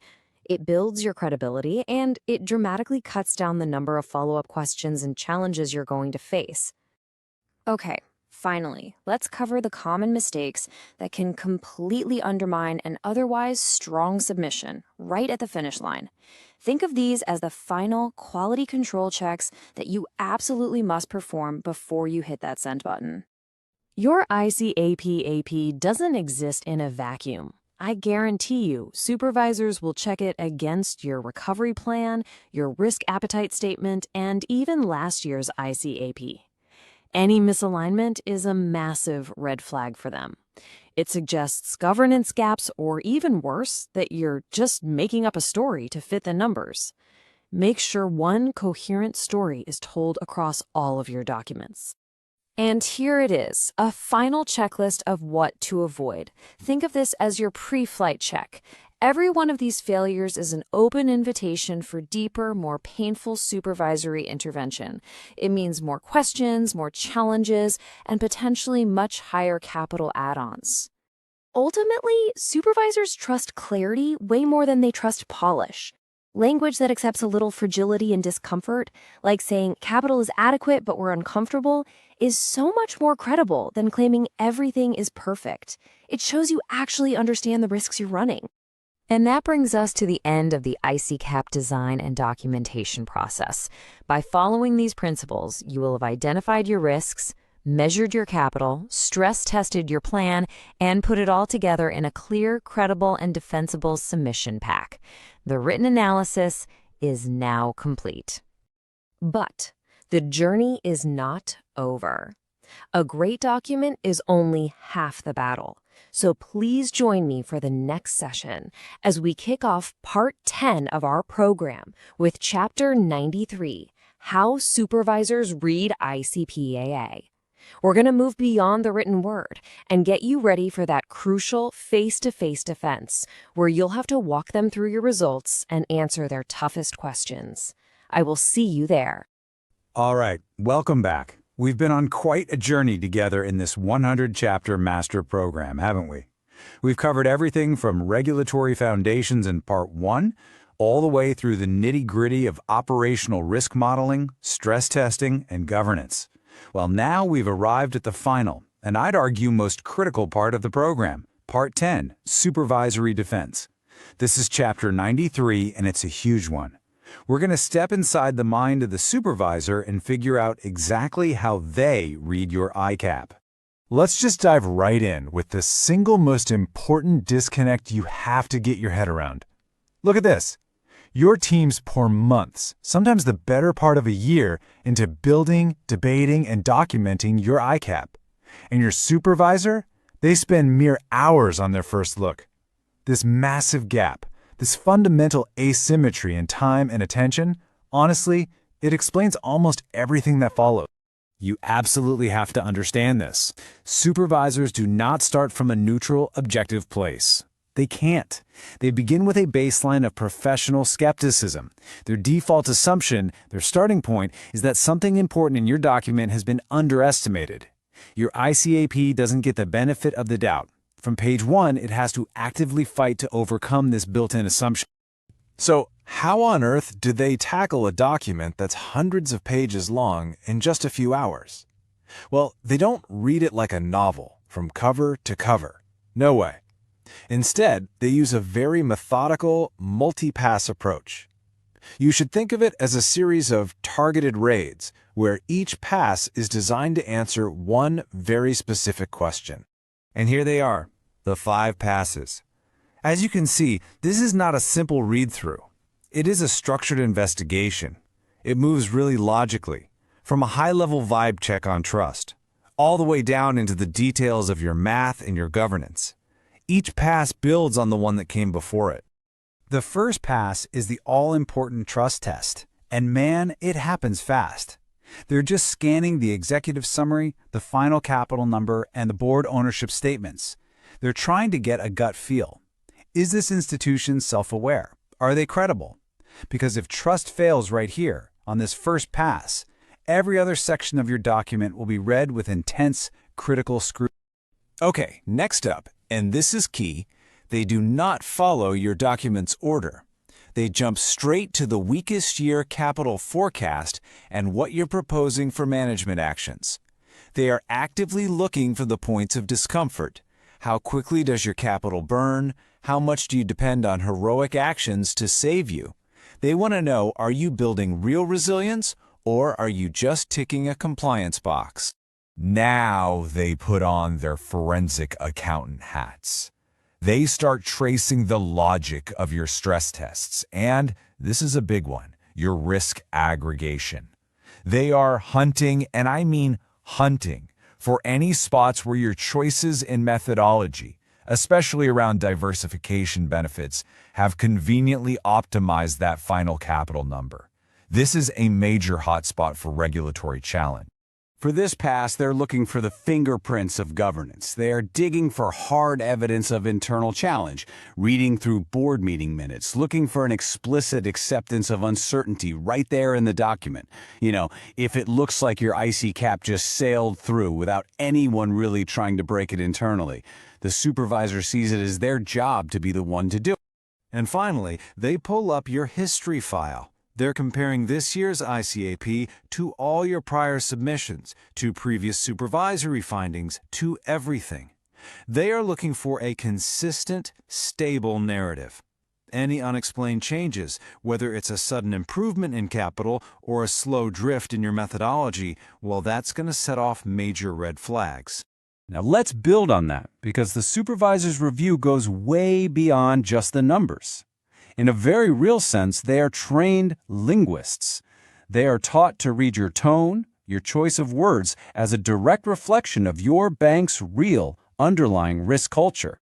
This slide is basically your regulatory translation guide. Just look at how these seemingly harmless corporate phrases are actually interpreted. When you write remains adequate, they read defensive. You say industry practice, they hear we couldn't justify it on our own. Model-driven might as well say we avoided making a tough judgment call. And no material issues. That could just signal that your internal review process was weak. The language you choose matters a lot.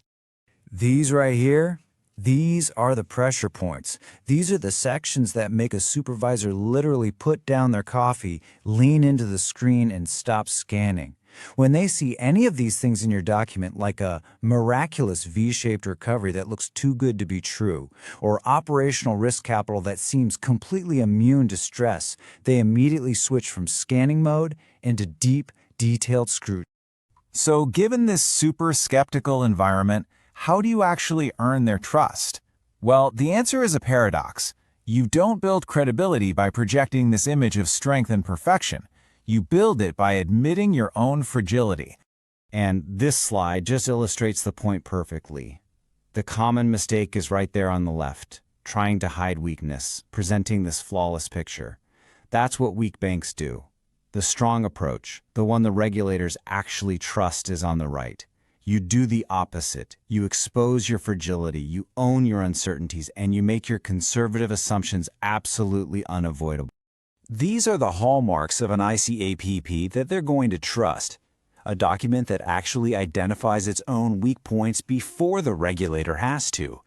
One that explains the potential failure points of its own models. One that shows a real willingness to hold more capital proactively.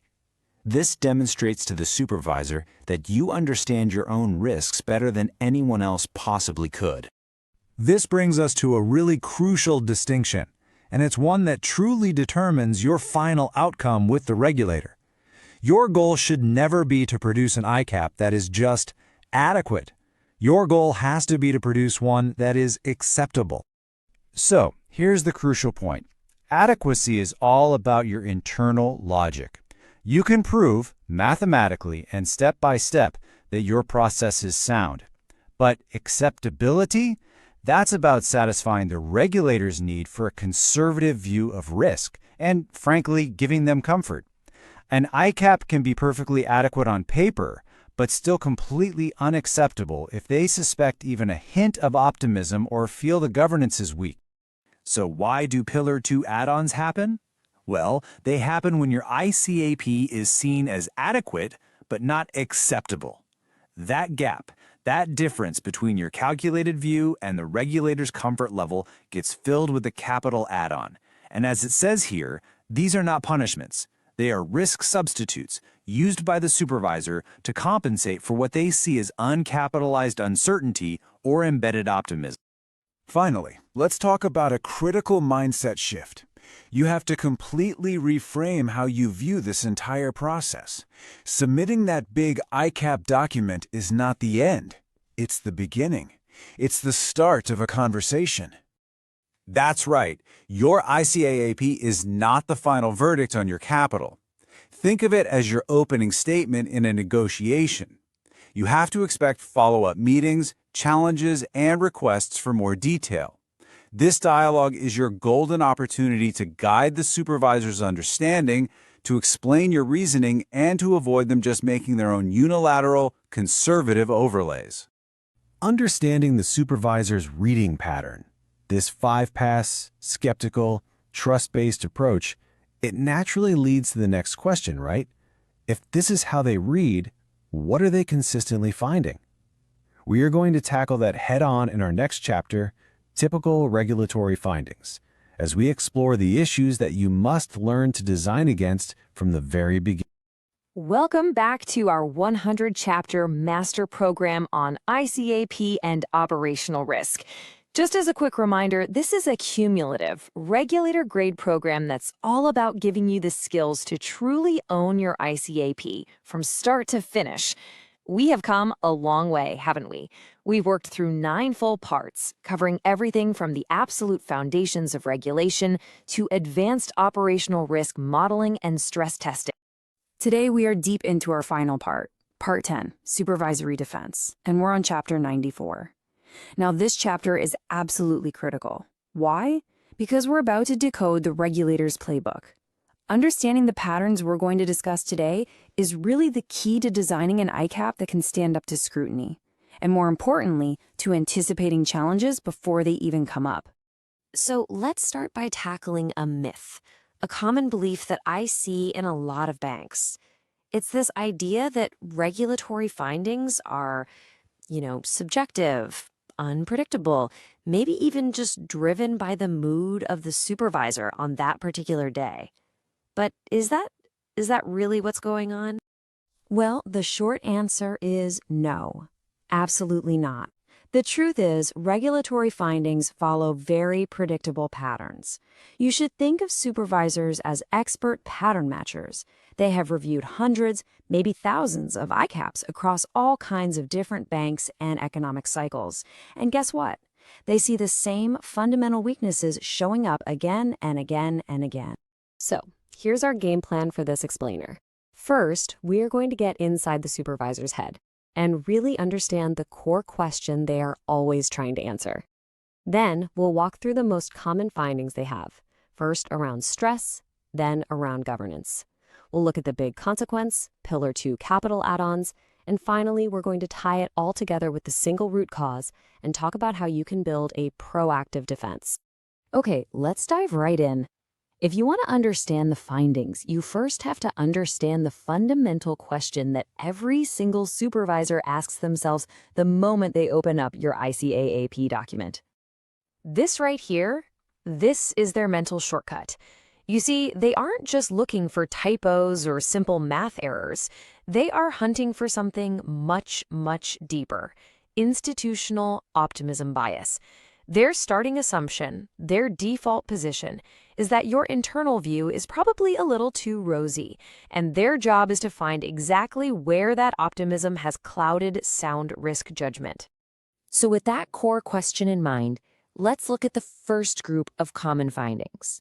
These all revolve around overly optimistic assumptions about what a crisis really looks like and how well the bank can actually navigate it.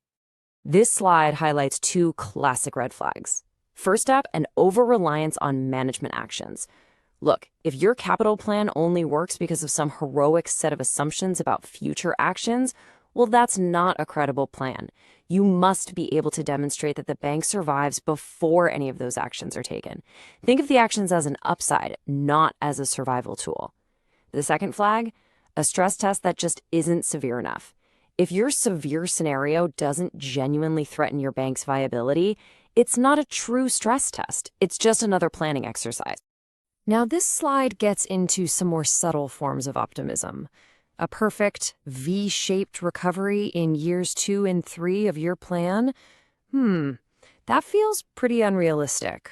Real crises create long-term organizational fatigue and pain. The second point here on diversification is absolutely critical. In a true systemic crisis, what happens? Correlations go to 1.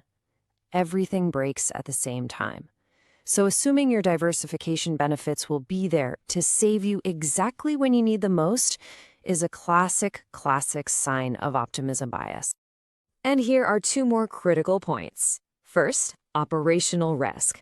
It is a huge mistake to assume that it just stays flat during a crisis. Think about it. When you're cutting costs, when your staff are strained and stretched thin, what happens? Operational risk often increases. Your stress test has to reflect that reality.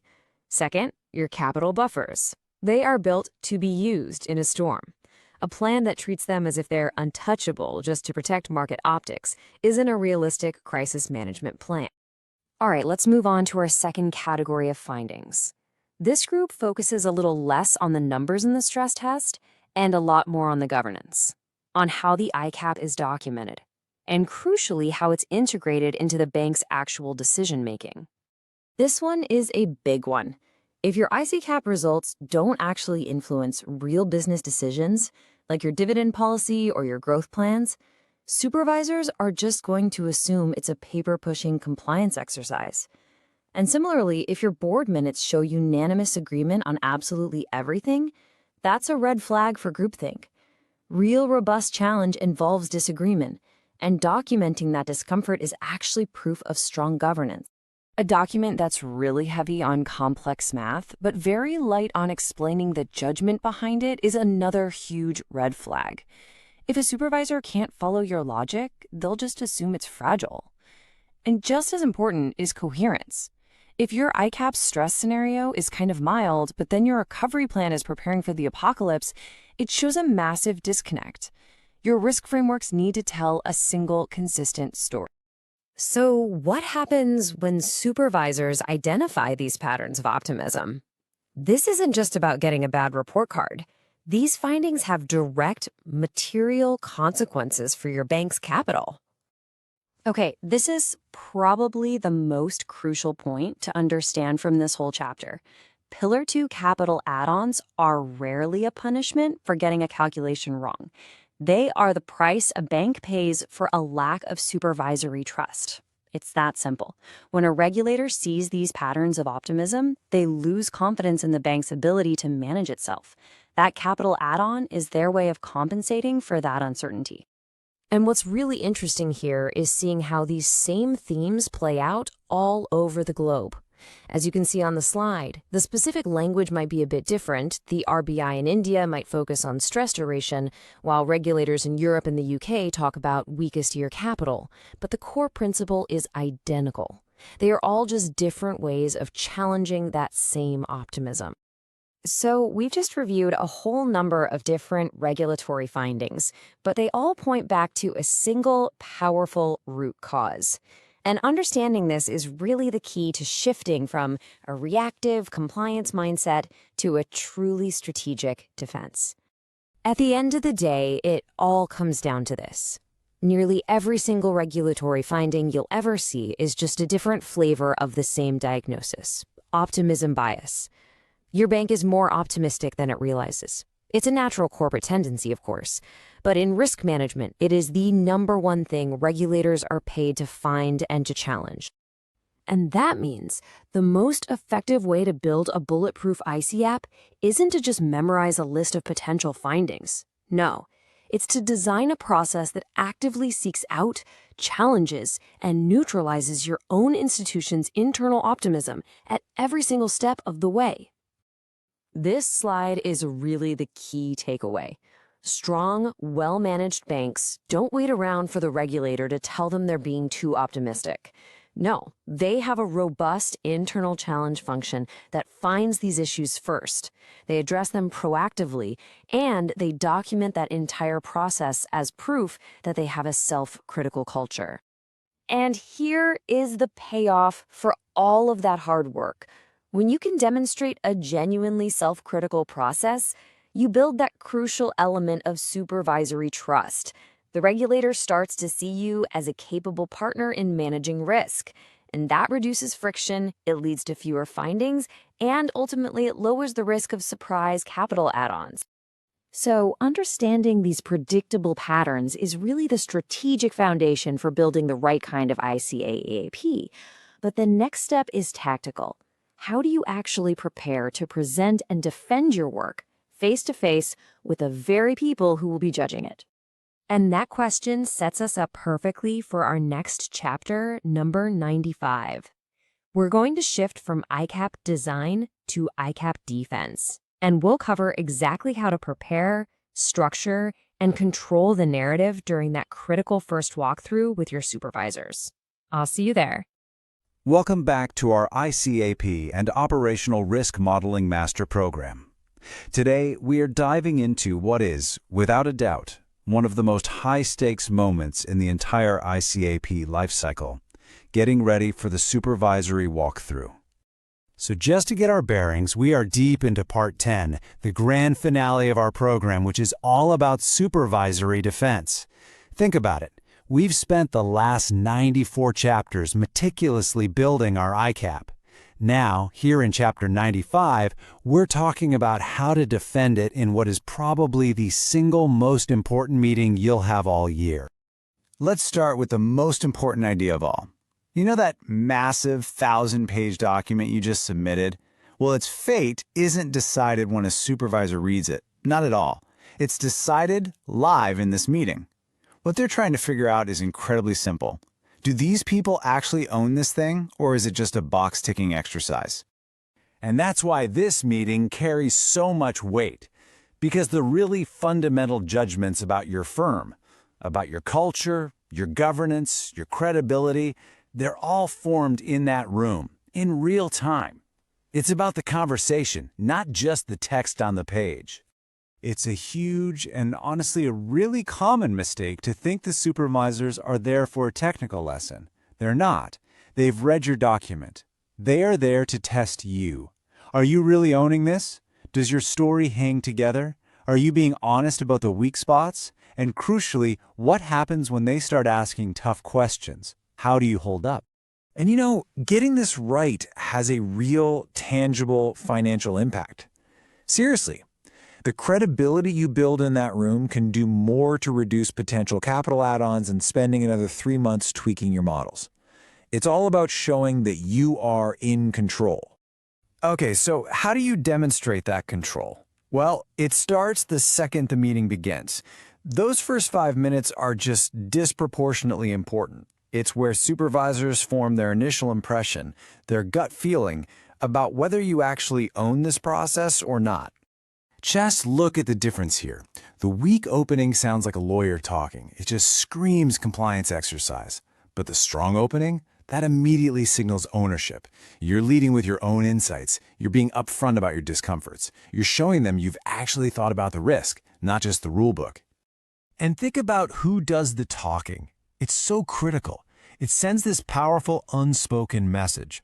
Supervisors want to hear the story from the top, from the CRO, the CEO, the CFO.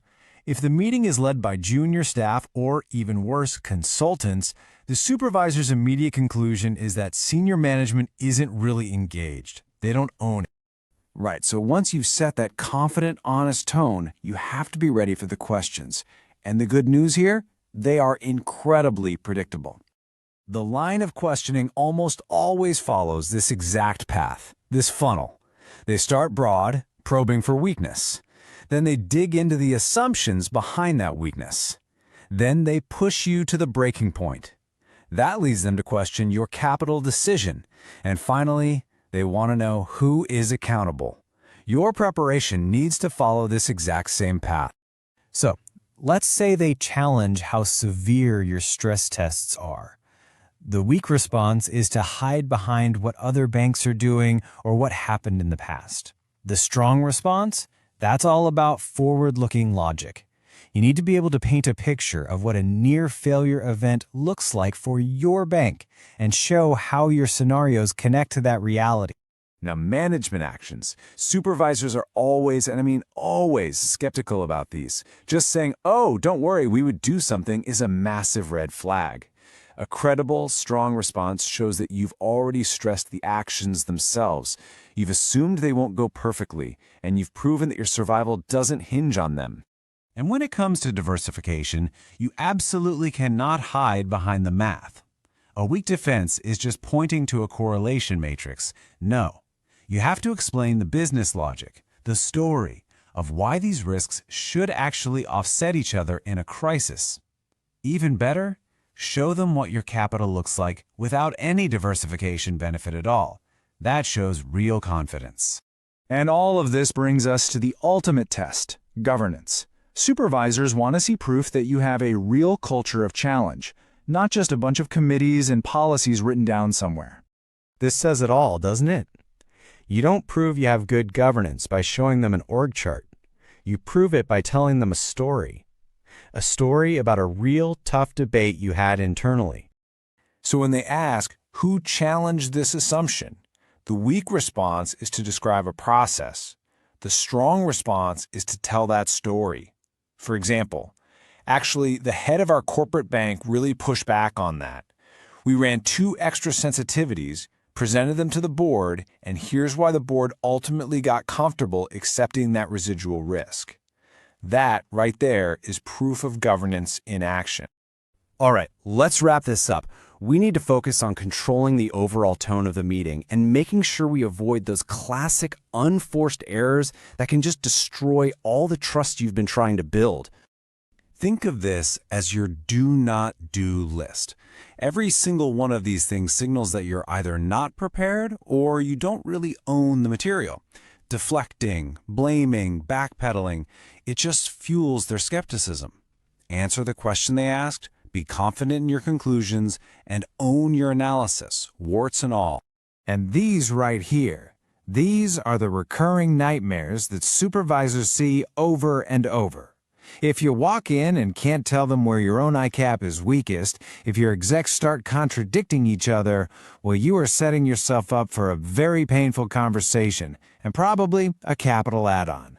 The difference in language is just night and day. A strong bank leads with realism.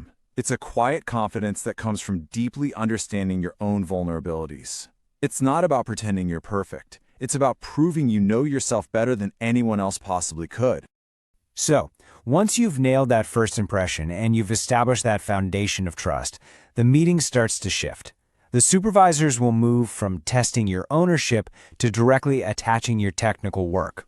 And being ready for that fight is exactly what we'll cover in our next chapter, how to answer those direct model challenges when you're in the hot seat.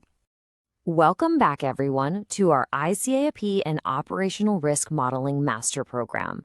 So far, we've journeyed through 9 incredible parts, building our expertise from the ground up, from regulatory foundations and risk materiality all the way through to advanced modeling and capital planning. Now we're in Part 10, the final stretch, which is all about supervisory defense. And today's session, Chapter 96, is a big one. Answering model challenges. This is really the moment of truth, where all that hard work gets put to the test, live in front of your supervisors. Let's make sure you're ready for it. Okay, let's just start with a phrase that can make any risk professional's blood run cold.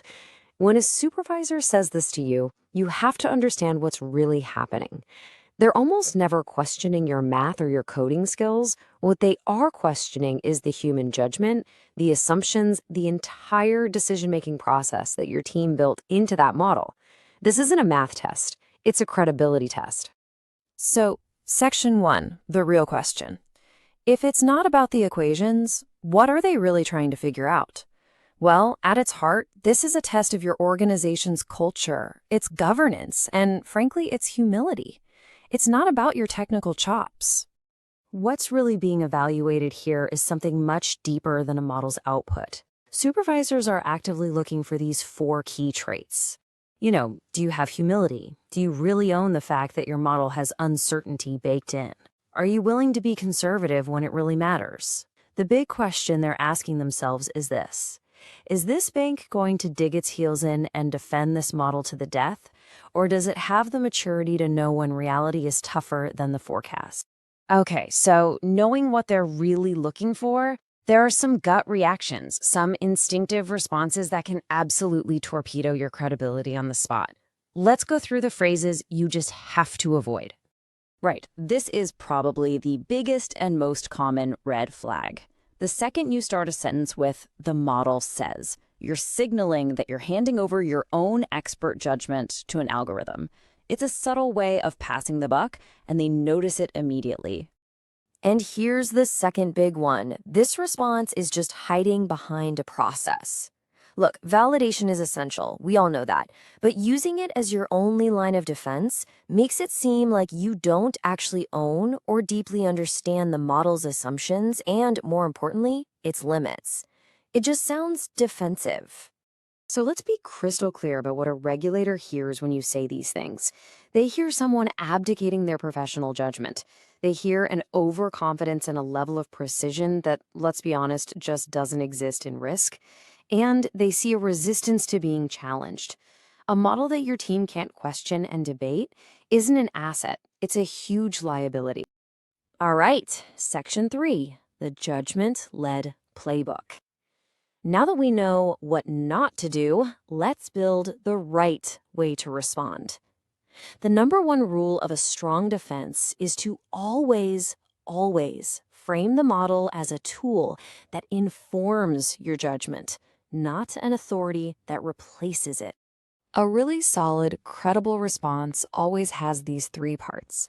First, you pull apart the model's calculation, the mechanics, from the expert judgment your team put in. Second, you explain the why, the business logic, the story behind your assumptions.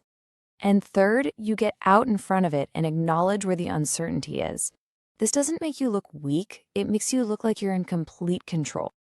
Okay, so let's take this playbook and apply it to some of the toughest, most common questions you're going to get in a supervisory review. This is where we put the theory into practice. Let's start with a total classic. This is a direct shot at your severity assumptions, which are, the foundation of your capital model. Your gut instinct is probably to defend the number, but that's exactly the trap you need to sidestep. Just look at the difference here. The weak answer is all stats and defensiveness, but the strong answer? It starts by saying, we acknowledge the judgment here. Then it explains the business reasoning, and this is the brilliant part, it shows you've already thought about even worse scenarios. It demonstrates openness and control, not just a knee-jerk defense. Oh yeah, op risk models. They're a favorite target. And for good reason, right? The data can be thin, the tail events are wild, and expert judgment is everywhere. Defending these models takes a very particular kind of finesse. Let's break down these responses. Once again, the weak answer runs back to technical purity. The fit is great. The strong answer does the complete opposite. It leads by admitting the model's biggest weakness, the data limitations. Then it shows the practical, conservative things you've done to make up for it, like using overlays and capital floors. For op risk, supervisors trust that kind of humility and pragmatism way more than they'll ever trust statistical perfection. This is another really big one. The regulator is basically asking, are you sure all your risks won't just move together in a real crisis? They're testing your understanding of what happens in the tail when things get really bad. See the shift? The weak answer, again, hides behind a process. Validation signed off on the matrix. The strong answer defends the idea with business intuition. It gives them total transparency by showing the number without diversification, and it straight up acknowledges that tail risk is still a thing. That's how you build trust. You know, defending your model isn't just about what you say in the meeting. It's also about the bigger strategy, like knowing when to concede a point and making absolutely sure your whole leadership team is singing from the same hymn sheet. You have to be ready for this tactic. It's called triangulation. They'll ask your chief risk officer about a key assumption, and then they'll turn around and ask the CFO or a business head the exact same question in a different meeting. They're checking for consistency. And let me tell you, if they get different answers, different reasoning, different ideas about the weak spots, your bank's credibility just implodes. It screams that you're not aligned internally. In these high-stakes moments, consistency is so much more important than being perfectly articulate. And that leads to this crucial skill, knowing when to make a strategic concession. This is not a sign of weakness. It's a sign of real confidence. Stubbornly fighting for every single point almost never reduces a capital add-on, but a smart, strategic concession, that often does. So after all is said and done, what does it all add up to? Let's take a peek behind the curtain at the scorecard the supervisors are keeping in their heads during these conversations. This table really lays it out perfectly. There is a direct line between how your team behaves and what happens next. Being defensive, that leads directly to qualitative findings. Leaning too heavily on your models, well, you just gave them the justification for capital add-ons. And contradictions between your leaders, that's a total loss of credibility. If you remember one thing from this entire chapter, please let it be this. Your model defense is a performance. It's a live demonstration of your bank's risk culture. The goal is to be confident, but not arrogant. To be open, but not weak. Your tone is what will truly shape the final outcome. Getting this judgment-led defense right really sets you up for the next stage. Because sometimes, even with a great transparent defense, you and the supervisor might just disagree on the capital. That's when the conversation changes from defense to negotiation. And that's exactly what we'll cover in our next session, Chapter 97, Capital Add-on Negotiations. I'll see you there. Welcome back, everyone, to our 100-chapter master program on ICAAP and operational risk modeling.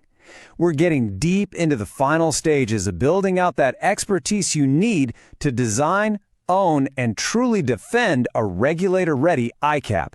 And today we are tackling a huge piece of that defense. You've made it to Chapter 97, Capital Add-on Negotiations. We're in Part 10, Supervisory Defense. And let me tell you, this is where the rubber hits the road. This is where all that theory and modeling meets the real world of regulatory interaction. So let's dive right in. Our entire focus today is on a very specific skill: how to handle these incredibly sensitive conversations about capital add-ons without making things worse. It's an art, really, and mastering it can have a huge impact on your bank's bottom line and your relationship with your supervisor.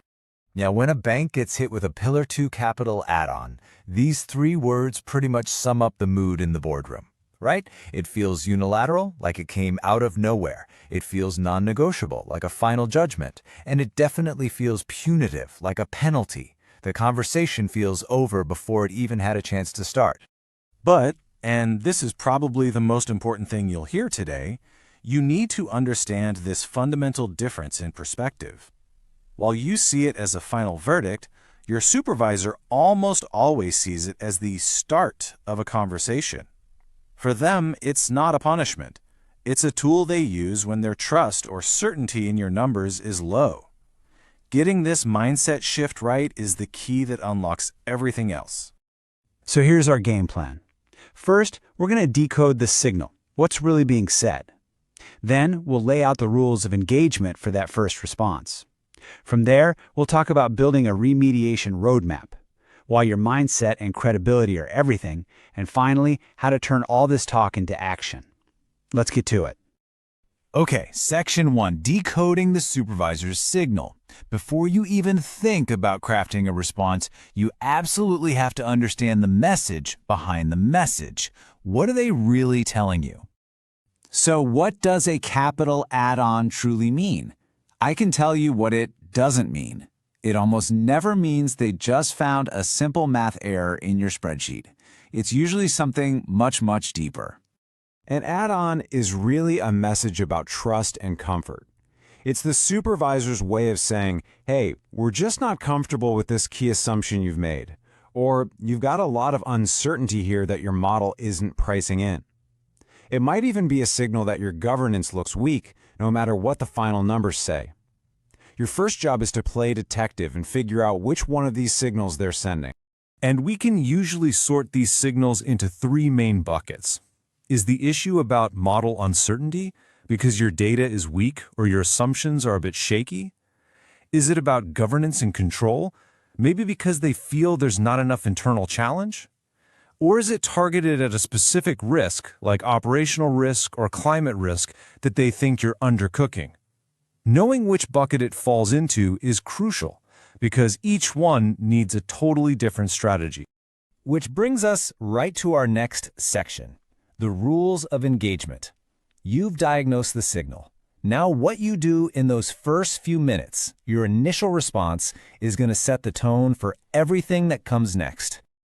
And here it is, the absolute #1 golden rule. Please, whatever you do, do not argue immediately. Your gut instinct will be to defend your work, to pull out your own numbers and fight back. You have to resist that urge. It's a classic mistake that just screams defensive, and it almost never, ever works. This slide just nails the difference. The weak response is all about being reactive, throwing counter calculations at them, complaining about what your peers are doing. The strong response, it's collaborative. It starts with, okay, we hear your concern. Help us understand exactly what's driving it. See the difference? You're not starting a fight. You're starting a problem-solving session. You've just reframed the entire interaction. And that collaborative tone leads perfectly into this next phase, building the remediation roadmap. This is how you pivot from just listening to proactively taking control of the solution. Now, a really important distinction here is between temporary and structural add-ons. Temporary ones are tied to things you can fix. Structural ones, well, they point to a deeper issue with your business model. Your mission, should you choose to accept it, is to convince the supervisor that what they see as a structural problem is actually a temporary one that you have a credible plan to fix. So how do you do that? Not by arguing, but by asking really smart, targeted questions. These are your tools. Questions like these shift the dynamic. You're no longer just resisting, you're co-creating the solution with them. You're basically saying, let's define what good looks like, and then let's build a plan to get there together. It turns a potential impasse into a practical negotiation. And this is what actually moves the needle. You know, add-ons don't shrink because you won a debate. They shrink because you demonstrated maturity. You openly accept uncertainty. You commit to real improvements in governance. You might even proactively add a bit of capital yourself to show good faith. You're showing them you own the risk. Which of course brings us to the soft skills, which are anything but soft in these situations. Let's talk about mindset, tone, and credibility. Because believe me, in these negotiations, how you say something is often more important than what you say. You have to understand, supervisors are experts at reading tone. If you're constantly justifying yourself, downplaying any uncertainty, or whining about how unfair it all is, those are massive red flags for them. It signals that you don't really get it, that you haven't internalized the risk. And ironically, that perception will make them more conservative and likely increase your add-on. Now contrast that with this statement. Can you imagine the power of saying this to a supervisor? This is a game changer. It shows you have a robust, mature internal debate. It shows their concern isn't new to you. Proving that you challenge yourselves internally is probably the single most effective way to build credibility and put a ceiling on any potential add-on. Okay, let's bring this all home in our final section, from negotiation to action.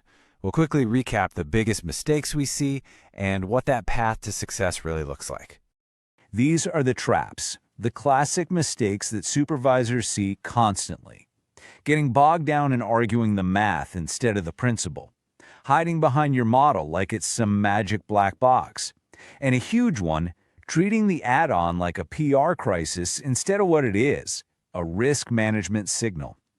Every one of these erodes trust. So what does a great engagement sound like? It sounds like this. It's mature, it's proactive, it's collaborative. You're saying, we get it.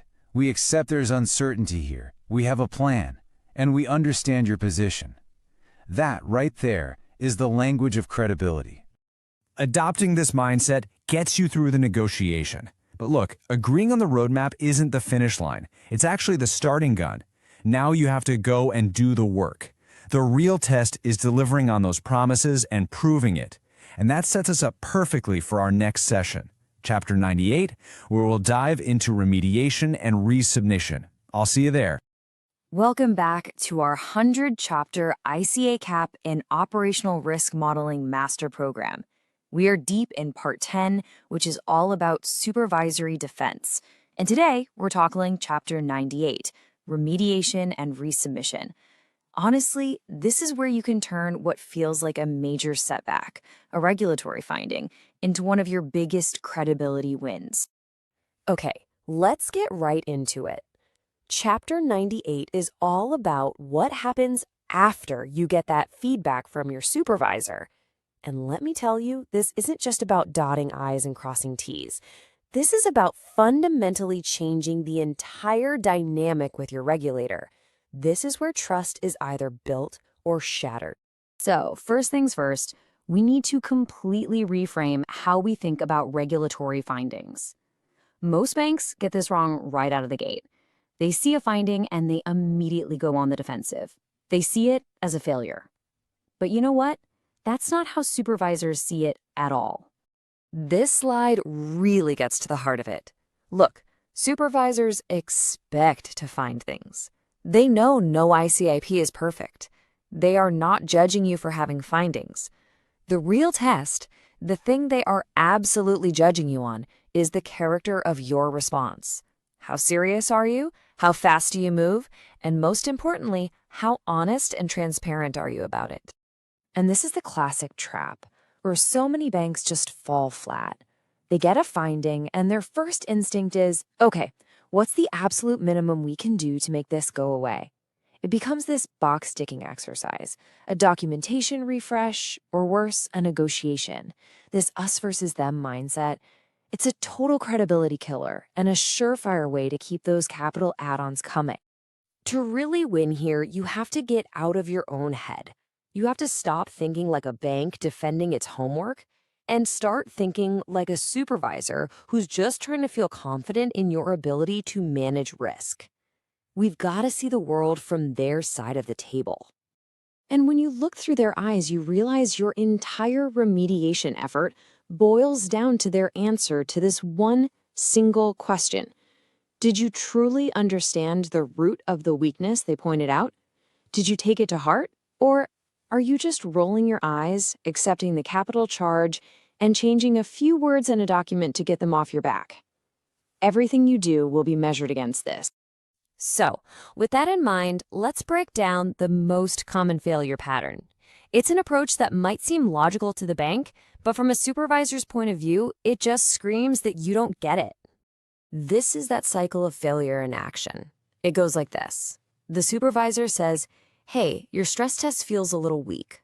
The bank goes away, fiddles with a few parameters, and comes back saying, "See, we fixed it. Capital barely moved."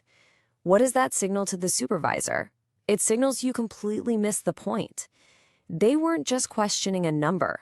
They were questioning your entire risk culture, your optimism bias. And here's the critical difference. A weak remediation just treats the symptom, tweaking a parameter. A strong remediation digs deeper and treats the root cause. It doesn't just change the number. It asks, why were we so optimistic in the first place? Is there a comfort bias here? Is our internal challenge process just not strong enough? See the difference? It's about fixing the thinking, not just the output. Okay, now we're going to get into a strategy that feels a little counterintuitive. It might even feel uncomfortable, but I promise you, this is the most powerful move you can make to reduce those add-ons in the long run. I want you to just let this one sink in for a second. Read it again. If your response to a finding is to polish up your document and argue that everything is actually fine, you failed the test. Think about it. A true remediation means you've acknowledged a real weakness. And if you acknowledge a weakness, the logical outcome should be more conservative, more prudent, and often a higher capital number. So, what do supervisors actually want to see? What do they reward? They reward courage. They are seriously impressed by banks that deliberately make their stress test outcomes worse. Banks that explicitly increase their own capital. And, this is a big one, banks that document the board's debate and even their discomfort with taking a tougher stance.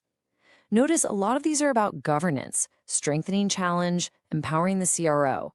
Those actions signal real, lasting change. Now, making the change is only half the battle, because in the supervisor's world, if you can't prove it with a rock-solid evidence trail, it might as well have never happened.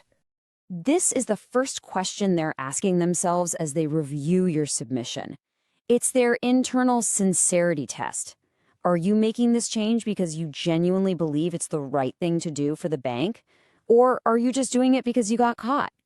If it feels like you're just doing it for them, it's not going to land. And right after that, they're running the embedding test. Okay, great. You've made a change for this year. But what have you done to make sure this isn't just a temporary fix? What have you changed in your policies, your governance, your DNA that makes this new, tougher approach permanent? They're looking for changes that stick. And the only way you can prove that permanence is with hard evidence. Your promises are worth absolutely nothing. You need a paper trail. We're talking revised board minutes that show a real, robust debate. Challenge logs from your second line that have real teeth. Updated methodology documents. A new capital overlay that management has explicitly added themselves. Without this kind of proof, your remediation plan is just talk. Now, while these principles are pretty much universal, you do have to know your audience. Your local regulator might have specific hot buttons. For instance, in India, the RBI is really focused on seeing materially tougher stresses and very clear board-level ownership. In Europe and the UK, supervisors have very long memories. They'll track your remediation over multiple cycles, and they will hit you hard if you backslide. For them, consistency is everything. All right, let's pull all this together. I want to close out by talking about what failure and success actually sound like in practice. Because believe me, the language you use in your resubmission says it all. Just listen to the difference here. Failure sounds defensive and dismissive. Oh, we just tweaked a few things. Nothing really changed. Success, on the other hand, sounds like pure ownership. You were right. We were too optimistic. We've deliberately strengthened our approach. As a result, our capital went up, and our board is on board with that. That language of ownership is absolutely unmistakable. And that really is the ultimate takeaway here. You have to stop viewing remediation as a penalty. It's not. It is the single greatest opportunity you will get to prove your bank's character, its maturity, and its risk culture to your supervisor. A finding is just a short-term issue. How you respond to it will define your credibility for years to come.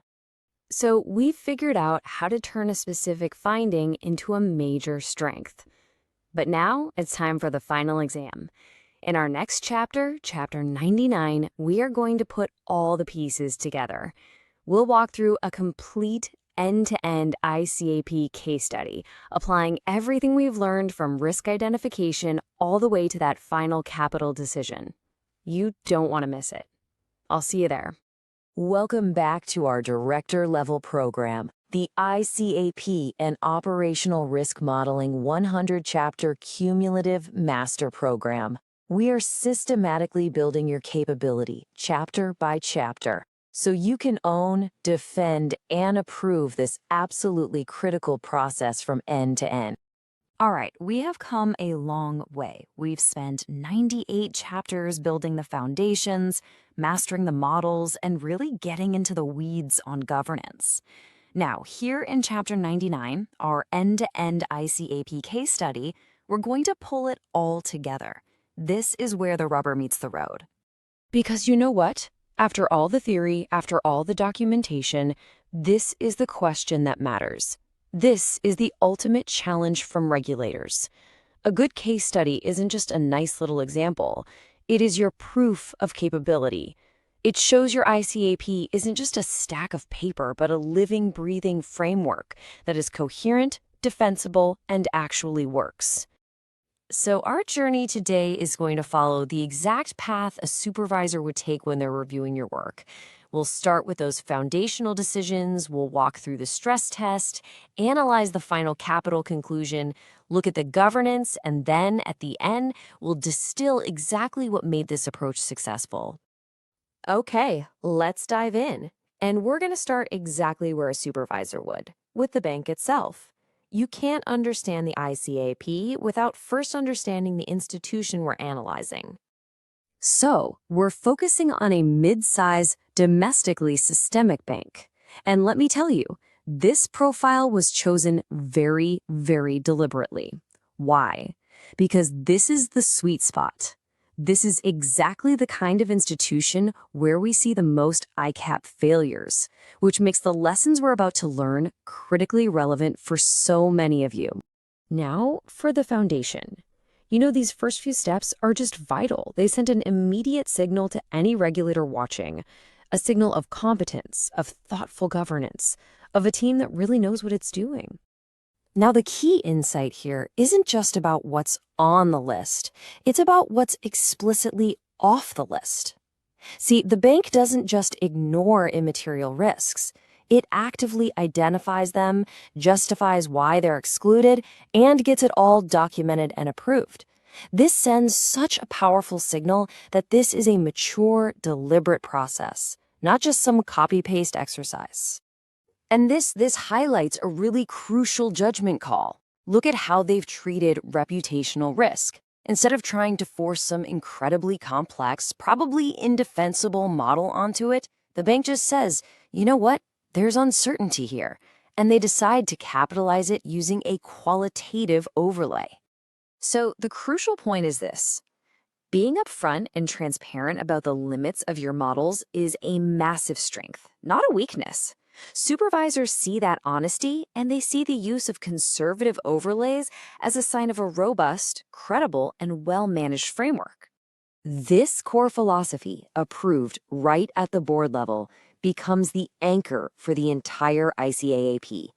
By choosing to prioritize transparency, the bank basically says, regulatory capital is our primary language.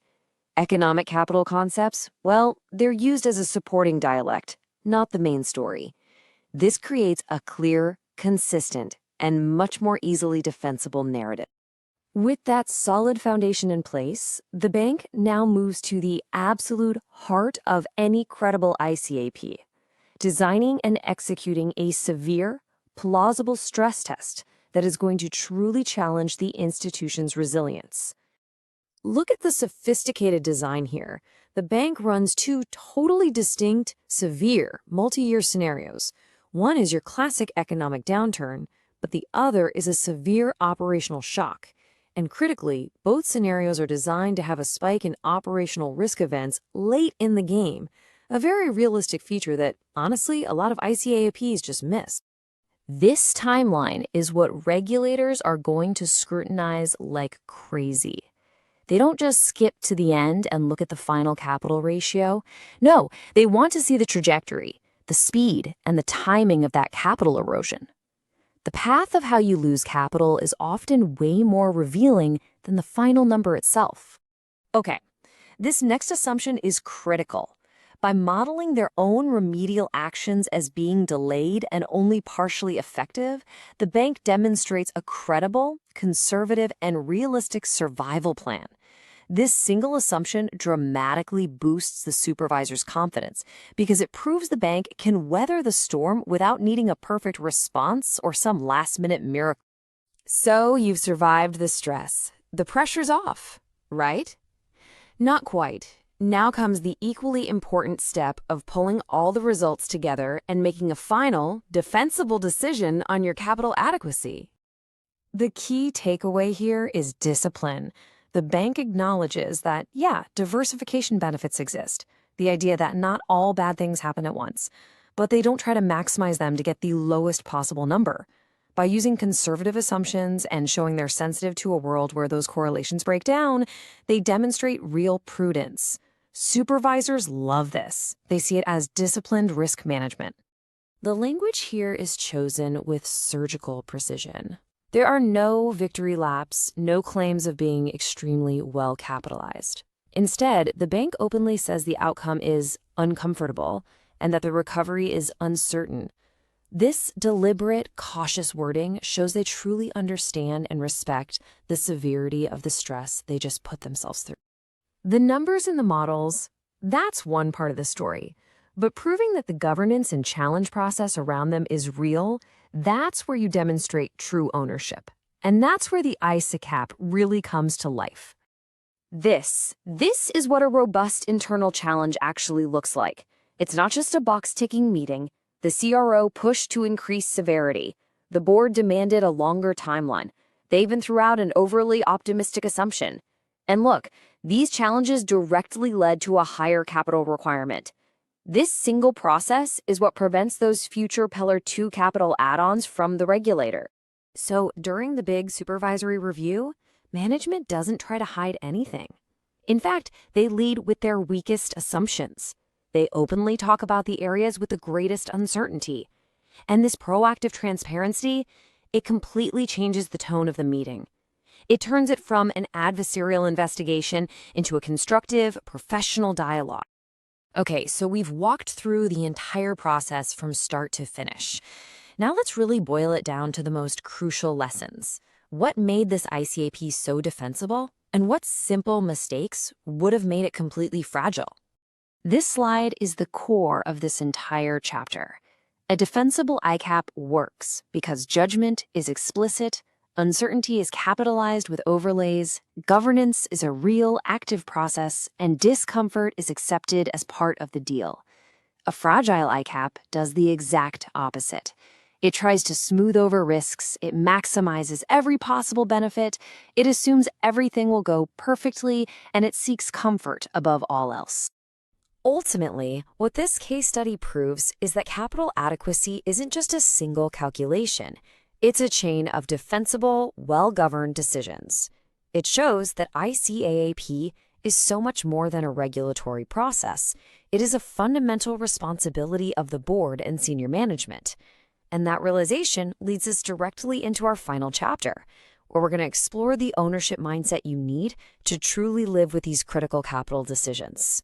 Welcome! We finally made it! Over the last 99 chapters, we have systematically built a complete, Director-level capability in ICAAP and operational risk. What a journey it's been, right? We started with the absolute basics in Part 1, the regulatory foundations. Then we moved through Part 2, defining the risk universe and materiality. Part 3 was all about capital fundamentals. From there, we dove headfirst into the technical stuff. Parts 4, 5, and 6 were a deep dive into operational risk, from its foundations to advanced loss distribution approach modeling and then scenario analysis. Part 7, we tackled aggregation.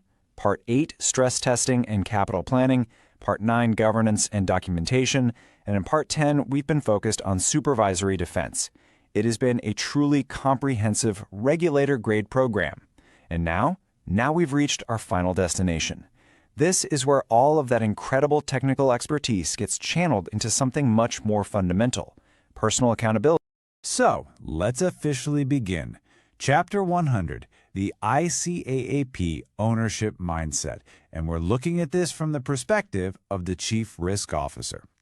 I'll tell you right now, this isn't about one more model or another regulation. No, this is about the final, and I would argue the most important piece of the entire puzzle. And that really is the heart of it, isn't it? The core idea we're talking about today is actually pretty straightforward, but living it, applying it under real pressure, well, that's where the real challenge lies. You know, for 99 chapters, we've been laser-focused on the what and the how. We've talked about frameworks, we've talked about data, we've talked about calculations, but this final chapter, it isn't about any of that. It's about the person sitting in that chair. It's about your judgment, your character, and ultimately the decisions you will have to own when all the spreadsheets are closed and all the analysis is done. And that brings us to our first big idea here. We need to move past the textbook definitions and really understand what ICAAP truly represents at the highest levels of an organization.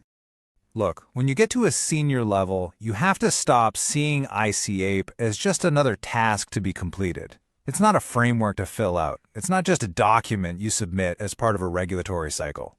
It becomes a fundamental personal responsibility. It's a measure of your stewardship over the institution. This is the one question that cuts through all the noise, all the models, all the governance meetings, all the validation reports. Everything exists to help you answer this single, irreversible question. When the chips are down, was the decision honest? The entire process, the entire framework, it all hangs on that single word.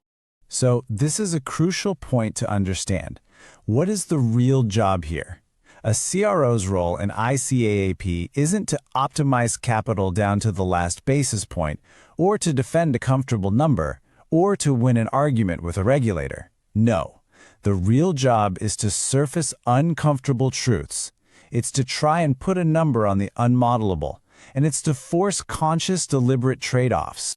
And that job, doing it properly, inevitably leads to a critical moment.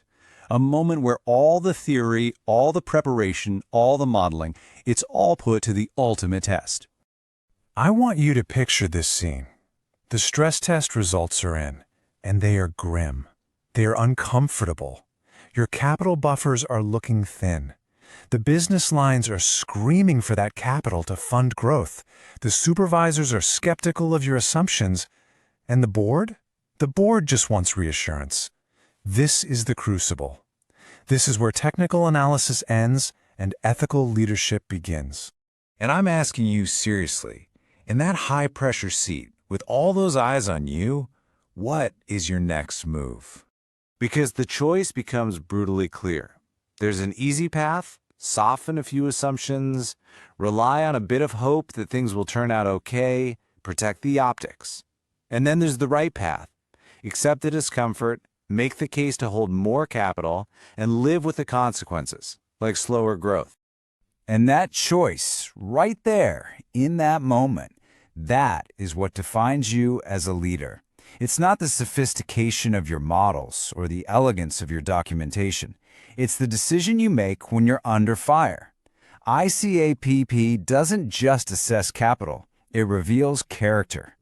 And believe me, that decision doesn't just happen in a vacuum. The character you show has a profound ripple effect across the entire system. You have to realize, regulators have an unwritten checklist. They're watching your behavior. They're asking themselves, is this person open about uncertainty? Do they escalate bad news? How do they react to challenge? Your credibility, built on these behaviors, directly impacts how they supervise you. It's that simple. And a key part of this is your relationship with your models. A weak leader uses a model as a shield. It's an excuse to avoid making a tough call. The model said so. But a strong leader? They see models for what they are. Powerful instruments, incredible lenses to see risk, but ultimately, they are just aids to their own judgment. And trust me, supervisors can spot that difference from a mile away. Okay, so this all leads us to the final essential mindset shift. This is the philosophical foundation that makes an ICAAP truly robust, responsible, and defensible. Your perspective has to shift from short-term compliance to long-term accountability. Anybody can game a decision to get it through for today. But the real test, the real question you have to ask is, 3 years from now, when we're looking back on this moment, maybe even in the middle of a crisis, will we stand by this decision with integrity? And this is the core thesis of this entire chapter. Your job is not to defend a number. Your job is to defend the integrity of the process, the integrity of the institution, and the trust that has been placed in you by depositors, employees, and the entire financial system. If there is one sentence I want you to take away from our entire 100-chapter program, let it be this one. This is the essential truth. All the complex modeling, all the governance, that's just the technique. The fundamental act at the heart of ICAAP is deciding with honesty how you will pay for the uncertainty that you face. And with that powerful thought, our journey comes to a close. But, in many ways, it's also a new beginning. Because what you have built over these 100 chapters is a new, comprehensive, and very real capability.